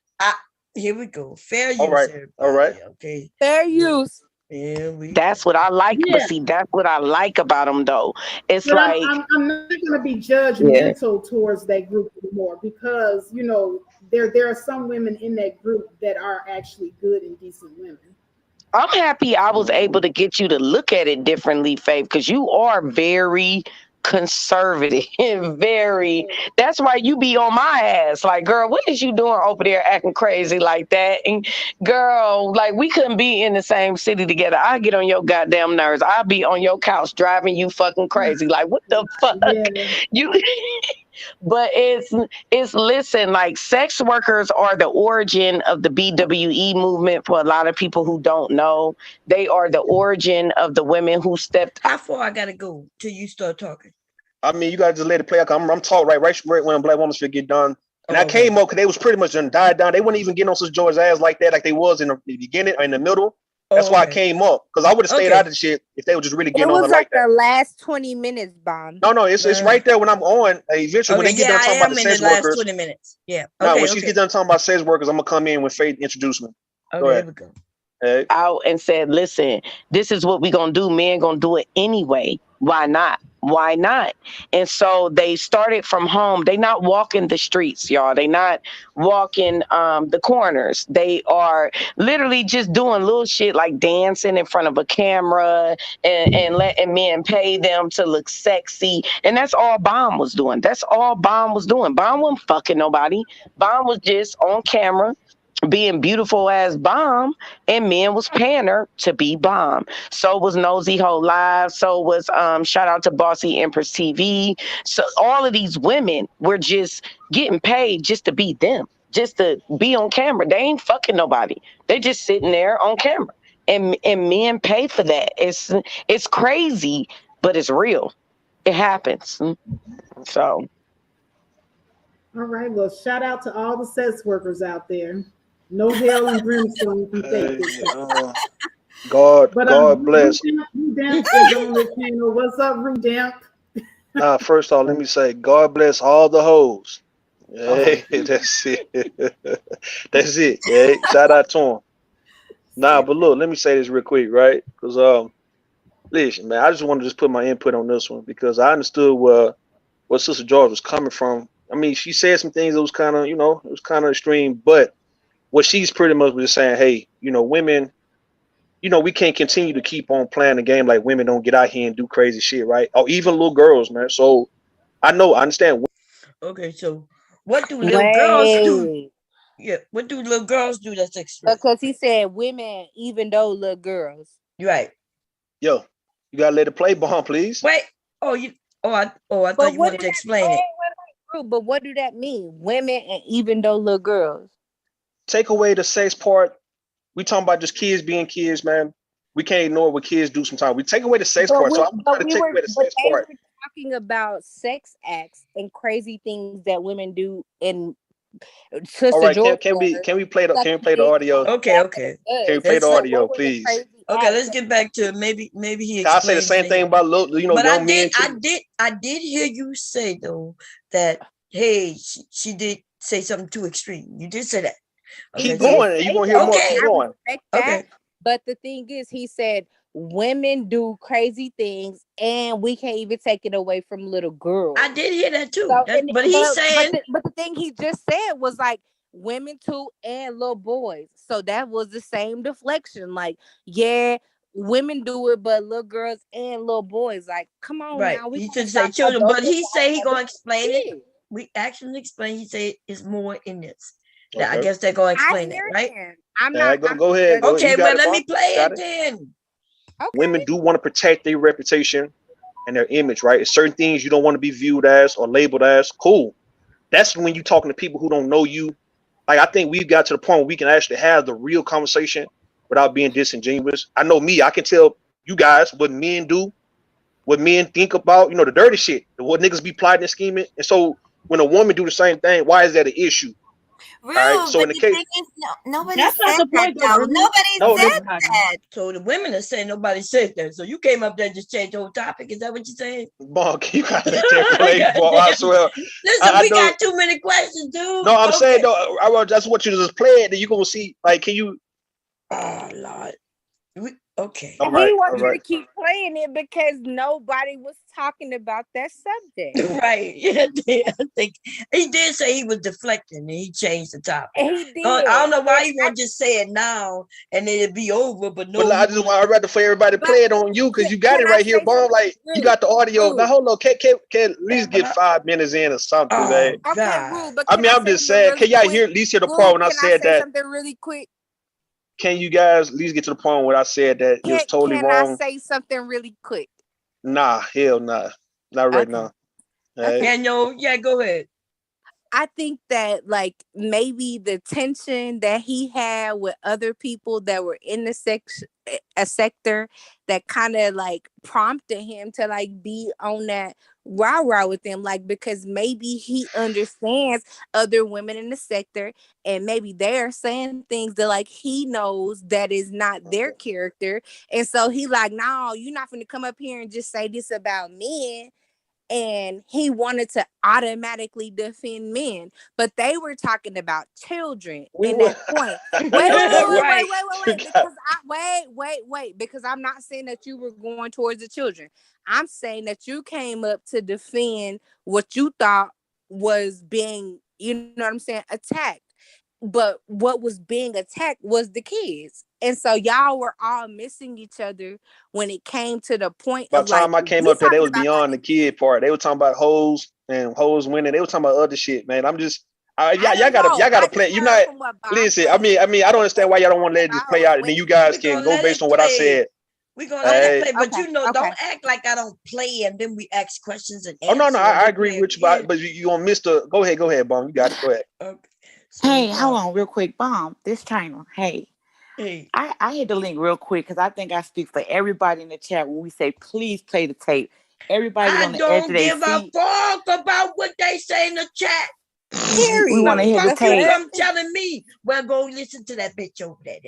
Go give Faith the view Don't come up here telling me what the fuck you want on my shit. Because Brew is explaining I what he don't said. give We a want to hear fuck, it. bitch. It's Do like you he not already said understand? it. Listen, if you would All have right, came I'll up go here back to the and chat. participate. Okay, I'll go back to the chat. Now you know I like you. You can come up and participate, but please don't come up telling me what to Bomb, do. this is what I'm saying to you, Bomb. I don't care what you're saying about Bomb, what other people want. Bomb, this is what I'm saying. I can read the Bomb. chat. You do know I see the chat, right? But I'm looking right at the can chat. I finish? Can I finish? Yeah, go ahead. This is what I'm saying, Bomb. If y'all already pointed out what Rude said.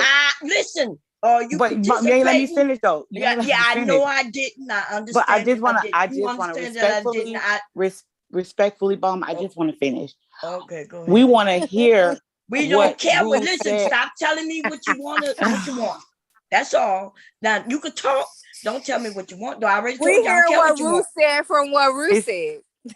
Yeah, but it's like Rude is up here talking. Rude is also saying, thank you. You ain't have to come and help him. He a man. Okay. And he know I respect No, I'm not him. up here for Rude. I was just saying play the tape.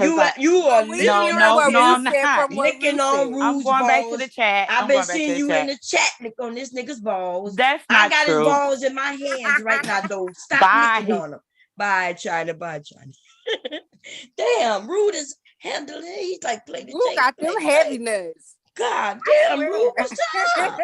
Rude got motherfuckers protecting him from our God damn. Yeah, that nigga did. Okay. Swinging. We over here playing with Rude. That's why I asked him to come up here. Okay, here we go, Rude. Rude them. Rude them. What's up? Your nuts hanging, nigga. Woo! Them nuts hanging. Be honest. Are they hanging low? But don't tell me I'm like your them nuts hang hella low. Got hoes protecting him from all angles. I like it. You know your ass laughing. Hey, look at it. Okay, let me play it. Let me play.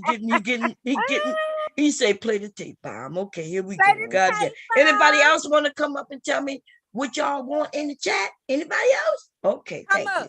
Fair use, y'all. Here we go. Exactly. No, let me show you what I mean. Let me show you what I mean, right?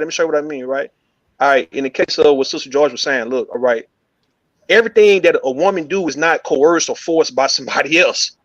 Like you can't always blame everything on a man for why girls or even women doing some crazy shit, and it might be viewed as predatory. Let's say that again. Wait. You sure you want us to play? Cause we playing it, but we gonna listen. Wait. I want you to play it. Okay. I done said it. I done listened to it. I want you to play it. What you mean? Okay, but we need some understanding on what you just said. And maybe because you kind of admit that even though you almost predatory. What you just said. I'm speaking about women. I'm not talking about the little girls. No, you just said no girls. No, I mentioned the extreme at first. On this one, I did not mention little girl on this. You just said it just now. Play it back. Let me hear what I said about little girl just right now. Go ahead, Mom. I want to hear this. Okay, go ahead. Listen close. Go back a little bit more. Go back like 10 seconds. What Sister George was coming from. I mean, she said some things that was kind of, it was kind of extreme. But what she's pretty much was just saying, hey, women, we can't continue to keep on playing the game like women don't get out here and do crazy shit, right? Or even little girls, man. So I understand women do want to protect their reputation and their image, right? We cannot pretend. Wait a minute. If you can go back to what he just said, he said we heard it. Women and little motherfuckers. He heard it. Yes, he heard it. Okay, Rue, what you talking about? No, I'm talking about the next segment after this, man. Y'all gotta keep going.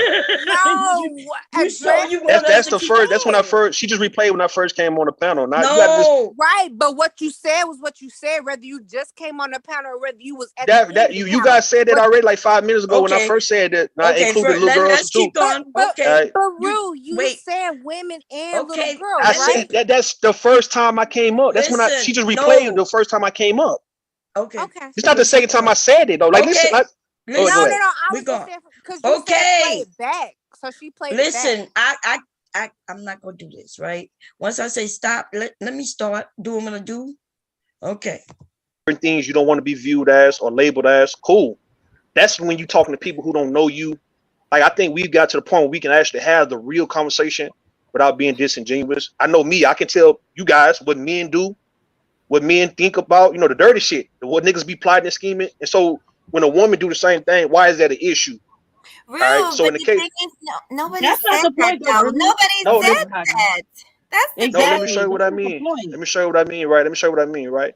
All right. In the case of what Sister George was saying, look, all right, everything that a woman do is not coerced or forced by somebody else. Like you can't always blame everything on a man for why girls or even women doing some crazy shit, and it might be. So you did hear yourself say girls and even women, right? Okay. Mm-hmm. So you agree that you say girls and women. Okay. Keep going. All right. Okay. So you view this predatory.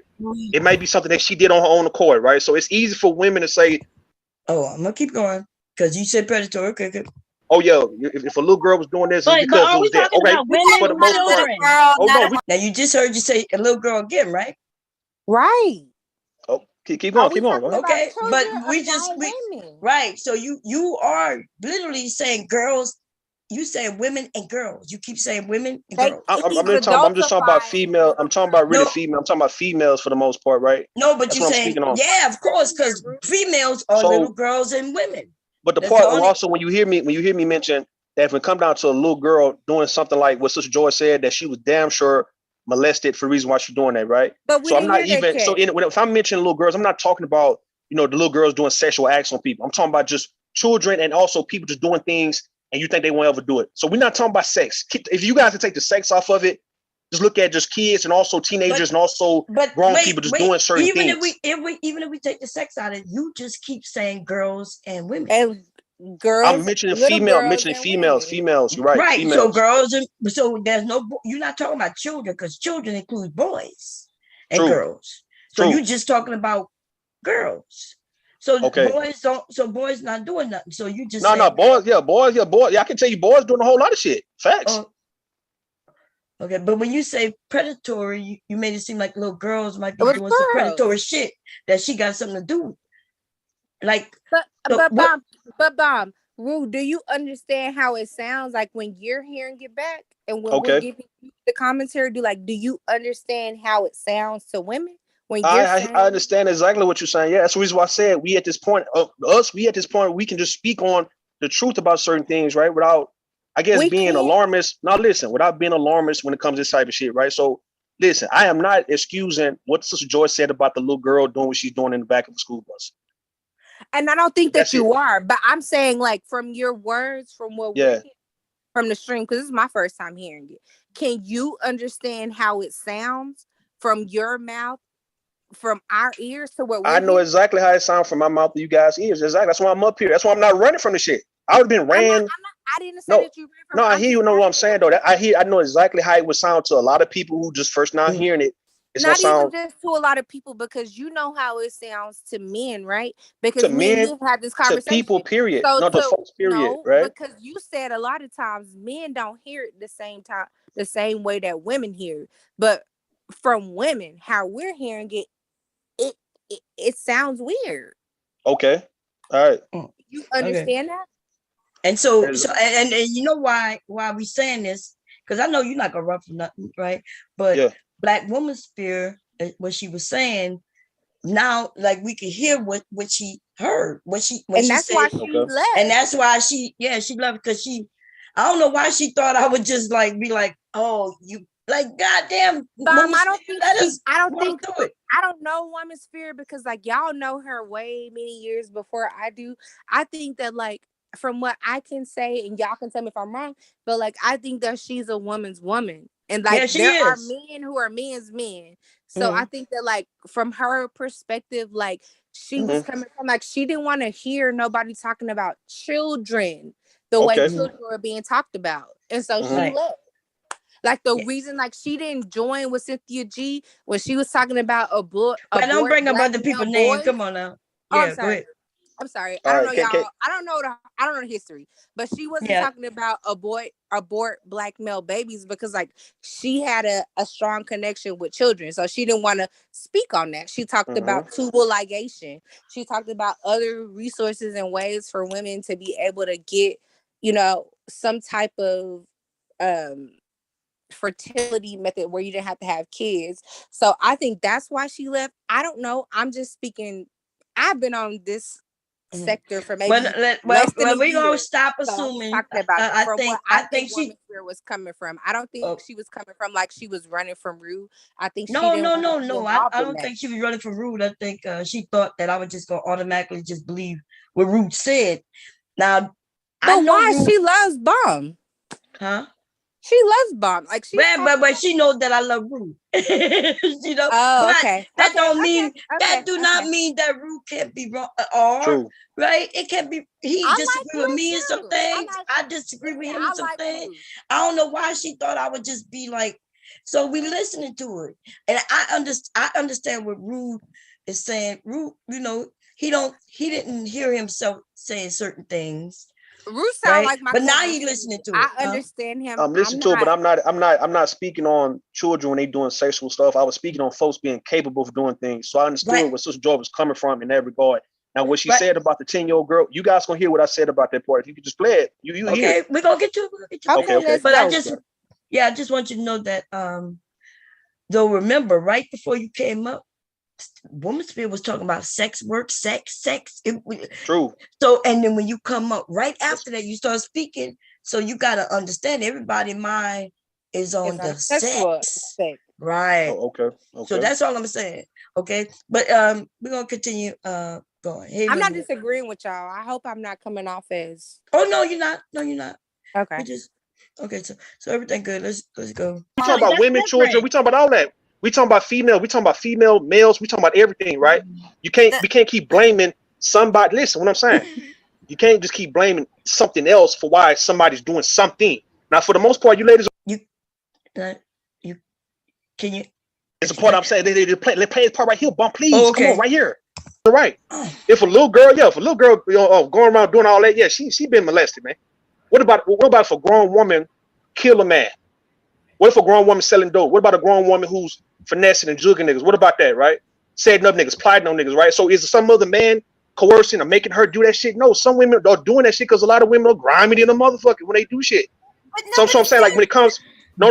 This is what I'm hearing. This is what I'm hearing though. It's like women don't want people to know about the little dirty secret, the shit that they be doing that the public not supposed to know. It's supposed to be some in-house shit amongst you ladies. And when they get exposed, even from a woman, like you women have a problem with that shit. But yes, us men. Okay. But Ru, can you point me to the motherfucking trap queen who was a trap queen before the trap nigga was a trap nigga? No. I mean that in all sincerity because I'm from the hood too.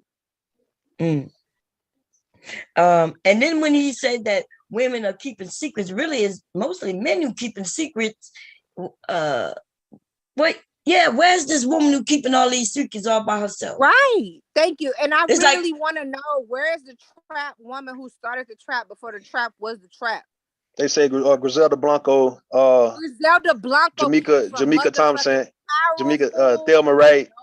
No. Can we go back to her family lineage? Because she was not just a motherfucking plug off of herself. She came from the motherfucking plug.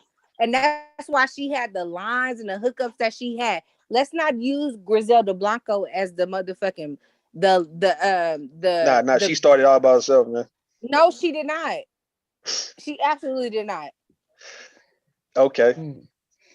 Now y'all keep going because I did it. Y'all got them names. Remember? Let's just say that I gave you Griselda Blanco. Let's just give it because she's a whole motherfucking.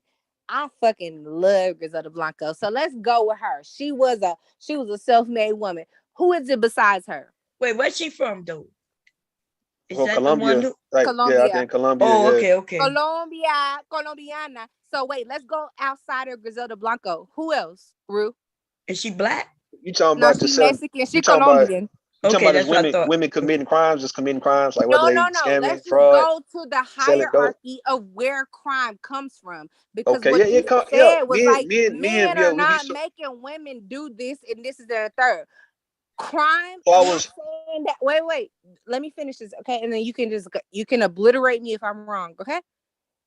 Women are innately nurturers to when it comes to kids and family and all this other shit. Mm-hmm. Where do women get their criminal nature from? Because from my knowledge, criminal activity comes from the men, because men are always trying to conquer something or somebody. They don't want to be low caste. They don't want to be at the bottom. They don't want to work for nobody. They don't want to have to answer to anybody. And that's been from the beginning of time. So if women are these conquerors, where were the beginning of women doing this shit and teaching men to do it and teaching their children? I don't want to go in the beginning of time. I'm talking about like right now, like recently. Right now. I'm talking about within the last 100 years, right? You got women who really didn't need. 500 years. Where? No, listen what I'm saying. You got women who actually will come together and decided they wanted to get some money, and it may not be legal. By herself. Not women by themselves. It'll be a group of women by themselves can come together. A woman by herself cannot be a group of women. Or what you saying? You saying so when women? So you saying when women do start making money illegally? Where did a woman start a structure? Hold on, let me show you what I mean. Right. Hold on, let me show you what I mean. Right. So you're saying that the women who actually engage in criminal activities and they end up seeing the profit of it, right? Like you telling me that they are just being forced to do it, like as if they don't want to do it, like they don't appreciate the money. It's not a force, but they're. That's what I'm talking about. That's what I was saying on this video. That's what I was saying on this live stream. It's not a. Wait, because what I was saying is it's not a force, but when you understand the power structure, we understand economics, and if you are in a community of drug mules, hey, you have to be on the top of it. So if men are leading that and they're teaching you how to get it, you will get it in that way. That's right. But where are women forming this structure that men are not leading on the top of that economic bracket? Listen, I agree with you. And men right. normally is on top of that, right? But it's not like you making it seem like as if women. Hold on. Now hear what I'm saying though. You be sounding so sexy and all the other shit. But listen, you motherfucking. I didn't hear what you say. What you say? At the end of the day. I didn't hear what she said, right? You gotta say it again. I didn't hear what you said. She said you would stop talking sexy, trying to confuse her. Women are not subjected to men. At the end of the day, women are following a patriarchy. No matter how fucked up and dysfunctional it is, women follow men. Even if they the top of the stature and we follow them on a good level, if they the lower stature, there's always a woman following fucking men. And you said, now we can't act like women are not you can't act like women are just being led by men, but women are always being led by men. Not all the time. Not even in today's culture, Southern, you got women who's actually getting the bag and they getting it without men. Like you ladies are getting the money. But guess what? Hold up. What I'm saying, you ladies, or the whole point I'm saying, you ladies can go to school. Hold on, Southern. Let me say it real fast, Southern. Excuse me. You got ladies. Ladies can do things. They can do things without the influence of men for the most part. Like women can actually take care of business without a man over them. Whoa. Wait a minute. I want to hear the lady speak because she's on to something. Linwood, please. Well, wait a minute here, Taylor. Okay. Come on. Yeah. Let's be generous here. Oh yeah. Fucking I God. forgot Linwood was up here quiet. Tell you what to say something. Is it something about the chat? Cause we got it good up here. I don't want to look like y'all trying to save me. Listen, I don't want to look like y'all trying to save me on this one, man. We're not trying to save you. We're gonna get That's what I'm saying. I want to say. Wait, Taylor. Because I may be. No, you ain't gotta apologize. You good. What did you say, Taylor? Oh, okay. Linwood, what you were saying? Because you've been quiet. Well, Taylor told me to shut the fuck up. So, dude, what did you talk about? Go. Go ahead. What you want to say? Okay.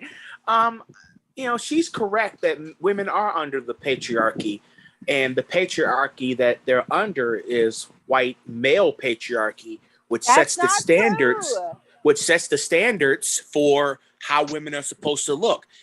Kinky hair is not sexy. Straight long hair is. That's not true. Okay, wait a minute. Hold on. I want to answer that. Listen, I'm not gonna play. Listen, I'll be goddamn if you think you could fucking just walk up here and just start talking just because you walked up here. Wait a minute. Well, I mean, she talking about patriarchy. First of all, shut the fuck up. Did you hear me talking?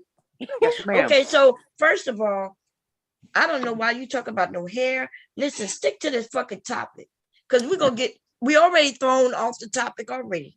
I don't even know how we got here. I was talking about Sister George. We was going over that video. Now we on some other shit. And then now we about to get no, we're not gonna do that.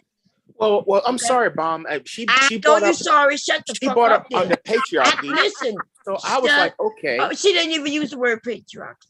You used that. Actually, she did. She did. But listen, but we talking about but we talking about drugs and getting a bag. You come up here talking about some hair.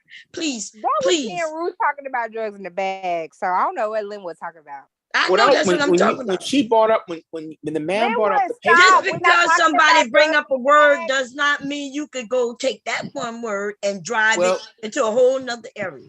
But I was trying to stay in that topic of patriarchy. But you wasn't. Listen, we're not talking about patriarchy. Hey, and Ruth tagged me. Listen, we're not talking about no fucking patriarchy. I'm here to help. Okay, yes, ma'am. Yes, ma'am. Okay, now, Linwood, what do you have to say on the topic? Sister George, right? And talking about children being sexy, sexual, and all that, and then Rude jumping up there to say that women and children and girls, right, are not as good and delicate as we claim to be. What you got to say about that? But where's that come from? Where's that idea, that mentality come from? And it does come from a patriarchal mindset. Motherfucker. It does. We don't care where it came from. Can you speak on the topic? That's what I'm talking about, Miss Cherry. Is that you talking about Sister George? You know, well, are you saying Sister George got it from the patriarchy? Yes, I do agree. She's like a man. I agree with that. These sort of standards of listen, we're not talking about standards. Listen, listen, raise your girls. Listen. Okay, you must want to get the fuck off. I understand what you're trying to do. You're trying to play with me, right?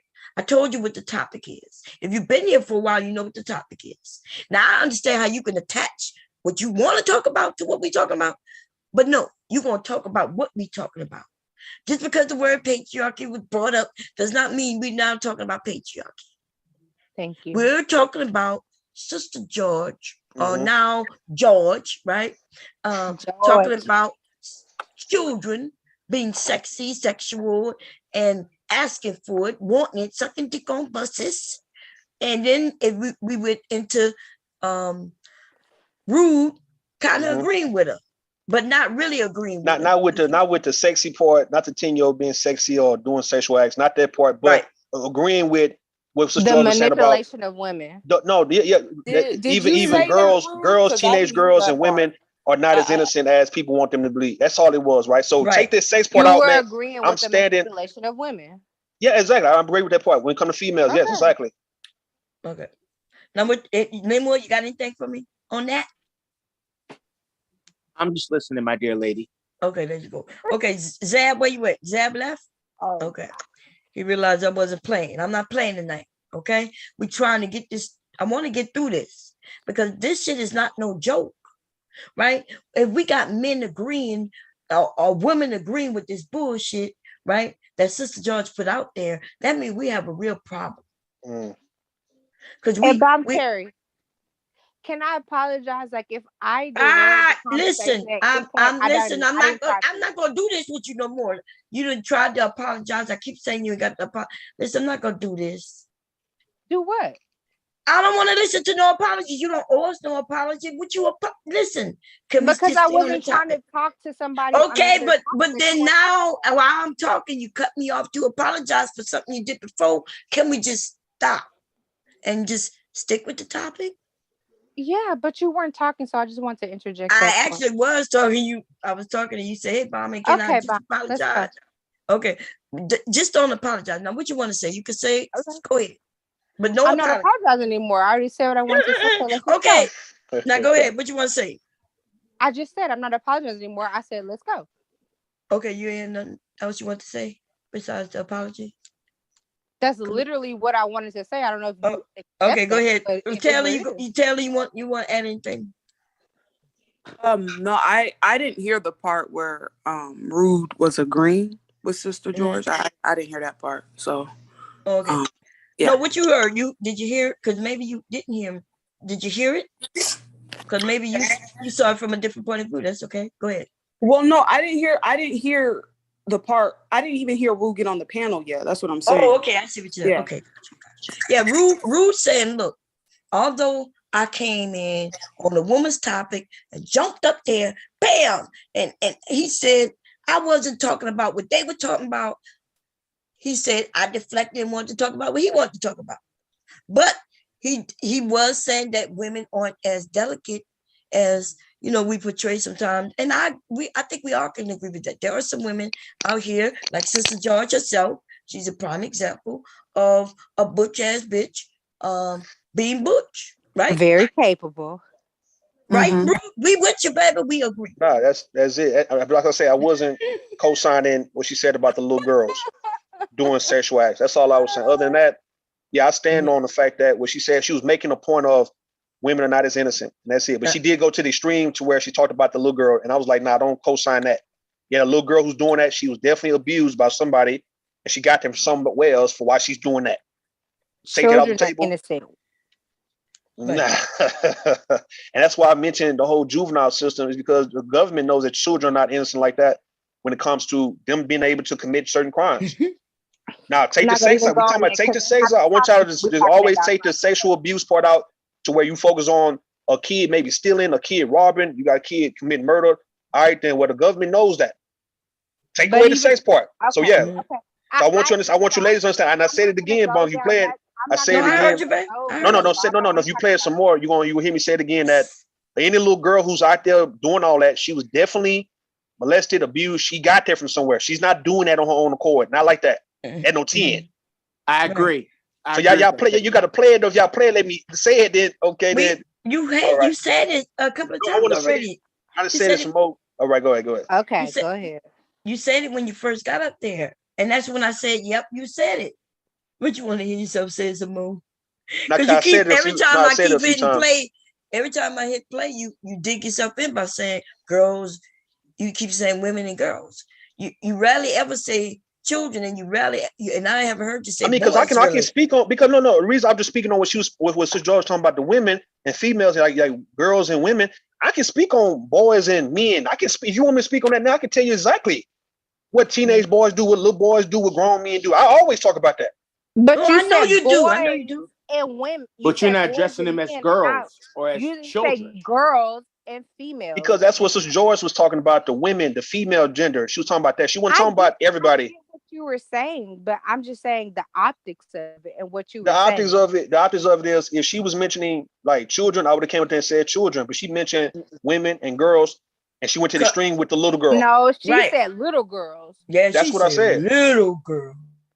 And that's why the women were. That's why we went. That's why the women was on her ass. Exactly. That's why they was on the ass, and then you came up there to kind of give a little what the men been doing. It's like she falls on her ass and starts sliding, and y'all just keep taking the ice and scooting it out of the way, giving her that leeway so she could continue rolling her ass. Because I understood overall what she was trying to say. Like she went to the extreme with the 10-year-old. But that's no. She went to the extreme. No. She went out of line. She violated when she said the 10-year-old and what the little 10-year-old girl would be doing. I understood. Take that out the way. I understood that she was saying that even little girls are not as innocent. But she went to the extreme on that shit. Like it was no need for her to go that extreme. But maybe she was trying to make a point. But she wasn't supposed to go that extreme. But she could have said little girls stealing. She could have said little girls fighting. She could have said anything else other than little girls in the back of a school bus. So take away that whole. Yeah, that's the part that made it bad. Thing. That's right. That right there made the shit bad right there. That's what you guys. Why couldn't she say little girls? That's the point. I don't know. I can't speak because mentally that bitch is sick. Children. That's right.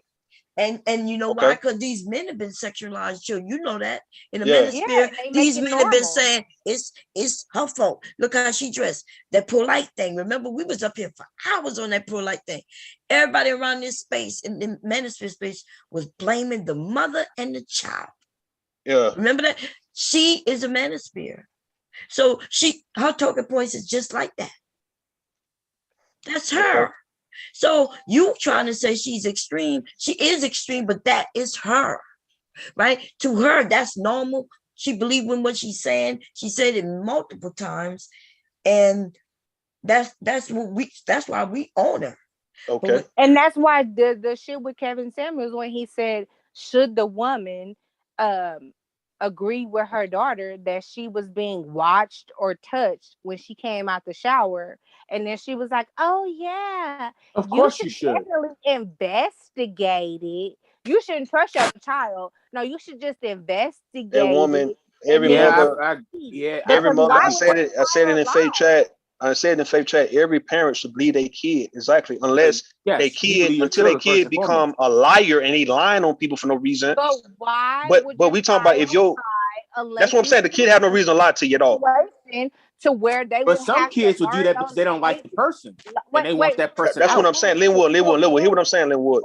Every parent. Hold on, Southern. Everybody should trust and believe their children. If their children come to them and tell them some shit like. Wait a minute. Let me say this real quick.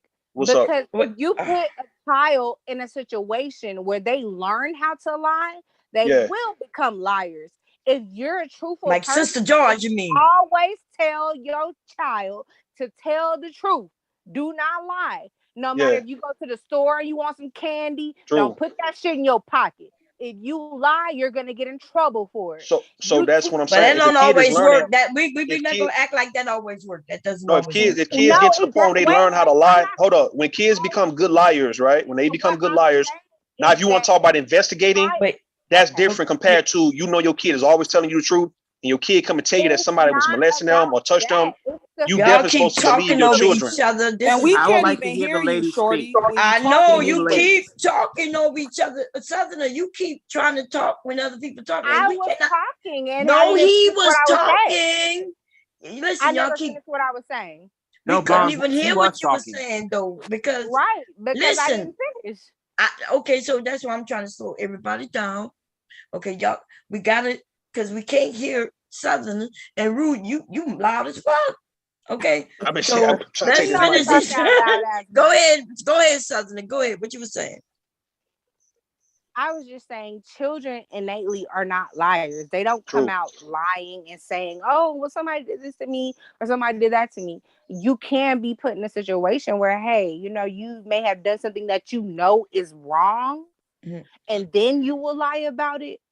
But at the end of the day, children don't just lie. They do. They do lie. They do.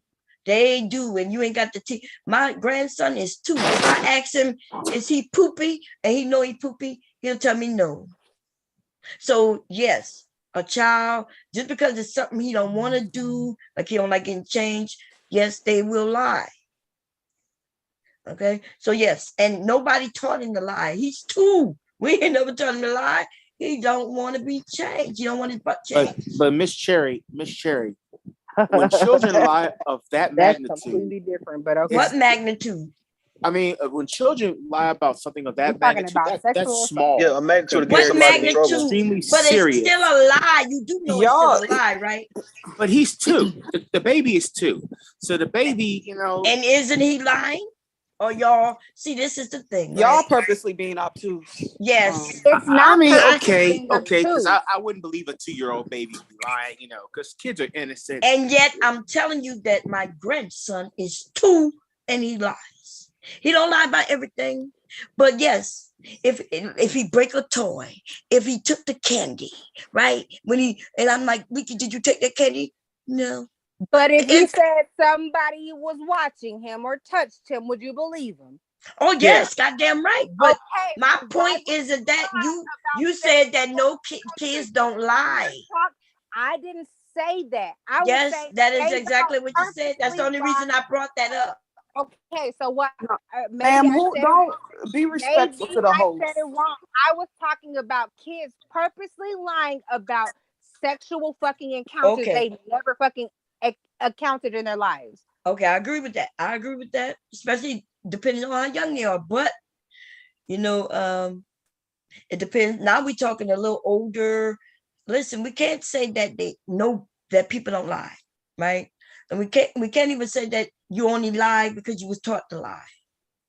So that's the reason why investigations are had, right? Because in the 80s, that was a big thing, y'all. Lots of innocent people was in jail because kids lie. But see, kids tell stories. They can make up stories about monsters. There was a very big thing where they was putting adults in jail because they believe that children don't lie about certain things. So that's why we got to be honest about certain things. Stuff is what children may use to express a picture because they can't really say it like, oh, he did it. They express it in a way of a monster. No, the monster got me, mommy. Who's the monster? He's the monster. The monster. He growled at me. They'll put it in a language where they understand, where they can understand it. And so that's how they communicate to their mothers or their authority figures when something have happened to them. Right, but just like you said, the monster, right? So remember, back in the day, they thought if a child said a monster got them, then they thought maybe something bad happened. And so now they putting adults in jail. But that's why we got psychiatrists, and they get in there and they actually talk to these kids. Would you believe that some kids like monsters? Hell no. Yeah, there's some kids who y'all like scary stories. They got kids who like scary movies. Are you talking about the monsters in the closet? Or are you talking about just a scary, like a villain, the same. Nah, you talking about dude, that's what I'm telling you. Y'all look it up. People were going to jail all around this country because they was saying that children don't lie, children don't make up stories. It must have been something horrible that happened if they say this, that, or the third. And they realized that that's not true. Right? So a child can like scary stories, and so they like the villain, right? If you like the villain, like I used to like the villain. So, and I was a child, I liked the villain. I couldn't stand the road runner and the goddamn bunny, right? I wanted to know why in the fuck the road runner would never get caught. Like, catch this motherfucker. So they learn. So we got to be conscious and careful what we say. But when it comes to sexual assault, if a kid says something, believe it, adults.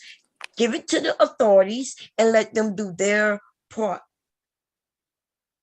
Okay, you ended up killed somebody, and it may be, a child's story, and that's all I'm saying about that. But believe, as adults, we supposed to believe our children and go to the authorities and let them handle it. That's true. But in some of these cases, Miss Cherry, a lot of these women don't believe in the children because they're just like, the children are egging them up. The children are getting on their nerves. But the child is being abused by what somebody. Is a lot? What is a lot? When you say that shit, you just said a lot of these women, a lot of women. What is a lot? Yeah. I mean, one is too many. I would say the most effective number of women. In the words of RBR. So what about this? Bond? Right? Let's flip it, right? Wait, he was great. Right, he was talking, and then you. All right. Go ahead. The class can I get him too? Yeah, you could go after Rude. Okay, go ahead. What you were saying? When I asked you the question, what is a lot? I would say the most effective number of people who are involved in those situations do that. What? And the children never get reported. The children never. Wait, say that again. I asked you, because you said a lot. Now, what is a lot again? I would say the most effective number of women. The most effective number? What the fuck that mean? You need to quantify that. You need to quantify that. Do you have a percentage, Linwood? Okay. 85%. I would say when I say the most effective, I'm talking like somebody else is talking. See how this goes? Oh, he was talking. Go ahead. When I say the most effective, I'm talking like I wasn't talking to you, dog. About 5% I was talking to Linwood. 5% getting 95% of the coverage. What? Like, okay, 5% of the cases get 95% of the coverage. Get 95% of the coverage. So that's what I mean by the most effective number. 5% of the who? Cases. 5% of the cases where children are being molested and the parents don't believe them are the ones that get covered the most, even though there's 5% of the cases that occur, they get 95% of the coverage. So that's what I was quantifying. What in the hell is he talking about? No, dude, listen, idea. Up on this panel, everybody's smart. Apparently, except for you, because we listening to you, and that shit didn't make no fucking sense. Yeah, I didn't even understand. I was trying to. All right, so let me say it real fast. You listen. You missed your point. I was trying to explain it because I wanted to give other people. No, you weren't trying to. So let's flip it. Hold on. So, Bond, let me talk to Bond real fast. Hold on. So let's flip it real fast, right? So, your kid don't come up to you and tell you anything. Let's say you go up to your child because you suspect some things going on and you ask your son or daughter about some funny business that's taking place, right, that you just feel that could be going on, and your kid lie to you and tell you nothing is going on, what do you do at that point? If you know something could be going on, but you know that your kid just don't want to make it worse, and they might just say, Well, the I'm not first getting. thing that you do is not go to the I'm talking to child. You go Bomb to the Southern. adult. You talk to Bomb Southern. Okay, I'm sorry, my bad. Hey. Let me go on mute. I'm sorry. Well, we're gonna all answer, but okay, cool. What you said what I'm saying. So, in the case of your children lying to you in that regard, you know that they could be lying to you, but they're not doing it like they malicious. It's just pretty much they don't want to make it worse. They don't want to really they don't want to make you react or trigger you to where you might want to hurt somebody. So they might tell you a lie. So your son or daughter might tell you, no, mama, I'm not. Nah, that didn't happen, mama. But they lied. What do you do? I mean, if you know they lie, you ain't even got to ask them. You go to the police or do something, right? But other than that, you can only ask and hope that they tell you the truth. Because like I said, I didn't tell. Okay. And so, but if my mom had known or dad had known, they would have took care of it. Yeah, but I'm saying, what if they would have asked you about it and you would have told them, like, well, yeah, that's what happened. Or you would have said, nah, that did happen. Right? Well, what if you would have lied to them and say, nah, they didn't happen, if they would have asked you, excuse me? Yeah, some children are lie because they worried and scared for they. And what the parent could do, if you don't know, if they deny it, there's nothing you could do. But Ru, can I say this? If a parent is coming to a child and asking them, is there something sexual going on between them and 9 times out of 10, they already they know they just probably want to hear it. Because if you they I'm probably saying, need for the kid. Man, they probably need for their you child. gotta stop. All right. She was talking. Go ahead. If you have to ask that question, a woman, and as a matriarch, you can see the difference in the child. So if you have to go and ask that question, you already know the answer. True. But that's not true. That's not true. That's not true. Not all the time though, but most time you might do. No, I used to ask my sons all the time. If somebody messing with you, tell me, let me know. Hey, mama. But and Mom, daddy, were they being messed with? No. Okay, so you were asking the question just to make sure, right? Exactly. Exactly. Wait. So what I was saying is, if you're going to a child and you're asking them, is your uncle doing this or is your cousin doing, like, you have a specific outline of what is going on. 9 times out of 10, you have an instinct belief of what's going on. You want the child to validate it for you because you know. I'm not you say most of the time if somebody asks a question, but that's not true. Bomb, can I ask you a question? Have you ever gone to your kids and say, hey, baby, is somebody touching you? Yes. All the time. All the time. And guess what else? Every time I change my grandson's diaper, when he end up coming from somewhere else here, I'm looking. That doesn't mean I instinctively know anything. It just means that I'm making sure. I agree with you. You know what? I'm a retract on that statement because I agree with you, because I just thought about it from my own perspective and what I thought from my nieces and nephews and my own. It's just like what happened to me. I think it was a little bit of projection that I put on other.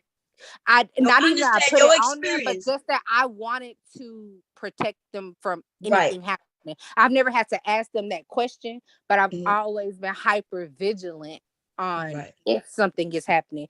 If they doing this, what does their stool look like? Is there, you know what I'm saying? So I will retract that and say that I'm wrong. So, and it's okay. And you know what? The reason I asked might be because of my experience, right? So that might be why I'm asking, make sure I want them to know, hey, your mom and dad is here. Don't let nobody, threaten you. We got guns. You know what I'm saying? So that's why I say, just because we ask don't mean we have a sense. And that's why I wanted to retract it. That's why I thought about it. I think I was just trying to be right in that moment. No, it's okay. It's okay. And I want to take that and the back. reason I hear what you saying. I hear what you're saying. So you just trying to make sure you and Bum, y'all making sure. I'm saying if you just based on your instinct, your intuition, you just feel like, okay, something is not right. But you need hold on, Southern. But you need to get out to say it. Maybe you want to record it. Maybe you want to do audio. You just need for your kid to be like, yeah, my uncle I want something did. to convict the nigga on. Yeah. So you can definitely go and take it to the police. If your child tell you, yeah, my uncle touched me between my legs, that's all you really need to go. But if your kid telling you no, and you doing your suspicion, But I I think mean, it that's might what still this be. whole Okay, wait a minute. conversation We was got about Zab. too. Zab, Like, Zab want to say something, y'all. And he's been up here for a minute. Go ahead, Zab. Yeah, I just came up to back up a little bit of what you were saying. I remember watching a documentary and they were talking about psychopaths, and they actually identified a gene attributed to lying. And they said that humans usually start lying around the age of 3.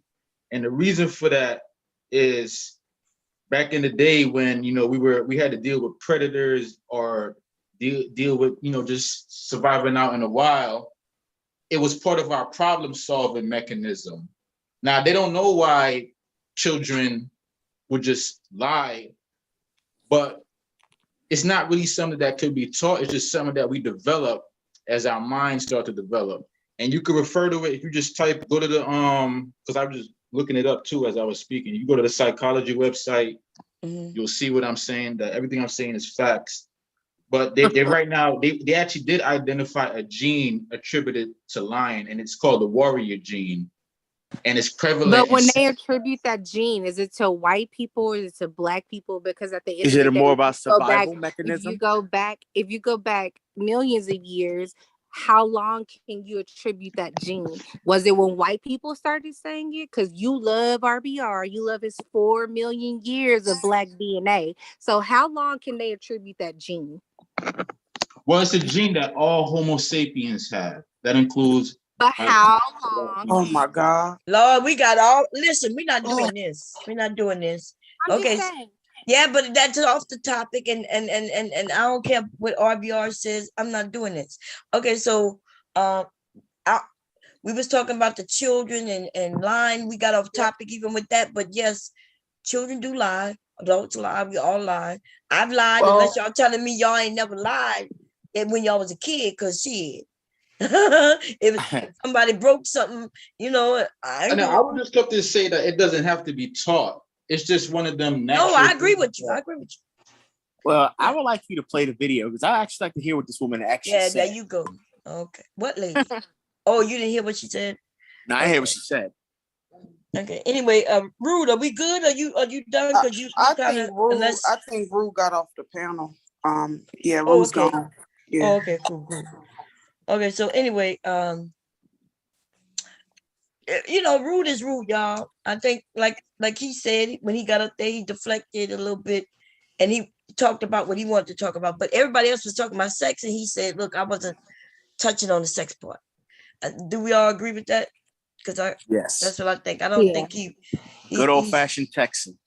Yeah, he was saying that he wasn't agreeing with that sex part, but he has said this before many times. He said, hey, they got girls out there, women out there doing a lot, right? And I think we all know that, right? I think we know, but when it comes to the sex thing, though, I don't think a little girl's not out there trying to trap men or boys. Yeah, not without some kind of lesson. Now, right. if your mama taught you that, and y'all know, y'all have heard, I remember my grandmother saying, you should never be broke, right? As long as you got a vagina. Don't get with a man and all you got was a wet ass. Right. We heard that, right? That kind of stuff. Yeah.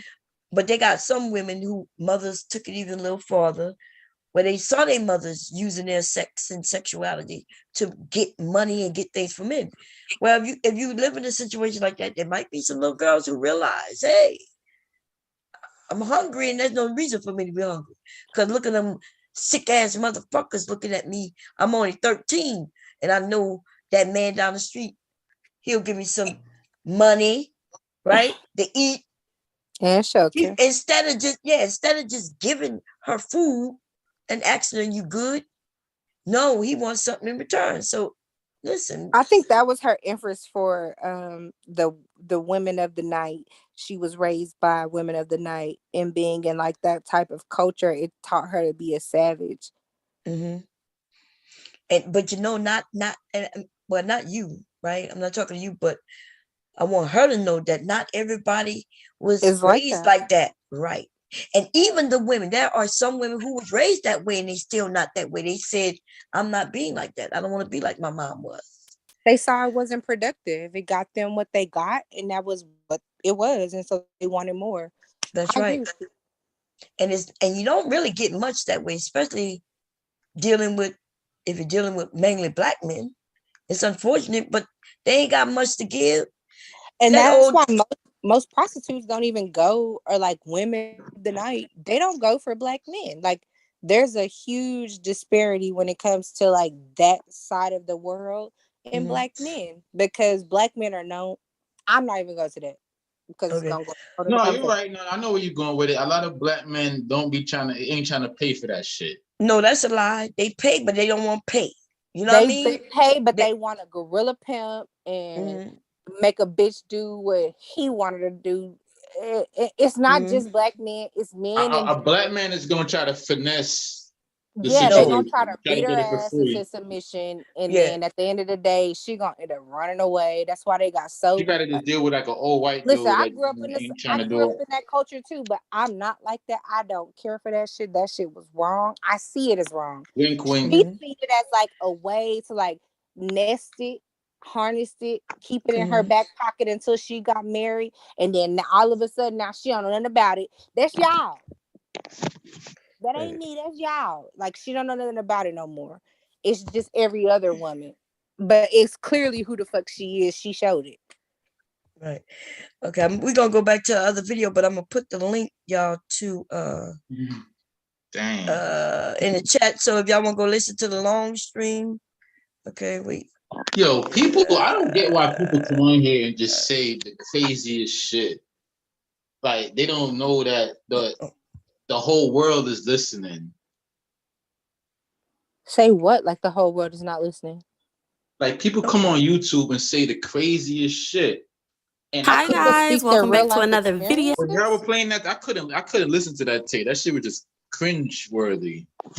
It was very cringeworthy, but at the end of the day, that was her life. That's what she grew up as. That's what she see the world as. And so it is her life. It is her experience. I look at it like Sister George has an audience, and for her to feel comfortable speaking like that, she was speaking to her audience.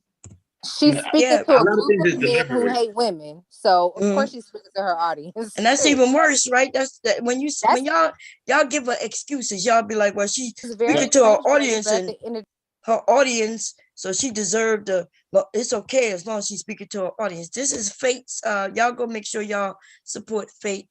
Okay, because that's a long. Let me see. No, I actually think that's worse. It says a lot about her audience, and it says a lot about her. I'm just saying, like, to come and say, like, you can't, like, fathom that women or men or people in general come online and say their own experience. They can only speak from what they know. So for her to speak what she spoke, she's speaking from her truth. That's why I agree when you saying, like, oh, the second dick at 10 in the back of the bus, like, that came from a real place for her. She said it maybe it was something that she did. She said it with conviction too. She was like, right. And then at 10 years old, she didn't even say little girl. She said 10 years old. Right. And so like to not fathom that other people have real life experience. People go through hard shit in life. Life is not easy. And for those who do have it easy, kudos to you. Most people in the real world have to go through shit. So if you come online and you want to spew it out or you want to just say it, it doesn't make it right. But can I understand it? I can understand. You're speaking from your point of view, but you cannot put your point of view on other people because all people are not what you are. But do you think that in like a sick way, she chose to talk about that because she knows that she has a lot of creepy men that follow her, and she was like, in a way, I don't know if she think they're creepy. Putting it on the show for them. Well, I think she knows that they're incels. Okay, wait. Okay, look, stop.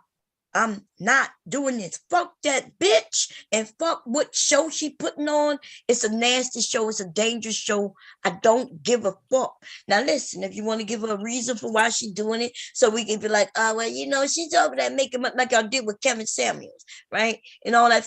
Fuck that bitch. Yeah, I wouldn't give her that. She making it harder for our children. And she shouldn't have mentioned no little girls. Okay, because she could have talked. Right, she could have talked without talking about little girls sucking dick. And this is the thing. We need to make that shit go viral, because I think some of these bitches think that they can say what they want without replicate anything happening to them. Repercussions. See, I want her to know. But that's what I'm saying. Like, listen, I'm not talking. What the fuck? Okay, I want her to know that she can't be like me. You can't be like me. Bitch, I don't have no job. You know what I mean? Like, I really don't have no job. Like, nobody is in charge of me.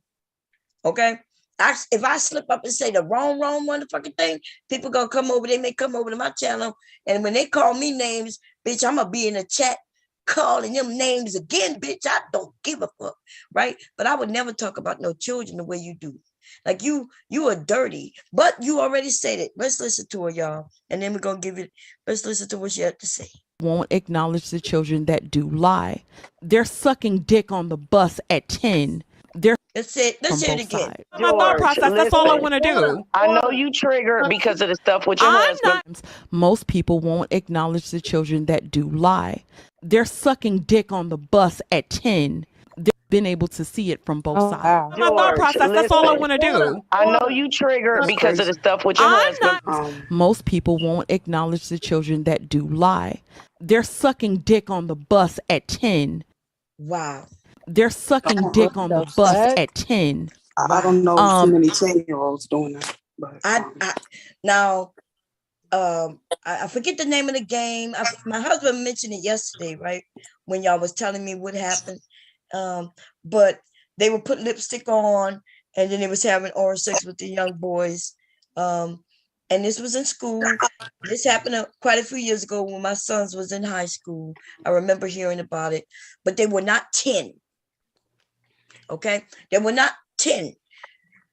And even in that case, they're not messing with men. Those are boys and girls. Right. We're going to act like we didn't play house. I played house when I was a little girl. I wasn't really I ain't sucked no dick now. We ain't know none of that. But we was hunching. Hide and go get it. That's right. And so, what I never heard? I never heard adults running around talking about, look at them. They fast. Not in that case. And it's the little girl's fault. In fact, what they try to do is keep us separated to a degree. Right. Okay. Mothers wasn't talking about they fast and they wasn't doing it like that. Like, not how she doing it anyway. I'm about to put my kids in all boys and all girls schools, man, because it's just too much crazy shit be going on. Like, she seems to have a hatred. That wouldn't necessarily stop anything from happening. No. Yeah. Yeah, that's not going to stop anything. And plus, because they're not always in school. But what you could do, though, you could teach your boys or girls, right? If you got a son, you explain about sex early on, and you let them know the dangers of it. You let them know pregnancy could come out of it. You let them know to respect themselves and even the little girls. Bomb. Mm-hmm. Can I ask you a question? Yeah, go ahead. Do you think it's appropriate to teach children, like, in a real life sense, what their parts are, and not to, like, tell them, like, wee or, like, certain things to where they don't have a clear understanding? Oh, you mean their body parts? Hello? I don't think it matters. Yeah, it does matter. But it has to be age appropriate. Yeah, because if I keep telling my sons when they're 16, they wee-wees, now I sound like I'm talking to children. They wouldn't even pay attention to me. So to leak, even though leak now, I did tell him, hey, wash your wee-wee picking, I'm teaching him how to do that. But he's just 2, y'all. He's still in the pamper, right? But yeah, it'll be a wee for a while, and then it eventually start when it's up to their understanding, right? When they start realizing, when they start asking questions about their body, which they all do, and that's when you give them the correct, I think what they call it, anatomic. How you say the word, y'all? Anatomy. Anatomic names. Anatomy. Yeah. Anatomy. Yeah, but whatever the word. Yeah, y'all know what I'm talking about. We know what you mean. Yeah, I was just saying, like, do you think that there's an age that we should teach them, realistically what it is, and because there is such a culture to where people do think that they can take advantage of children, and like they don't feel the repercussions because kids don't exactly know what it is and where they're being violated. Like someone can touch them in any place and it could feel like a violation if you're telling them, hey, no one should touch you, no one should do this, which they shouldn't. Right. But like, is there a way that you gotta, if you can, you gotta recall how old you were when you had a mind, when you were able to think. No, that don't work because everything changed. For me, these kids, like I said, I was violated as a child. So to me, sex was very hypersexual to me. I always thought of things on a hypersexual level. So I didn't recall it as someone who was never in that, you know what I'm saying, that same circumstance. So I want to make sure that, like, not even just for me, just for other kids that I'm around, like, I'm very, like I said, I'm very vigilant. I'm very like focused on like the body movements. If you're doing something weird, I'm always asking those questions. But like, is there a way to talk about it with kids that is age appropriate, but also like not traumatizing to them, to give them like that kind of balance? Because like what I do with my my babies is like kind of tell them that they have a boundary, like no one should come towards this boundary with you, and you shouldn't touch mine, right? Because they see us take showers, there's things that happen within the house, you're not just always fully dressed, and so they do get to wondering, but it's just like, no, that's a boundary, and I tell him or her where their boundaries are. But like, is there a way to make it stick to where, like, if someone was to intrude on those boundaries, that they would feel comfortable with like coming to us and saying like, hey, someone intruded on this boundary with me? First, you're doing a great job. I could tell, by you talking. You just have to let them know, like you said, you let them know their body parts.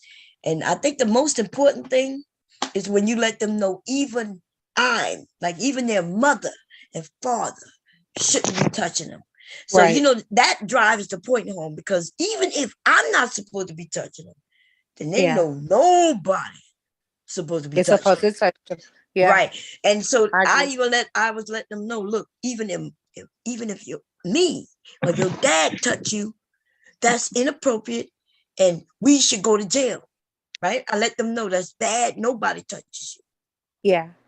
But if we don't do that, that's when you end up with a child like me, maybe even you, when we was a kid, not understanding, like my mom told me, nobody should touch me, no spots. But then here we go, we got family members or family friends of the family.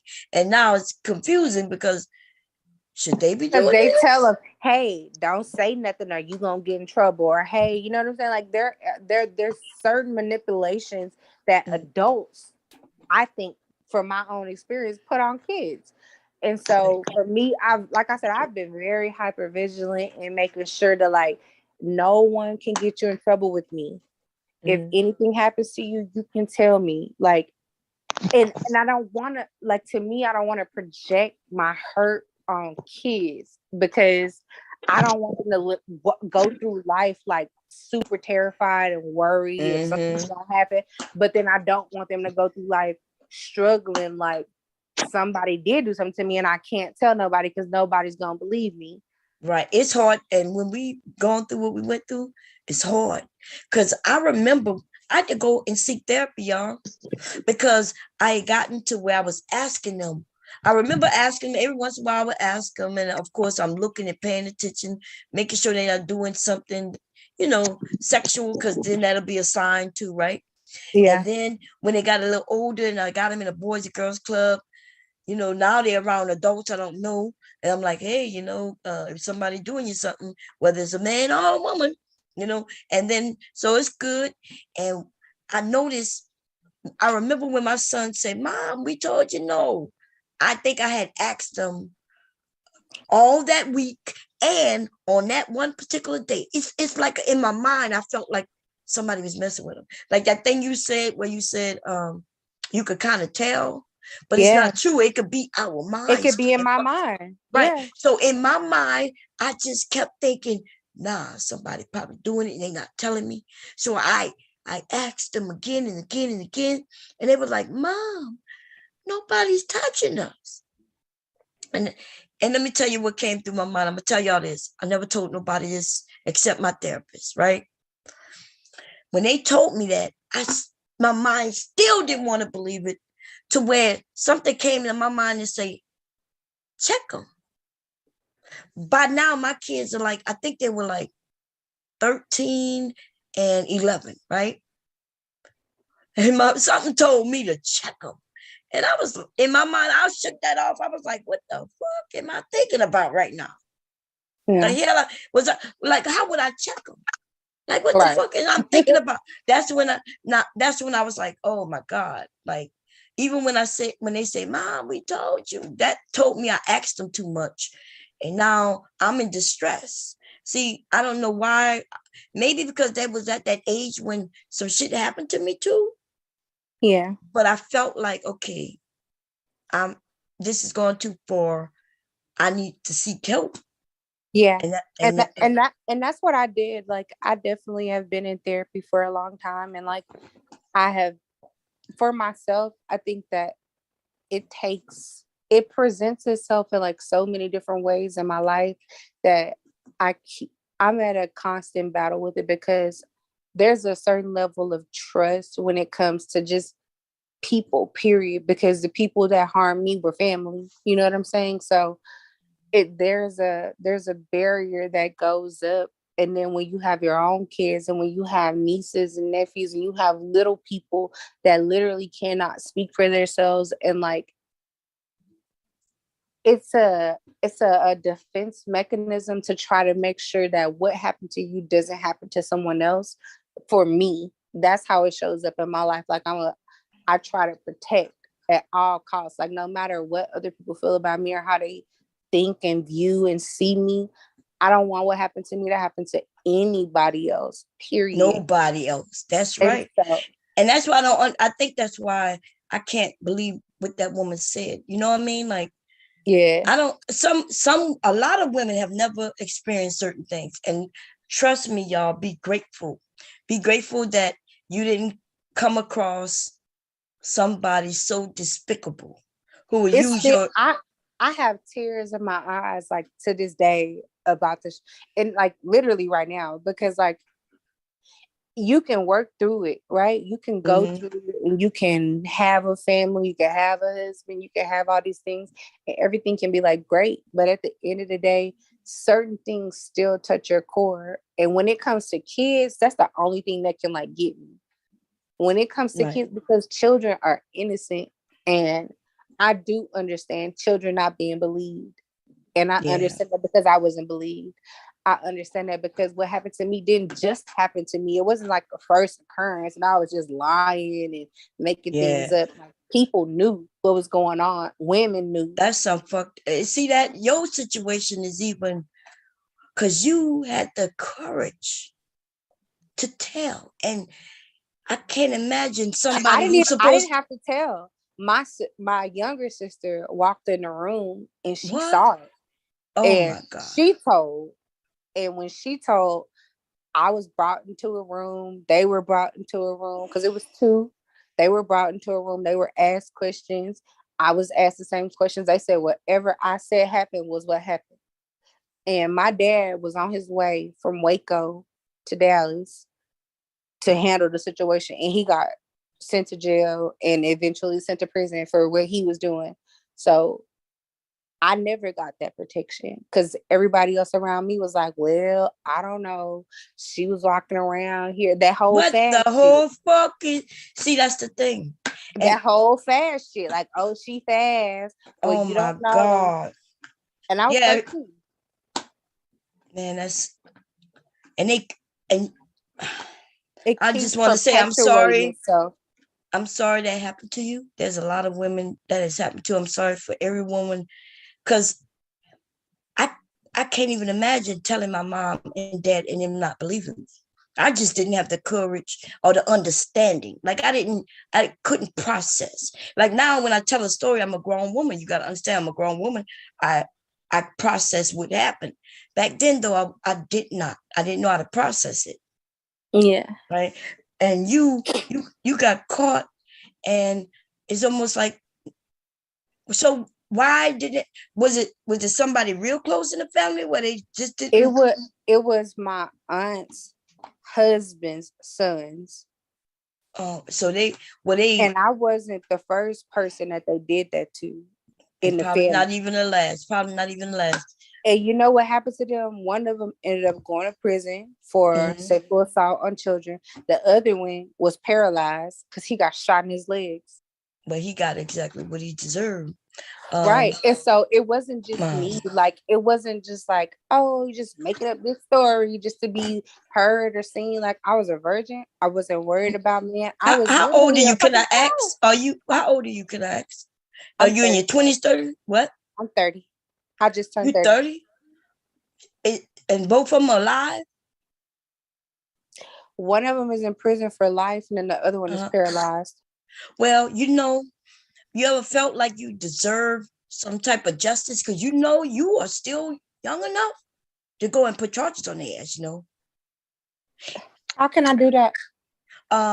There's a law. They passed. I know that it was a law that so many years after you turned like 18, but I think Obama changed that shit, even made it longer.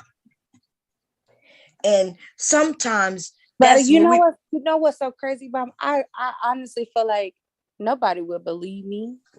Nah, if one of them already in jail for it, if you say somebody saw it, that would be my sister can attest to. My sister can attest to it. My whole family can attest to it. Because at the end of the day, when it happened to me, I made a whole deal out of it because I was shocked. I didn't know what to do. And so not my whole family, obviously, but like a lot of people pulled up to the house, and my aunt was just like, I don't know what happened. They was in the room. She kind of just like played it off like she didn't know for sure. She wasn't in there. She couldn't recall it. Even though they said both of them said whatever I said was the truth. And I promise on my soul, on my life, on my kids, on my nieces, nephews, my daddy, on everything. Like, everybody said that nigga said whatever she said was the truth. He didn't care to recount the story.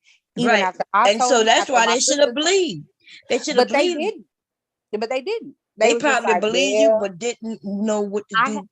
I had started forming a body. I had bigger titties when I was in the 7th grade and 8th grade. Like, I started so they automatically thought like, oh, well, somebody doing something to her. But they used to say that, right? They used to say when you're developing, it must mean you're having sex and stuff. But that's not true. Like our DNA, when a young lady developed breasts and shit, that has nothing to do with a penis going in and out of her. That's just her DNA makeup. Somebody in your family developed early, and it's just genetics.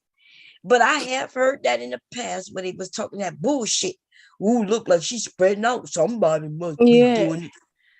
Don't cry, babe. That's the stuff that they do. My cousin is 50 now. She's going to be 50. She had her case prosecuted when she turned 18 because it was swept under the rug. We know my aunt had something to do with it, and she turned the other cheek. And she went back at 18 and she had it prosecuted. He died in prison some years ago. He actually had the nerve to write to her and asked her to forgive him so he could get out of prison because he had got diabetes real bad and stuff. So there's stuff that you can do to do it. I think she was like one of the first cases in Florida that happened to. And I still remember, they don't think the kids know. The kids always know. We didn't know all the details, but I still remember that night getting up, going to Fort Lauderdale, and us put our auntie and putting all us in the room. And they never thought we knew about it because she was older than me by 2 years. You know, she was the big cousin who did everything for you. She beat everybody else up for you. And I say my cousin is a cat. She always laying on her feet because she's strong. She's strong. You strong too over there, Southern. Don't. Well, I'm not want to tell you not to cry because I don't want you to think I'm saying don't cry, but I'm saying I know how you feel, and so I'm here to support you. This y'all. Yeah, I think that's the concept. Like with Black women, we have to be strong. Like there's not a big, and I'm not gonna say for all Black women, but there is a level of like strength that you have to have, and I think like it's seen as masculine. It's seen as like these things that is not. But like if you don't protect yourself, nobody else will.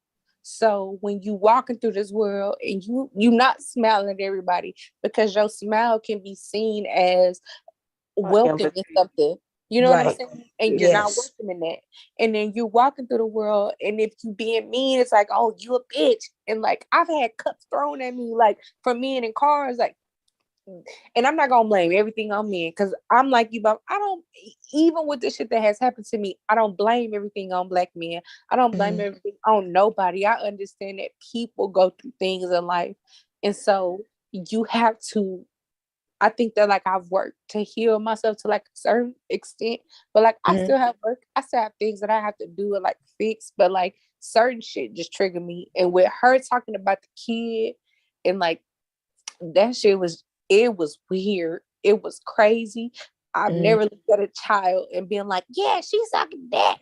It's like, more common than we want to admit because, you know, we've seen these predators growing up in our neighborhoods and I got away, but I'm not naive enough to think that it wasn't others. They attempted to do the stuff after me. And even like the girl who had her first baby when she was 10 years old and she had no custody of her kids. She was younger than me. She had her first baby and it's not my, she on crack. She ended up being on crack and she's still alive now. Because you're even about like the wait a minute. Let me read this. Wait a minute, y'all, because I think it might be helpful. Devastating for use. Said for felony cases, there's no statute of limitations. Prosecutors can pursue legal action against a felony child sexual abuse offender, no matter how long after the incident. And then she said the Safe Child Act helps aid in providing the extended statute of limitation to protect people who endure child sexual abuse. In Texas? I think felony is federal. So federal, okay. Yeah. So, and I think it depends like how old you were and maybe some different things that make it a felony. How old were they? And you say it was two of them at the same time? It was two. Yeah. Sometimes they even have all the information there. When they went to do my cousin's case, everything was there. Everything was there for them. They had did it. It's just it wasn't a big deal back then. Yeah. What wasn't a big deal? When it happened to her, I want to say she was probably 10 or 12, somewhere up in there when that happened, but she didn't get it prosecuted till she was turning 18. It's actually right up in the paper. Oh, okay. On it. You know why it took so long? Because they waited for her to be an adult because somebody in her family didn't want to do it. Yeah. And they just didn't take it as a big deal back then. It wasn't the same stigma. Now that I'm growing up, you know, it's no somebody tell something back. But I'm saying, how old are you? You younger than me. That shit is big deal as long as I can remember. Except I was out as soon as I turned 18, everything around me mattered. Like now when every child. somebody, Because I didn't have wait, we kids talking growing. over each other, y'all. I'm Listen, sorry. so wait, so let me just say this. So I'm older than y'all, right? And it was a big thing then. My mother was protecting me, but let me tell you, in our community, in some of our communities or families, especially the families who you knew somebody was doing this type of shit, of course they're gonna try to protect them. But that shit is fucked up because while they're protecting this adult, you slipped on this child. But it has always been a big deal. I'm gonna tell you what I mean. What changed in the times? For example, when I talk about that bus driver that tried to get me to get him a kiss, back then it was enough for my mama to say, "Don't mess with my daughter." Nowadays, we know to report that because it's more people coming behind them. So I'm saying the attitude that they took now was a little bit more lax than what they taken back then than what they took it now. Back then, it was a difference. I mean, different places have different geographical things. It just wasn't as, it's more vigilant now about reporting and stuff. You know, we know now that when you catch that guy, that it's 100 more victims that was before that you came. We have a different approach to it now than what is there, and it's more stern now than when it was back then. I don't know why the case got pushed back. It just literally looked like somebody just didn't follow up with it. No, they were waiting for her. They were waiting for if her parents didn't want to do. I want to say she was the first person in Florida to actually have that. I think that was the thing, the first person to have it come back from that length of time and do it. No, but I would have to double. No, that's wrong. Okay, so the reason they waited till she was 18 because now she's old enough to go and be the claimant. She's an adult now. When she was a child, though, she needed an adult, right? Her mother, father, somebody to have her back and walk her through it. If the parents decided they didn't want to prosecute, right? And they'll say some shit like, well, we just want her to forget about it. We don't want to go through this. We don't want her to go through that. And so the parents made that decision, and that's all that nothing could happen. But as soon as she turned 18 and she wanted it, then she went and they did it. And now it's even better than that. Because as soon as you turn 18, there used to be a clock that started ticking. This law came years and years ago. Once a victim turned 18, they had 10 years. 10 years from 18, even if it happened to you when you were 4. Once you turn 18, they gave you an additional 10 years. But I think Obama, right, changed it where depending on certain circumstances, it'll become a felony and you have even more longer because they know that it's hard. Once you turn 18, you got to deal with life.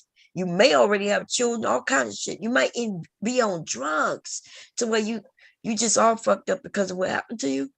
And so they extended the time. And a lot of times they put you on drugs like when you're going through therapy. If you're in a situation where something was like brutally happened to you, like in my case, it wasn't brutal, it wasn't every day, but what happened did happen, and I'm not gonna minimize it.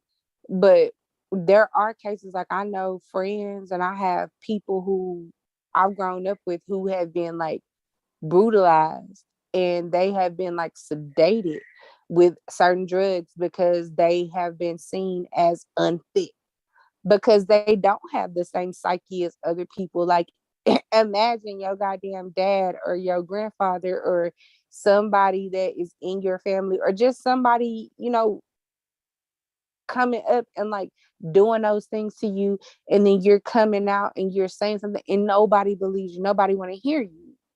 I know people who are on Seroquel and like things that are heavy to keep them at bay. Yes, Seroquel is not heavy. Well, I don't know what's heavy. I'm sorry. I don't it's know just and yeah, when you go through therapy, they find you to be depressed. So I've been on all those medicines. On that, I've seen her like take it and then like be knocked the hell out. So yeah, it could put I you to got sleep. people who take 25 milligrams, and then I got some people who take 300 milligrams. So right, I've been on different medications, but as I got older, I decided to no longer be on them. Talk therapy and there's some other things, right? But every once in a while, y'all, I still get depressed by it, right? Yeah. Like this, like probably after having this conversation, I may not be here for a week. You know what I mean? Because I'd be like, oh shit, it drains me. It's hard right? to deal with for me. And then like, I think that this is like not the first time, but like maybe the second or third time that I've actually like said it out loud and like actually heard somebody hear me. You know what I'm saying? And that may sound crazy to a lot of the people. And I know they probably like, what the hell? But like have somebody hear me and understand what I'm saying. Right. And see, that's why therapy is good, because like, so don't feel bad because you're stronger than me. Because you know, the first time I mentioned, like, so nobody knew I was raped. I married my husband after all of that, and he never knew. You know, when my husband found out, we were married 30 years, and I ended up having like a little breakdown, and ended up going in the hospital, and they had him come in for, you know, like a family, what they call it, a family wellness check. No, I was in the hospital. I was literally in the hospital. Now I'm talking about a mental hospital. Because the longer you keep it in, now any woman out there who's listening to me, this is what I'm saying to you. The longer you keep that shit in, do not think it's going to go away. Just because you're getting older and having a family, you married and all that shit. That shit is not going to go away. It will come and hit you right when you least expect it. That shit knocked me on my ass. And so I end up in the hospital. And my husband come to visit, but it was like a session where he had to be there too. And it was the psychiatrist who told him. Oh, she was like, well, because I told her nobody knew, you know, my husband didn't know. I said nobody knew, you know, in the family and none of that. And she was like, well, maybe that's the problem, right? She was even telling me, maybe that's why you have the issues in your marriage, because you got a secret, you suffering through something he know nothing about. Yep. Which is true, you know? And because I would get in bad moods and he wouldn't know why, you know? And in the session, and then she said it, and he just looked at me.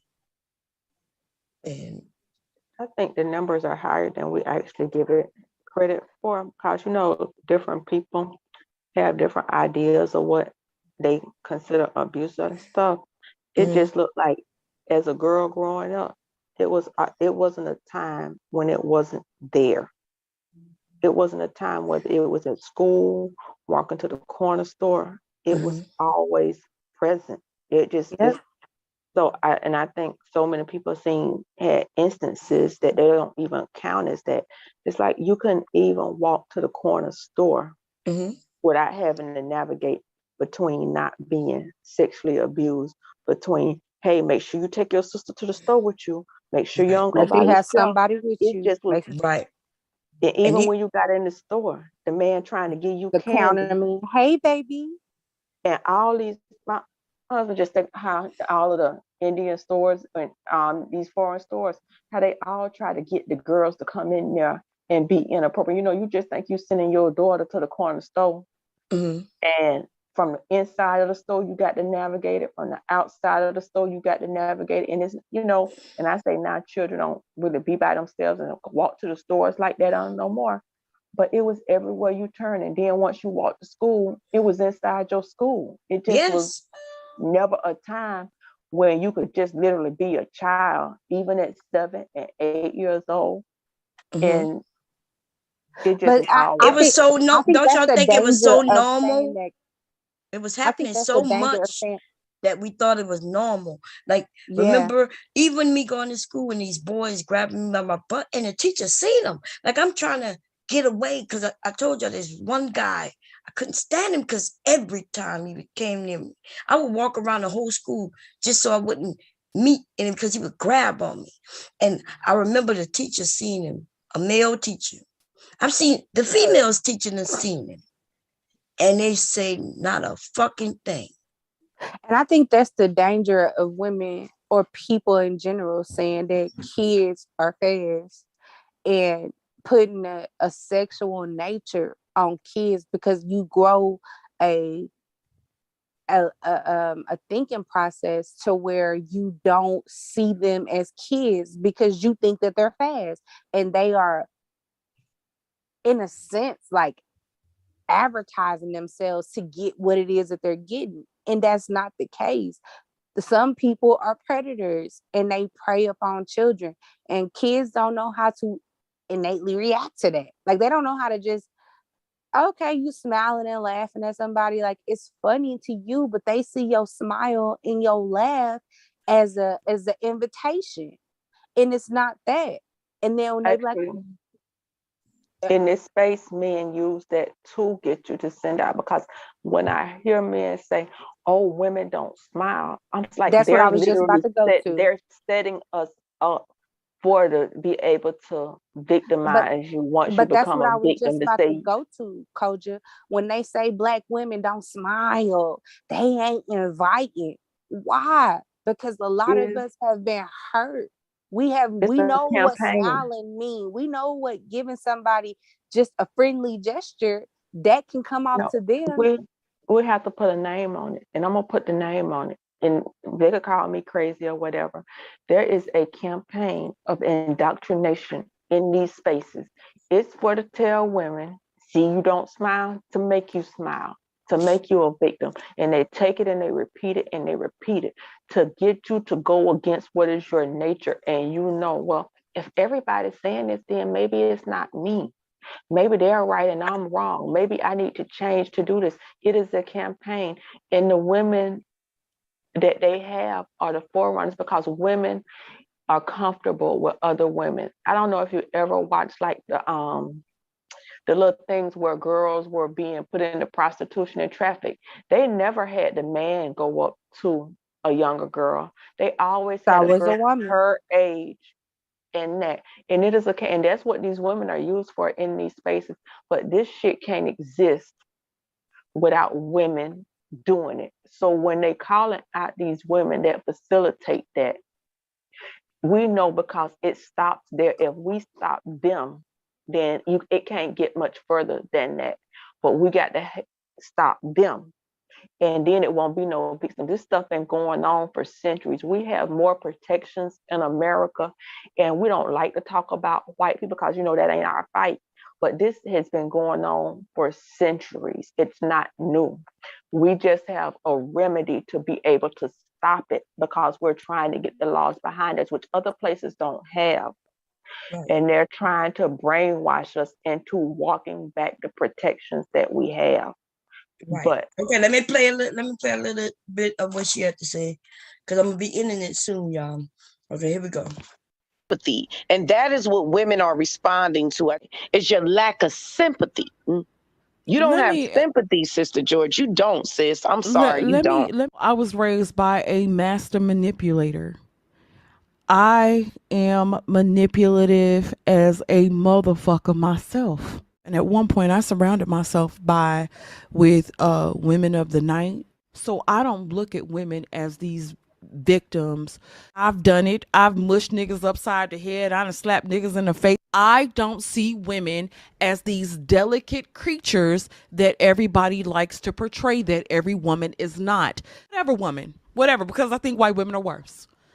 I am a woman that has been abused and have gone through shit. I've had shit from both sides, and is that I've been able to see it from both sides. George, my thought process, that's all I want to do. I know you triggered because of the stuff with your husband. Most people won't acknowledge the children that do lie. They're sucking dick on the bus at 10. The girls are dressing sexy at 10 and trying to be seductive. Thing that we don't. You're despicable. sugarcoat and think like that, we want to though. sugarcoat and think that everybody But you're is talking innocent. about We're children, talking girl. You're a black Wait male a minute. apologist. Wait a minute. So then You're a if we black male go out and apologist. ask you If a they sucking question. dick, it means they were abused, you fucking idiot. You bitch, you are not going to talk to me like that, bitch. If your child goes to school and she victimizes a little boy and she's the one who's initiating the act and she's trying shit. Wow. If a little girl goes to school and she initiates the act with a little boy, that's way too much for me. Way too much. Anyway, anybody have anything y'all want to say about back to this? Because yeah, it was 1 o'clock. It's 1 o'clock my time. Go ahead. I think that what she said was just a testament to who she is and what she's been through. Like, it's crazy for her, like, even through what she's been through, like she said, on both sides, to still turn around and look at children and see the evil side of a child, and knowing that that comes from something.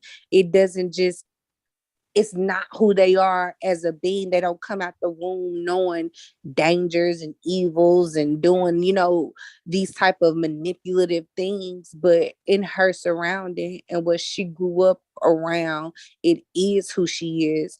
And so no matter how she tries to mask it in her so-called femininity and being submissive to her now husband, she's still that savage at heart. She don't see kids as kids. She don't see kids as victims. She sees them as manipulative little bitches. Whatever she said.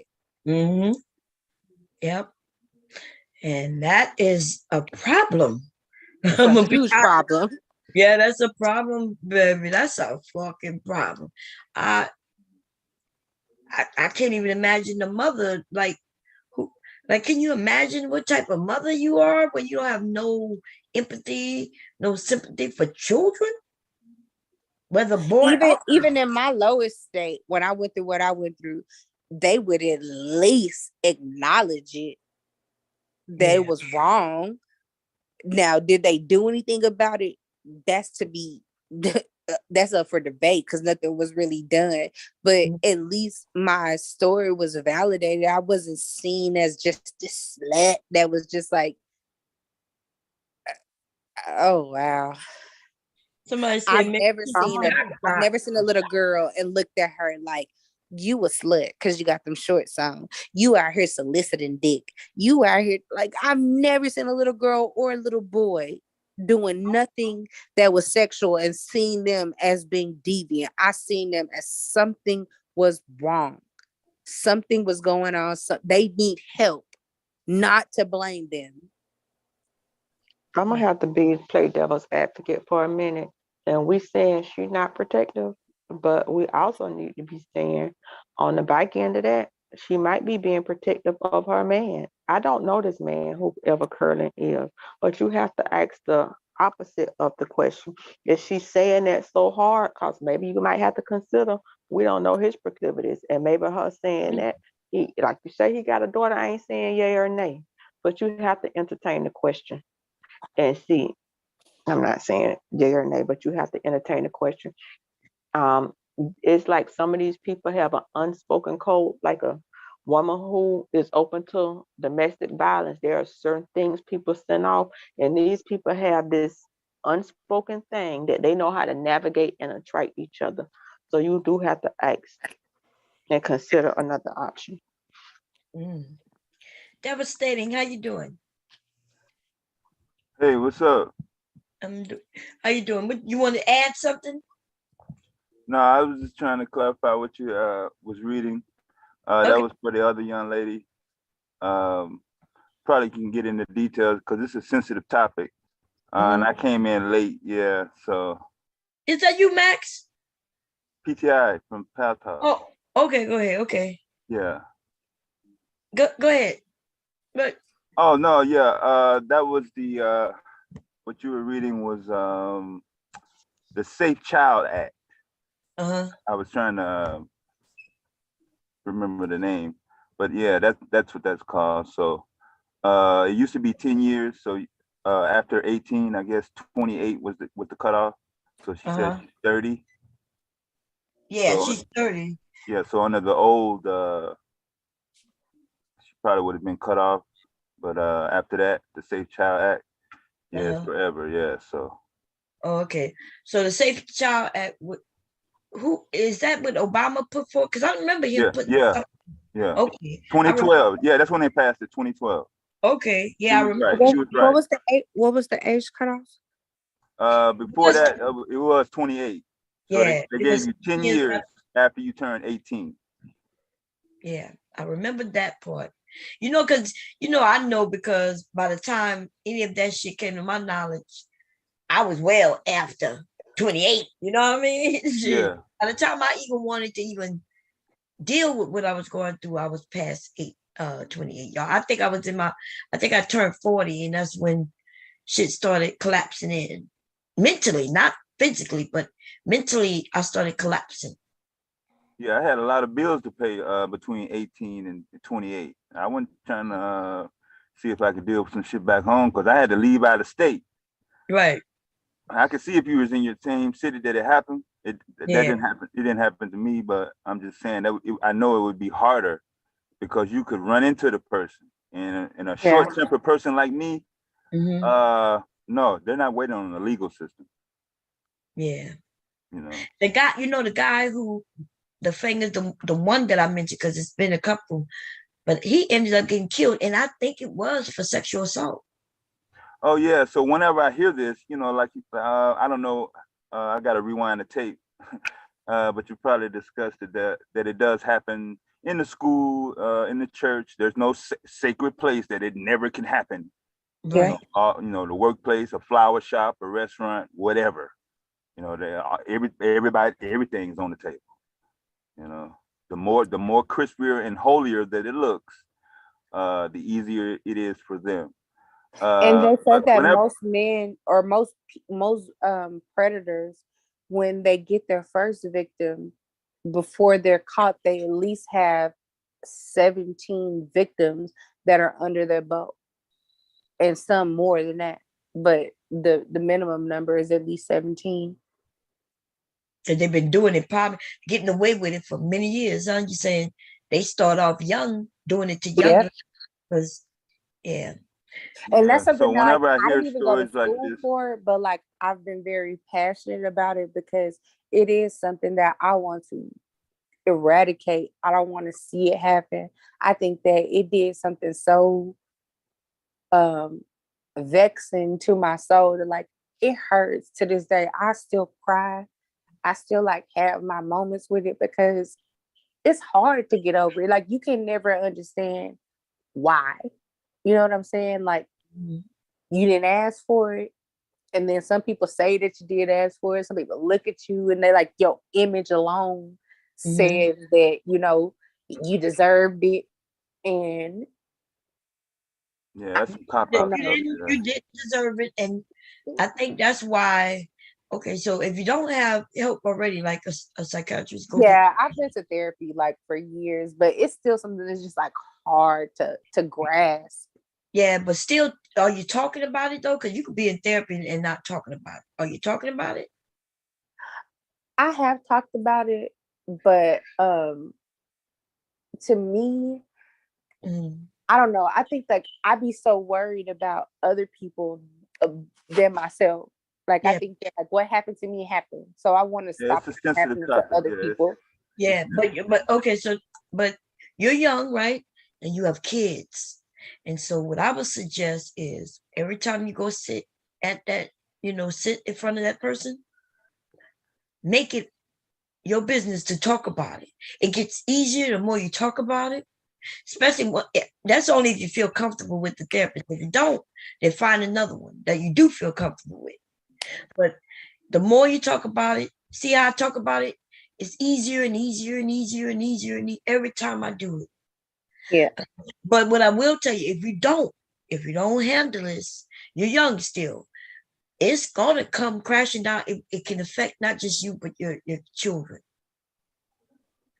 And And there's nothing you're gonna be able to do about it because it's mental. See, it might even happen without you noticing that it's happening. Like I said, remember I told you something told me to check my sons. Yeah. Like something in my mind told me to make them lay down, put their legs in the air so I could check their bottoms. I don't think y'all understand what I meant by checking them. That in itself is abuse. Can you imagine my, I think 13 and 11-year-old son having their mama check their rectum? Yeah. The first time a black boy gets locked up. Huh? That's what happens. That's what happens? Yes. What? Yes. What? Wait a minute, what?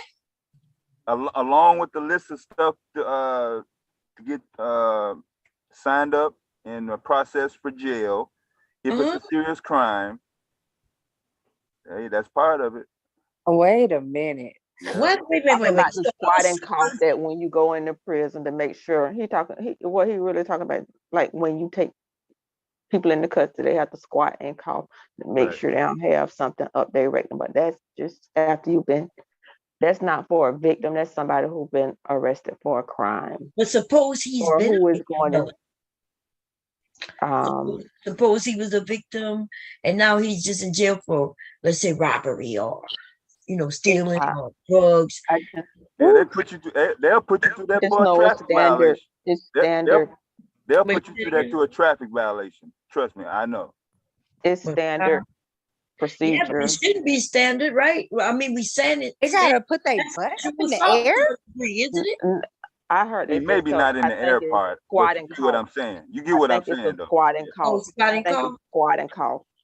Oh, yeah. Okay. I wasn't a CEO, but I heard them talk about it because I was a nurse, and when they come in or whatever, when they transport, they have to squat and cough. I guess just make sure ain't nothing, when you cough it up, the pressure force with something up there out.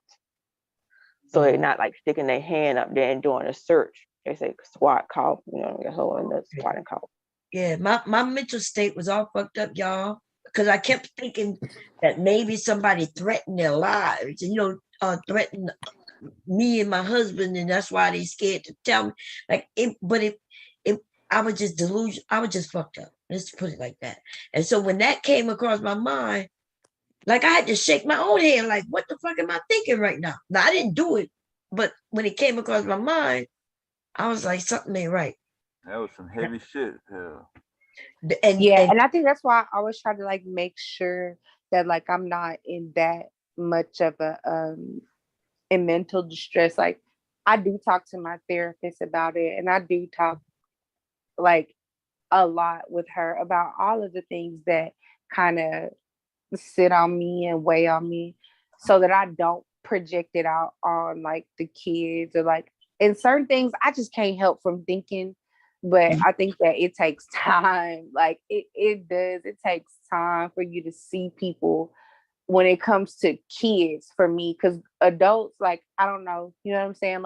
I don't honestly think that far when it comes to adults, because I know how to think for myself. I do know that some people can get drunk and high and on certain things and be in a certain state, but kids are my main focus. I want to make sure that kids are heard, for one, they are trusted, and that they don't even go through it. I don't even want to have them understood when it comes to it.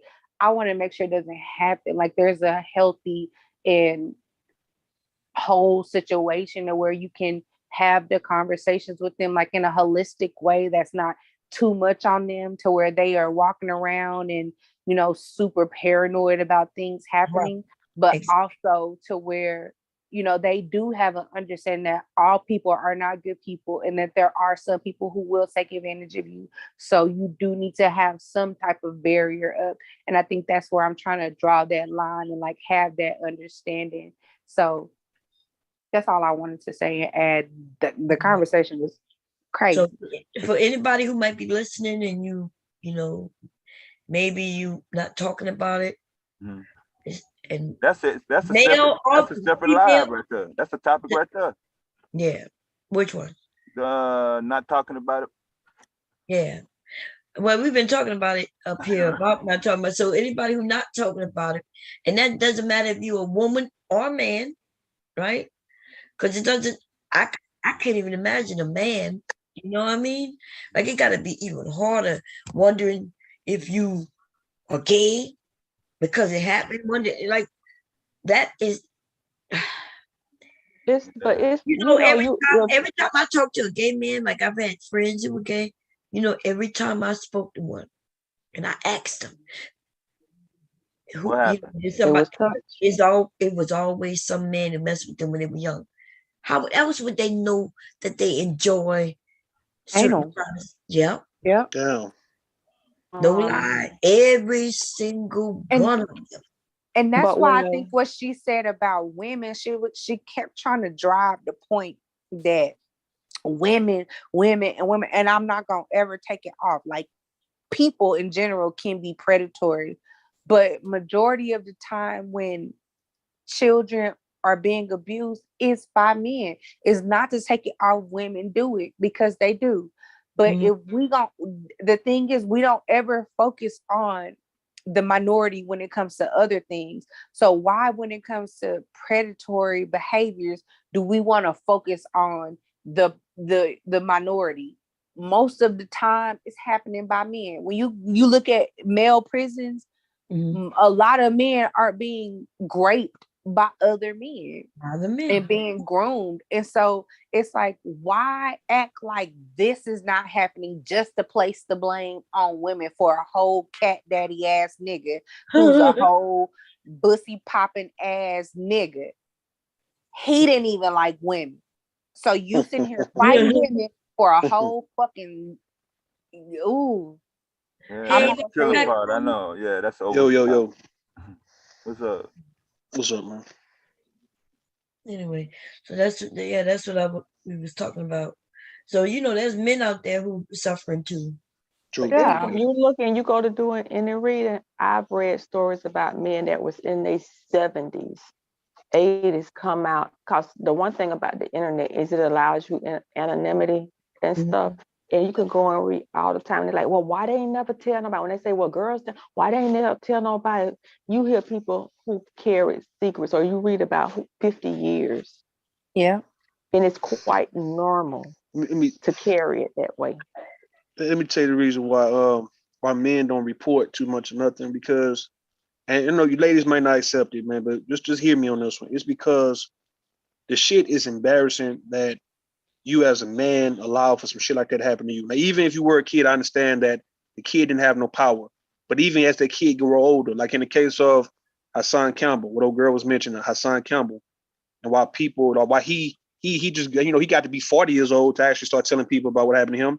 But maybe before that, he didn't want to because of the nature of the act. And it happened to him. So like when a man get violated, until you get your revenge, you don't really want to tell nobody. So I'm gonna be quiet when I say this, right? A lot of men know that we can go and get revenge on either, let's say, if an uncle messed with you, an aunt, or somebody robbed you, somebody pistol whipped you, somebody beat you, whatever it may be, to where you took a major L for this shit. You got money got stole from you. I mean, your kid got disrespected, anything, man, your wife got it. Until you get that revenge, you're not gonna want to tell nobody exactly what happened to you. Now, when you get the revenge, you can damn sure sit down and say, you know what? The reason I killed that motherfucker because that motherfucker touched me when I was a little boy, man. You see what I'm saying? It feels better. Maybe in the case of women, I'm not saying women wouldn't go back and kill, but women leave it up to other people to take care of their business for them in some cases. But it's easy for a woman to come on out and just say, look, this is what happened to me. In some cases, women can't come out and say that. But men definitely is not going to put themselves in the position of a woman to be so transparent about some shit like that taking place at all. And they coming out. They doing it because they don't have no choice. Mentally, it messes with them. Yeah. But should it be more normalized too? Like, should men be able to? And I don't know, because there is an agenda. Speak from that man's perspective, but like, should men be able to say what it is? Because I think that the problem was with Mr. George was that she felt like men aren't able to give their grievances and be heard the way that women are. But women are openly saying these things because we have a space where we know we can go with other women. I feel like I can talk to Bomb. I feel like I can talk to other women and they can understand where I'm coming from. Should it be more open with men and not shamed to where like, nigga, you got some pussy when you was 12, nigga, stop tripping. Let me tell you like, why. Should that be more of a welcome environment? Somebody said something about there's an agenda. I think they were devastating. Devastating, okay. Yeah, and then he can go to his point. There is an agenda to feminize the image of the black man. So wait a minute. Okay, that's so true. back up. Wait. So you saying when the men come out because mentally they having issues because somebody touched them, you saying that's an agenda? And that's the problem. Y'all will say that this man is participating in this agenda, but maybe he need help, like mentally need help because of something that some man did to him. Not the act of doing it. I'm talking about the entire image of the black man, period. Right, but even let's say most of the black men have been ill, right? Touched and all that. What's wrong with them coming out and saying that's not an agenda if they actually been touched? And see, this is the thing, because y'all say this in this agenda, oh, look what they do. That's why it's gonna continue. It's gonna continue because when men are touched, they looked at it as like, oh, he gay. Even though he a kid and he didn't ask for it, all of a sudden he's gay. Let me tell you the reason why, though, right? The reason why a lot of men just can't come on out and just be truthful about that, because even in this society, even dealing with women sometimes may not want to hear. Not you guys. No. Listen. A lot of women may not feel like it's enough room for men to come in being the victim like that, because this is really something that women really go through more. Because of what you said, right? That men are violating everybody, so women not doing it as much. So the very few times a woman is doing it, it's really no need for you to shine light on it. So therefore, young men who being touched by women, there's no need for you to come in and say, look, I was touched by my aunt or my babysitter, because in the society we in, it's like, okay, is it enough room? Is it enough room? He just did. You talk about men. Just did. No, yeah, and I said that I'm talking about the room. I'm talking about, is it enough room for men to come on out and be open about that without being that was my question. Like, should there be a big enough space That's for what I'm men saying. to come out and say but then it? you got a lot of men afraid of being called. Because to me, men are not criticized by other women. We don't look at men and be like, men hey, are afraid. Men are afraid of being called bitches because, like, let me show you what I mean, right? You got men who come out now. You got men who come out now and talk about the problems they have with even women that they dealt with, and people don't want to hear that. So, like, you think a man hearing, let's say, for instance, right, you got these niggas in the manosphere. Fuck these niggas, though, right? But if they tell you guys the shit that they dealt with at the hands of a woman, none of y'all want to hear that, because you're gonna say he's bitching and crying. So just imagine if a man say, "Well, damn, I don't say that. That's not true, Bob.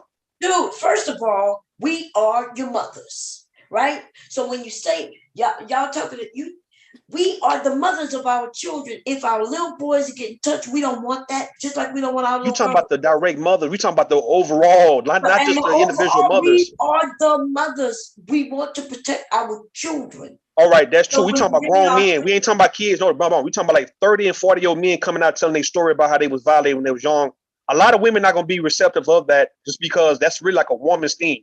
And like you hear men say it, men gonna be viewed as bitches complaining about what the fuck happened to them, and they need to grow the fuck up, man. That's just what it is, Mom. You know what I'm saying, true, Mom. You can see us. We're marching for men's rights, women's rights. We are supporting of even the LGBT. And now you're gonna say, well, we won't support black men who've been abused, and that's not true. What you're saying is not factual. We can look it up everywhere. Black women. I'm going based on if men. Hold up. I'm going based on if men, like the way you hear men complain about what a woman did to him in a relationship, and you women will dismiss that. If a man tell you that, if a man tell you that let me show you something. Hold on. If a man tell you that he was getting his ass whooped by a woman, everybody gonna dismiss that. So you think a man would be open and comfortable to tell people that he was touched on as a little boy? Can I speak? Oh, you guys gonna acknowledge what I'm saying about a man being comfortable coming out saying, look, man, my uncle did this to me when I was a little kid. What this guy just did is he actually did the thing. He took a thing from, we're talking about little boys being sexually assaulted, and he directly correlated that with the masculinity of men and men being feminized. That wasn't a woman who did that. That was a man who just True. did it. So it is not our action. That was his direct action. So you can't throw that over here because That's no what I'm saying. woman You see is what you're saying, threatened. Coach? We're not even talking about who But I'm did it per saying se. We know the majority of men be but doing it. when that Culture. stuff I'm is just saying, in done, the case of but a you're situation where a saying woman is women. doing it, right? We But know we're men are not doing it. doing it. We're not Hey, doing it. We're it's like you're not trying to take the doing it. blame off for any woman. All right, go ahead, I'm go ahead. not. We got 5 people on this panel, 3 women, and the person who just did that was not a woman. It was a man. And then they'll say women are doing it, but we didn't do that. So you need for a man to come up and say the woman did it to him for you to like No, what you saying? No, we all wouldn't. abuse towards children as abuse. It's not a man-woman thing. Abuse But is abuse, no matter who it's he happening to. correlated that with But a he man's did. masculinity. So now what the man pretty much saying though, if he get touched on, He just said a child being assaulted, a male child being assaulted is a plot to make men appear feminine. Emasculated. That's what he did. We didn't say that, and we don't think that. That's his frame. So somebody need to come and take him to the side and explain to him why what he doing is the thing. He's perpetuating the thing himself, because we didn't say that. Yep. Because even when it happens to a child, it doesn't emasculate you. It doesn't make you a butch woman. What happens to you is wrong. It should be dealt with. Besides, that person should be persecuted. Besides you ladies on the panel. Wait. Because what you did say that got misinterpreted. I was not talking about the act of it happening. I was talking about the coming out part. Yes, but the coming out No. You said it's an agenda when the man comes out. Right, Bob. No, I was only talking about the part where men would be openly and willingly to come out. That's the only part I was talking about. Right. Yeah, that's viewed as effeminate. No, I hear what the man's saying. He's saying that coming out.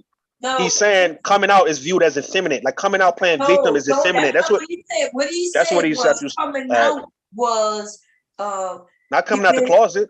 Listen, he said that a man coming out is an agenda. So if you was hurt and you decided to share and get that off your heart, he said that means you would be a part of this agenda to feminize men. Yeah, but what he's saying, Bomb, you hear what he's saying?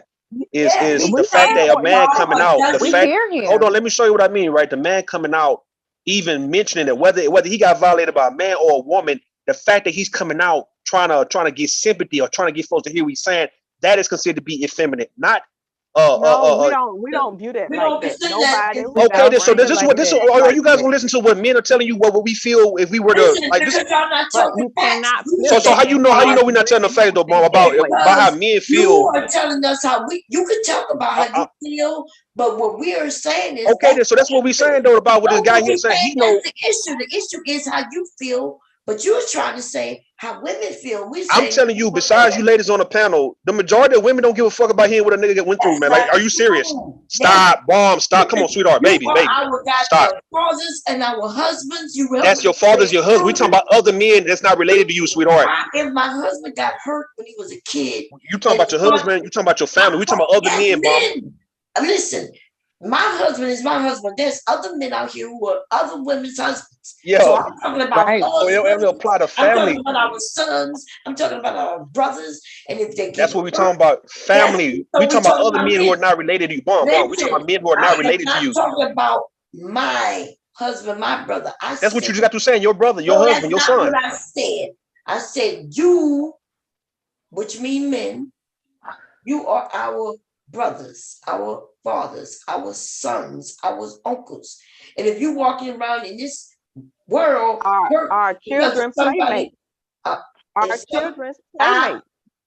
If you are walking around in the world hurt because someone hurt you, that affects us all, especially. So why do you guys dismiss if a man tell you what his ex-wife did to him or his baby mama did to him? Why do you women dismiss that then?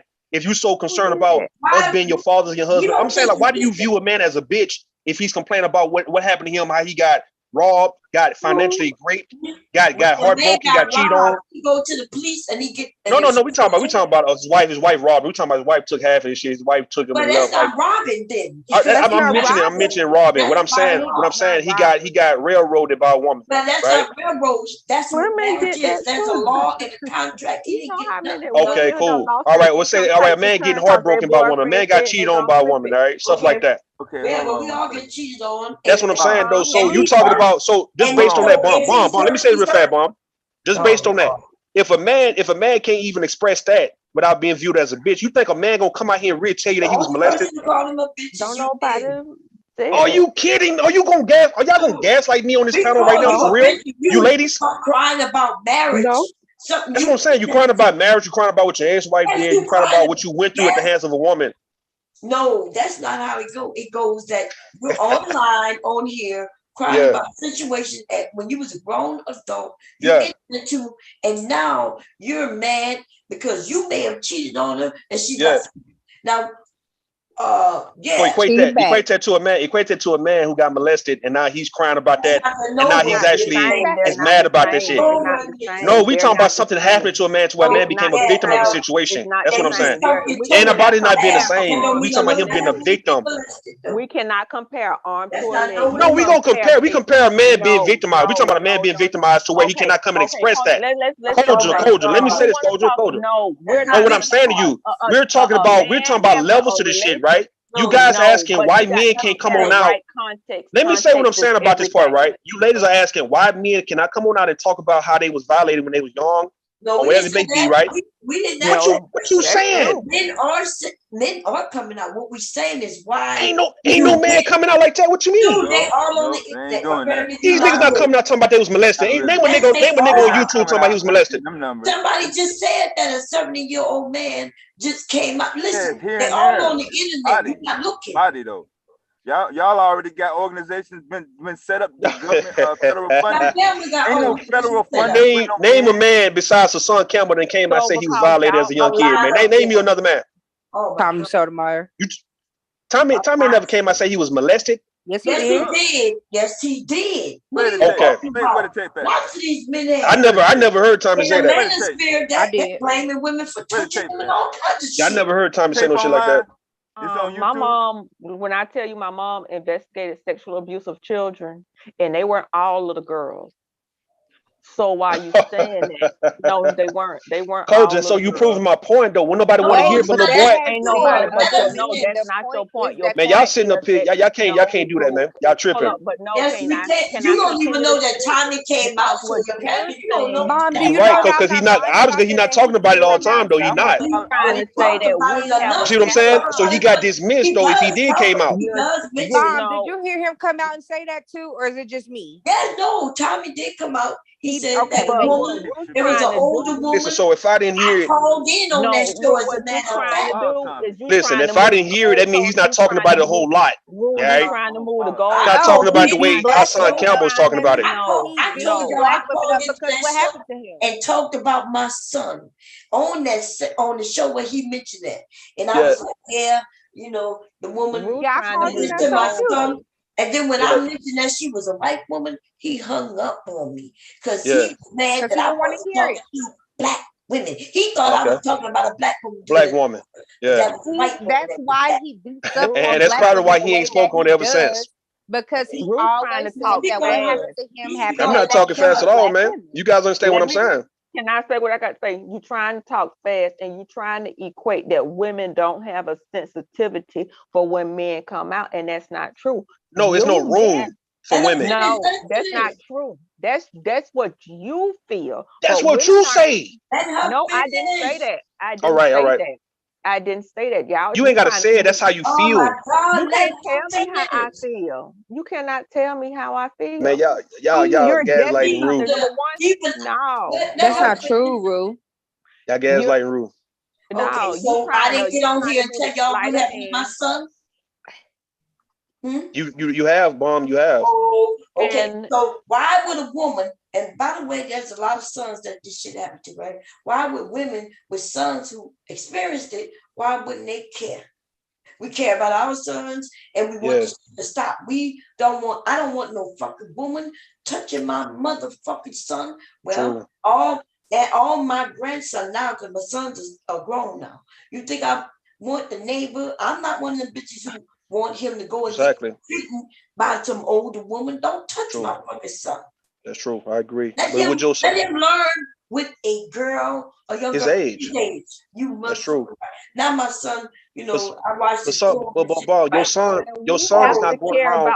Your son is not going around. I don't think your son is going around telling everybody about what happened to him, though. He's not.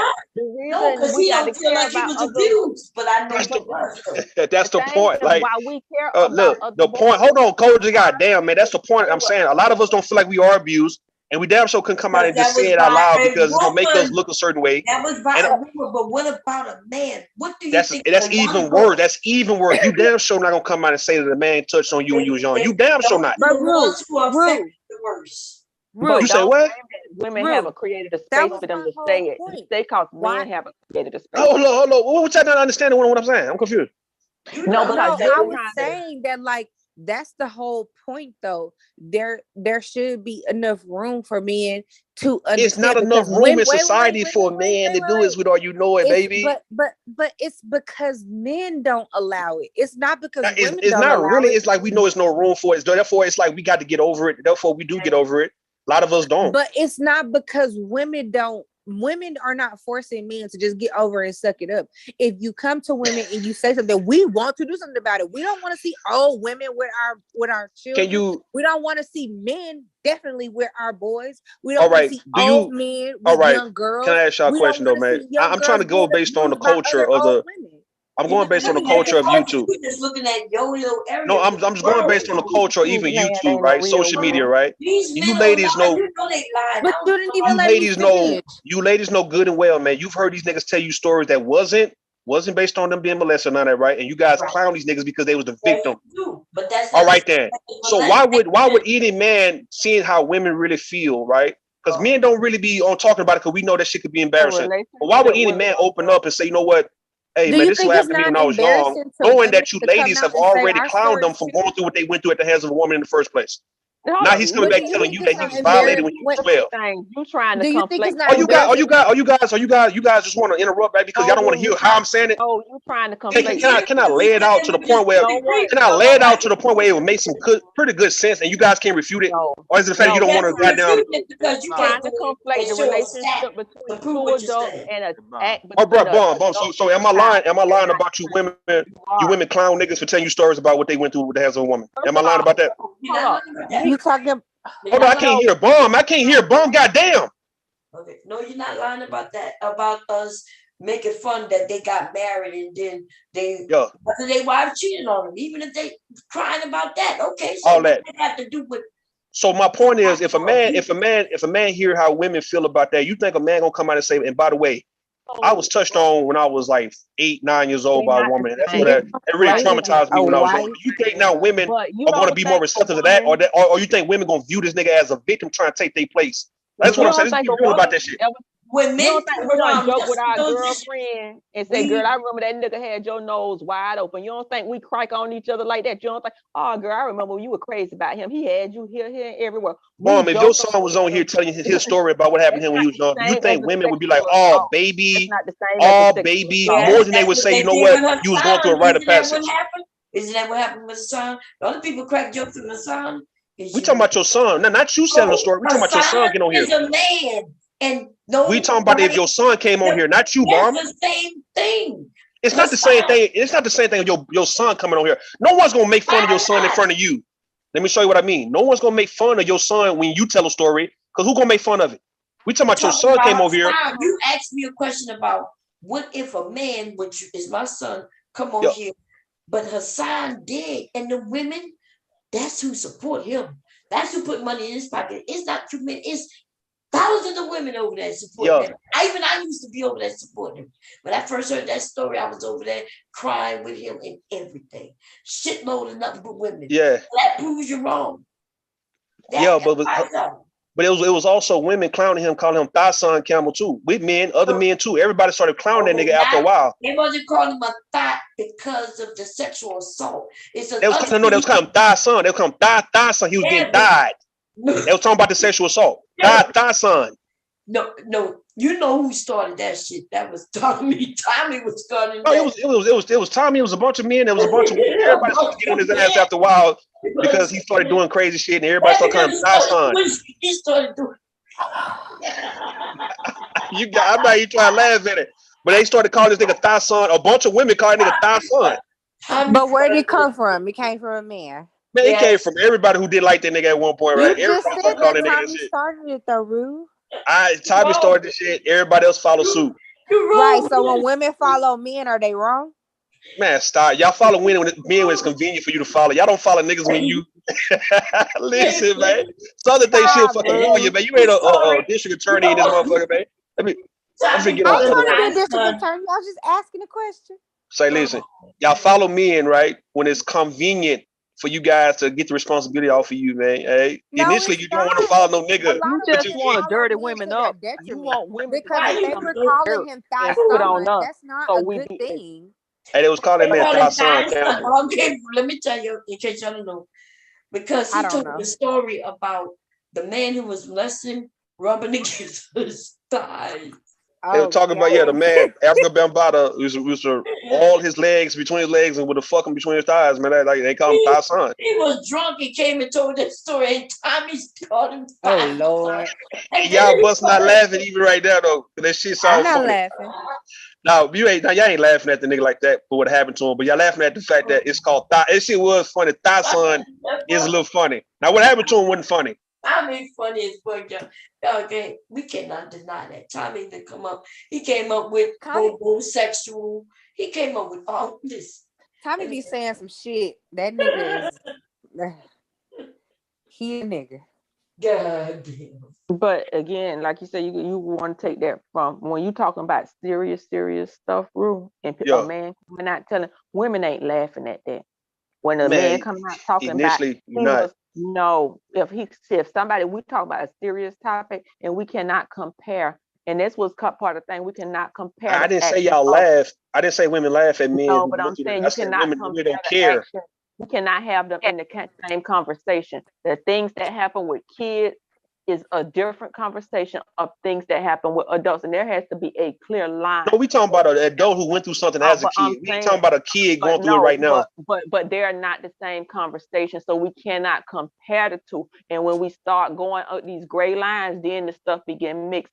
And as kid stuff and kid and molestation should not be talked about in the same context as adult relationships. Jokingly, not jokingly, they not the same.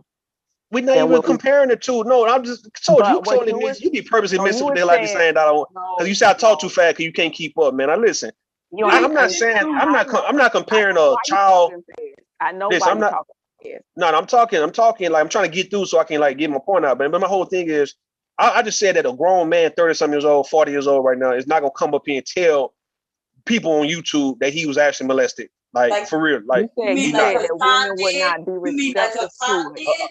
Her son did that, man. Her son had a reason to do that, man. And everybody really felt sorry for him. Nobody will do it, and didn't we know he did it? We talking about the majority. We ain't talking about y'all acknowledge. Hold up, y'all acknowledge the majority in that time, but right now you talking about the minority. That's one dude out of a whole bunch of men who then came on, and we all know him from YouTube. Who talking about what happened to him when he was a young kid, man? Like that's one person. But Rue, what about the other men who have come out and who have? We talking about the way like Hassan had came out. Hassan talked about it damn near for a whole year straight. He talked about it, and he talked about it all the time for the most part. Everybody know him for that. So if you mentioned Tommy, so are what you doing? Okay, so I think I get what you're saying. What am I saying? Women talk about it all the time, large scale, because it happens to us, and we feel comfortable with coming out about it. So what you're saying is that just because maybe 100 men have come out and said it, they're not talking about it on a large scale. It's not gonna happen. And then, they're not talking about it all the time, every day. Don't I think that have come out on YouTube and make it, because y'all could make Alcoholics Anonymous, Narcotics Anonymous. Black men can make their own group that ain't got nothing to do with this, and a space where men can come out and talk about it that's not here. That's not something a man want to do, though. Listen, yes, but see, that's not what men want to do. We were saying. Wait, y'all responsibility. Hello. There's no benefit in doing that for one. Go ahead. Listen, that's why we got a lot of drug dealers. I'm not drug dealers. Drug addicts and alcoholics. It's mostly men, and that's because of shit that happened to you, and you won't come and express that shit and get that shit out. Now you ain't got to come tell everybody in the world, right? But you need to go sit before a therapist and work through it. The thing is, if women created the space, men wouldn't even respect it, because y'all would say we trying to sign. That's why it has to be men. They would say we trying to feminize them. Yes, it has to come from y'all. You have to be your own advocate. And if you see a problem within y'all community, men have to take that space up and create it. I'm just trying to show you the conversation. Hold on, I need you to understand I told y'all, didn't I tell y'all one of the family members? I'm not gonna do this. On my side family, one of my cousins in-laws, right, got on Facebook and started accusing one of his male cousins. Yeah. Messing him when they was 12, 13. Yeah. They in their 50s now. Yeah. Instead of going to them and talk that shit through, he went to Facebook and he said, yeah, my cousin, well, I woke up one day and he was standing above me with his penis out. He was making all the young boys, his cousins, suck him. And listen, and now they 50. This happened when they were kids. Now they 50. And why would they mention that? Because it's eating them up. It's eating them up. I agree. Right. If you suck a penis, no matter how long ago it was, that shit might fuck with you. It will. But that was the problem with Mr. George. She wants to be, what Rue is saying is men don't feel comfortable coming out and saying it because men have not created that environment. I think that's what Koja was saying, is that men have to create that environment for other men, no matter how much us as women care, as their mothers, sisters, cousins, aunties, uncles, all of that. If men don't make it comfortable for other men to come out and be comfortable with knowing that it is assault, it's not cool to have a motherfucking grown-ass woman, a grown-ass man, or anybody sexualizing you as a fucking child. Men have to do that for men, but I think it's wrong when women try to go against other women to try to use that as a source. It's like, oh, well, women are always being heard. Women are being heard, but it's like, well, what did you do? You know what I'm saying? And now, so I think now you ladies know what Mr. George was doing. She was trying to put the two against each other. Like, well, women are always hurt. Women are always hurt. And what about men? What about men? But Rue just sat here and said men don't really look at it like that. Yeah, but men don't understand incremental progress. See, they want to see the project at the finished stage. Before women had the courage to come out and say this stuff as a group in public, it was women getting together in small groups, and by them small groups eventually became big groups, and they was able to because of strength in numbers.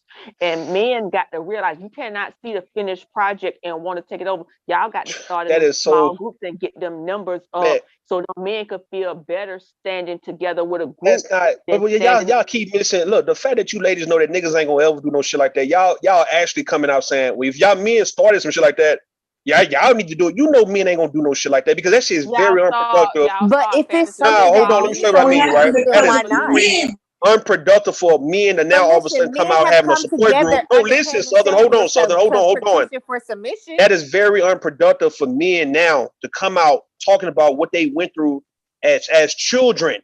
They're not going to do it. Men are not going to fucking do no shit like that. And that shit would never be respected in society if a bunch of men just start talking about how they was victims of sexual abuse coming up. It's like, nigga, everybody gonna tell you to grow the fuck up, get over it, nigga. Everybody gonna tell you that shit.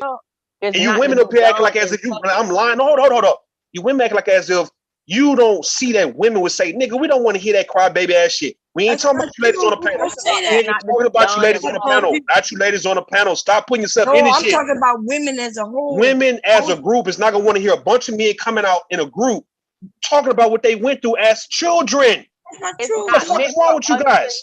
It's not meant for us to what you mean? You first of all, before you could go out and minister your story, y'all know y'all would not. No one would respect a bunch of men sitting around talking about how they was touched on. Man, ain't no y'all gonna be like these niggas here. God damn, you niggas are unproductive. You niggas not already building, and now y'all talking about what y'all went through. Nigga, how about y'all start building first, then you can get over that shit. Y'all not worried about no. Man, stop. They're talking about the girl who didn't want to go to high school dance with them. Can I? All right there, and they get clowned for this shit, right? Like we clown them niggas for that shit. We be clowning for that shit. Yeah. So this same nigga, he ain't gonna come out and tell you that he was touched on as a kid. He ain't gonna tell you that. Yeah, but if he did, I would feel bad for him. You would, man, y'all sitting off your motherfucking lawyer. I bet you if he came out and said that, the women would start supporting him.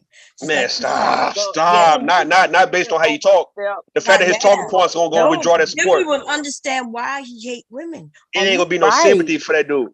Nah, it would be a lot of sympathy. It would be a lot of sympathy. Women for some reason, because we love to give sympathy. I don't know why you. If Kevin Samuels came out before he died, if he came out and told that he was touched on as a kid, would you guys all be? Would you guys all feel sorry for that nigga? I said he was touched on already. That's why he was gay. I believe it.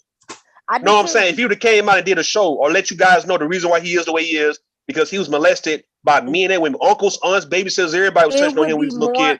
Would you ladies dismiss what he say to women to feel sorry for that nigga? I just want to know. Understanding women would go up there and say, "Look, we sorry you guys." I understand it. Yeah, they would understand it. You y'all understand it, but would y'all hold back on the jokes and the roast? Yes, that's what I'm asking. It would change. It would change. That's nothing to joke about.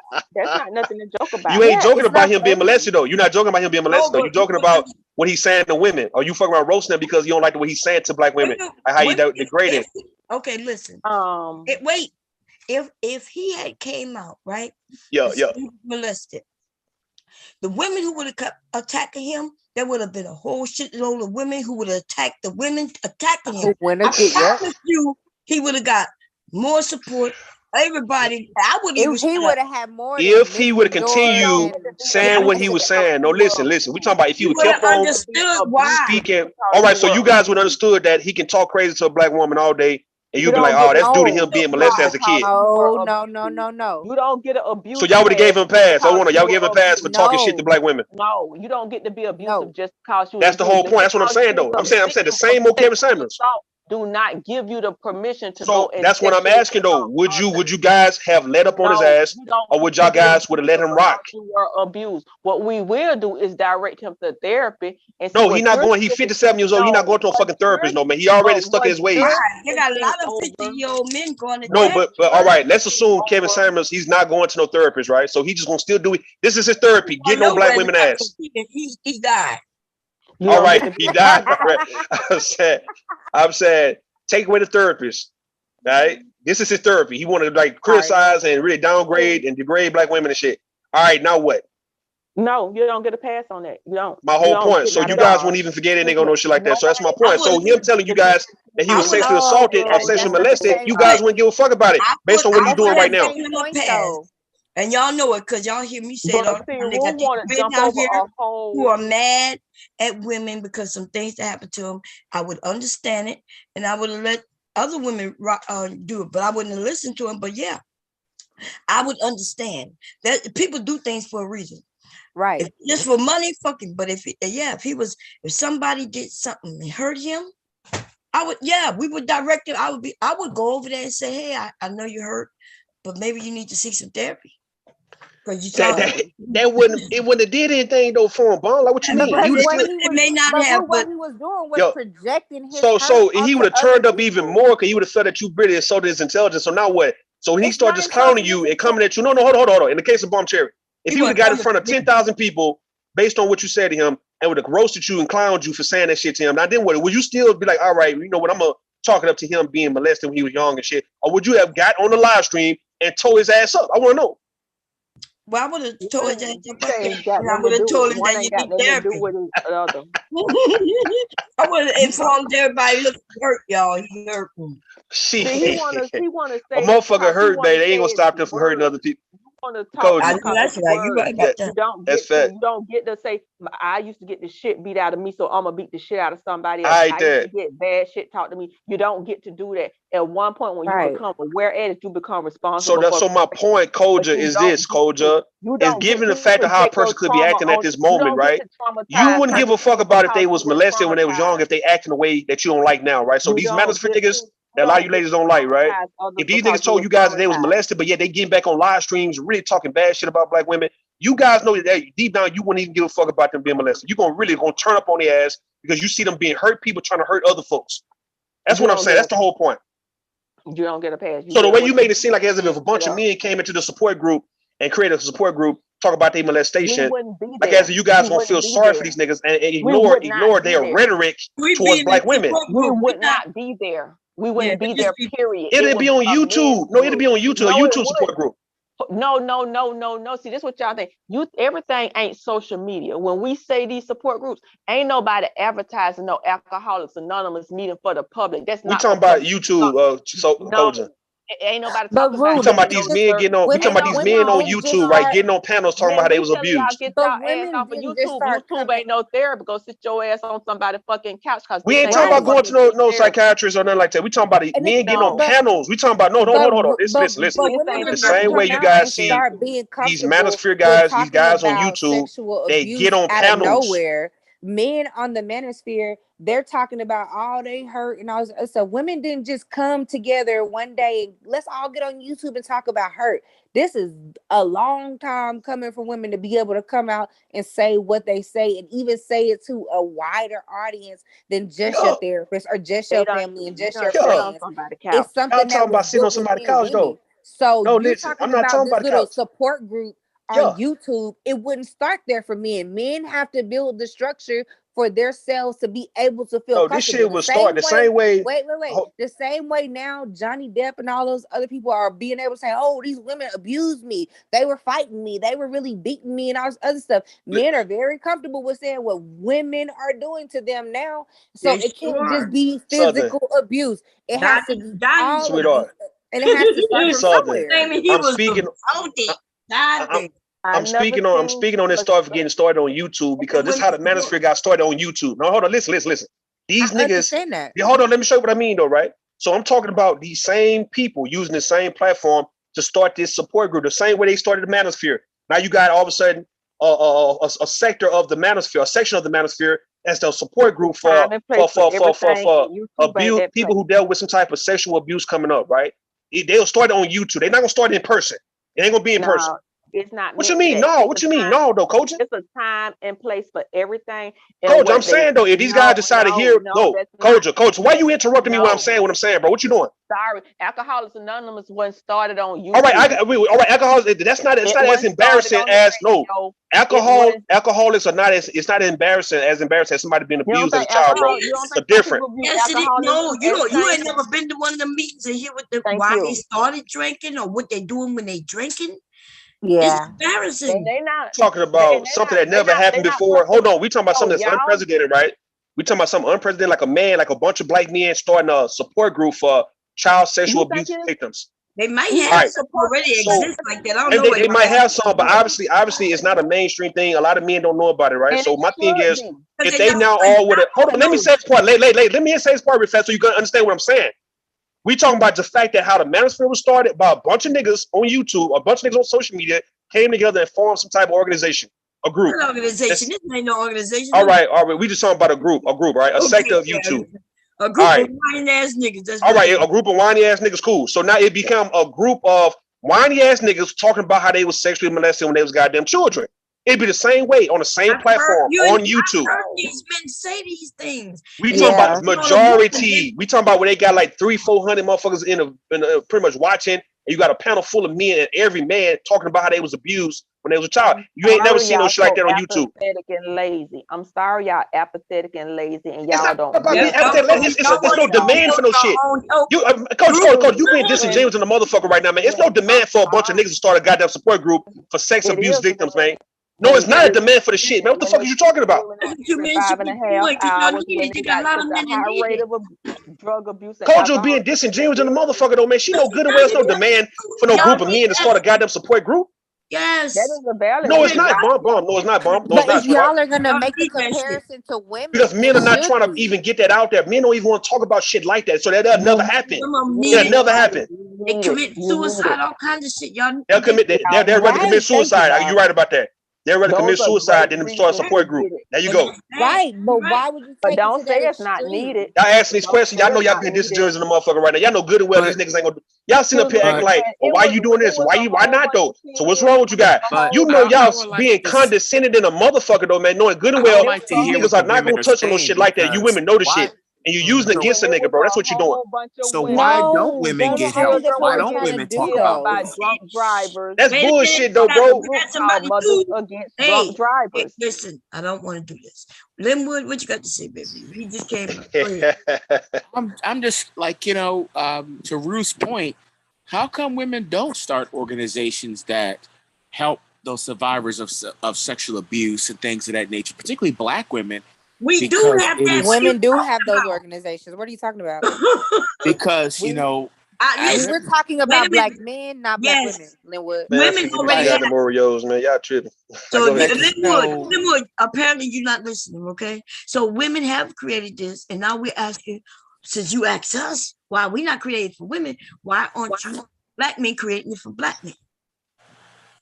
That's a great question. Because it never comes to mind. Let me ask Linwood. Let me ask Linwood. Black women create. I want to ask Linwood though, Koja. Let me ask Linwood a question, Koja, please. Hey, Linwood, this be truthful, dog. Like fuck me, man. Don't worry about me. Okay. Do you think the majority, let's say 80% of men, will ever start a goddamn support group speaking about how they was violated as children? Do you think that will ever happen? Yes or no? Yes or no? Yes or no? Yes or no? Yes or no? As much as I would like it, I don't think so, because we're too masculine and we're too egotistic. That's the whole point. Thank you. And women know that. Women know this. He said it's y'all fault. It is though. That's the point. Bomb. It is our fault because we understand. Okay, it's our fault, but the shit would never happen. Why? Because that's not something we want to sit around talking about, bro. We really don't. Right, we really don't. Well, because one, it's ego. Takes it up. We've always said that you won't do it, and we said because you men, you would not say you won't do it because of us, but it's actually because of y'all. That yes. Okay, now we're on the same page then. All right, because we're so competitive. But the argument that Sister George was making was that Black women sit around and talk about our abuse. We heard that already, Southern Sweetheart. I want to hear that. I went in the show. They're saying that we talk about our abuse and we don't acknowledge what happens to the boys and the men. We do acknowledge it, but then when we want to talk about it, Black men are like, no, we're not going to talk about that. And we too masculine. So you it's more like we rather do something about it though, man. A lot of us feel like something. If something happened to us when we was young, man, we feel like we would like to kill the person and kill that person, right? And we don't feel like nobody can hold us back, man. That's the reason why we don't sit around start no support groups. Can you acknowledge what? That the women are going against other women on behalf of men when men don't even want to talk about the subject. They're saying women are doing this and not acknowledging men. But when women do acknowledge men say, hey, we ain't worried about that because it's not genuine if you acknowledge men though. It just make you look good on paper. What the hell are you saying, Southern? Are you serious, man? Like you not giving what do you mean makes us look good on paper? Man, y'all tripping. What she's saying is Sister George was saying that is our fault, that we don't worry about men. She saying, hey, we don't worry about men. And then at the same time, the discussion we're having right now, you saying, no, men don't want to talk about it. We're going to handle it our way, right? So why is Sister George telling us that we need to be helping y'all talk about it when y'all don't want to talk about it? Because we know because we know y'all don't want to talk about this shit. What is you saying, man?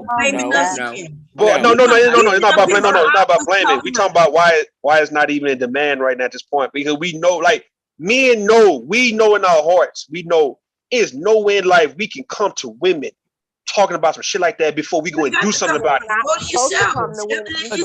You're right. Or even go to ourselves because the mindset is, or do you hold it in? The mindset is, like I said, Linwood earlier, right? I said if we didn't do shit about it, bro, we're not gonna talk about it, right? We'd rather go do something about the shit than to play victim. That's all it comes down to. So you're right, But niggas ain't gonna say shit. So if you ain't killed your uncle, bro, if you ain't shot your motherfucking uncle right now, bro, then you damn sure ain't gonna tell nobody how you was abused. How do you get your vengeance? You talk about taking vigilante justice. Yes, that's what I'm saying, though. Yes, that's what happens. Are not going to take vigilante justice. Something key that you just said was men are not gonna play the victim. You're not playing a victim if you are a fucking victim. You are the victim. It's the difference between you being a victim and you playing a victim. Playing a victim is you want everybody to know about you being victimized compared to you being just an actual victim and you do something about it. Well, so if I got hold on. If I got pistol whipped or if I got knocked out, if I got pistol whipped or if I got knocked out, guess what? I was the victim, but if I go do something about it, nigga, I'm not gonna tell you guys that I got pistol whipped or knocked out, bro, because I already did my business. Were you playing the victim or did you actually get pistol whipped? No, that's what I'm saying, though. No. I was the victim, but playing the victim is when you just telling everybody about how you got knocked out and shit, and you ain't did shit about it. That's what I'm saying. You playing the victim. That's more. Playing the victim. Listen. Playing the victim, Southern, is this. You playing the victim card. You telling everybody about what happened to you, and you ain't did shit about it. Well, that's the victim. You play the victim card when you are the victim. Listen, what I'm saying. Linwood. I just gave the example. Linwood. I just gave the example. Linwood. If I got whooped, if I got knocked out, bro, I'm not gonna be going around telling you guys how I got knocked out and shit before I go and knock this nigga ass out again, bro. Like, or not come back out. So I'm not gonna be just telling you guys. I would be playing the victim, always bringing up how I got knocked out, but I ain't do shit about it. You see, wait a minute. Because here's what I'm hearing from Rue. I'm hearing the street mentality. I'm hearing, the masculine, let's go out there and kick ass and take names later. But at the same time, the trauma of that victimization is still there. No. Not when you get your revenge, though. It's not as bad as it's not as bad. Hold on, listen, Linwood. This is the reason why people get their lick back. Linwood. It's why folks get their lick back, because they feel better for what happened to them. They got their lick back. Now, a lot of folks don't get their lick back. We agree. Some people give it to the law. But the people who actually go and take law into their own hands, they don't feel as bad about what happened to them. That's all I'm saying. Now, am I right when I say that, Linwood, or am I wrong? When you get your lick back, you still got the trauma left behind. And exactly. That's understood. It's no different if I was riding a bike or whatnot and I fucked around and bust my ass and got a scar on my leg and I still got it now. It's the same scar from when I was young. Cool. All right. I'm gonna live with that shit. But I got to get my lick back. Type of thing than another. It is a different. It's a different. It's a war room. It's a different. It's a different thing than a human. You're gonna be when it comes to life, man. I muted everybody. Listen, do y'all want to change the topic, y'all? Because I'm about to go get a shower. Everybody see me kind of. I'm a tap out. Well, I mean, we could change the topic if y'all want. If y'all want to go through the night, I know y'all want to talk about this stuff all night. Unless y'all do. I'm mute yourself, Rude and Linwood and Southerner. Y'all probably still talking, fussing and yelling. No, we muted. We got us on mute. So do y'all want to change the topic? Or y'all gonna go through the night talking about? We can change the topic back. Yeah, I think we could. This was about Sister George. You know what I'm saying? And then we started talking about sexual assault. Okay, and I'm trying to bring it back to Mr. George. No, I was trying to get Southern. I was trying to get Southern to come out here to Houston, come see me, man. But she playing. If y'all want to go into Sister George some more, we're going to do it tomorrow. Somebody just posted a video though. It's called the channel is Reaction Satisfaction, and they mix it up over there, y'all. I think people, she might end up going viral on this one, y'all. She gonna end up going viral on this one. I think people peeping that shit. She was. Hey, listen. We gonna change the subject. Bomb. Listen, I'm trying to. Southern, what's up, man? I gotta go. Yo, come to Houston, come see me, man. What are you doing, man? You're taking so long, huh? So what y'all gonna do? Cause I'm about to go get jumped in the shower. We about to cake up here and flirt. That's what the fuck we about to do. Y'all want to start another one? Cause I don't think y'all want to continue flirting on this one. Just showing how showing us pretty much how we get along over here, man. But not on this stream. You don't want to talk about this one, all right? No, so I'm saying I can start a new one. Yeah, I can start a new one, or you can go on your channel. It's up to you. I mean, I'm not shit. I'm sleeping in a motherfucker too. How you gonna? Oh man, I'm about to end this, y'all. All right, go in it, bro. Yeah, I'll see y'all tomorrow. Though we gonna have fun tomorrow, y'all. Sometime. All right, y'all. Put Mr. Bomb to sleep. Make sure y'all hit thumbs up if y'all haven't already. And I'll see y'all tomorrow sometime. All right. Good night, Southern. Good night, Melanie. Good night, Good night, Southern. Good night, Georgia. Kayla.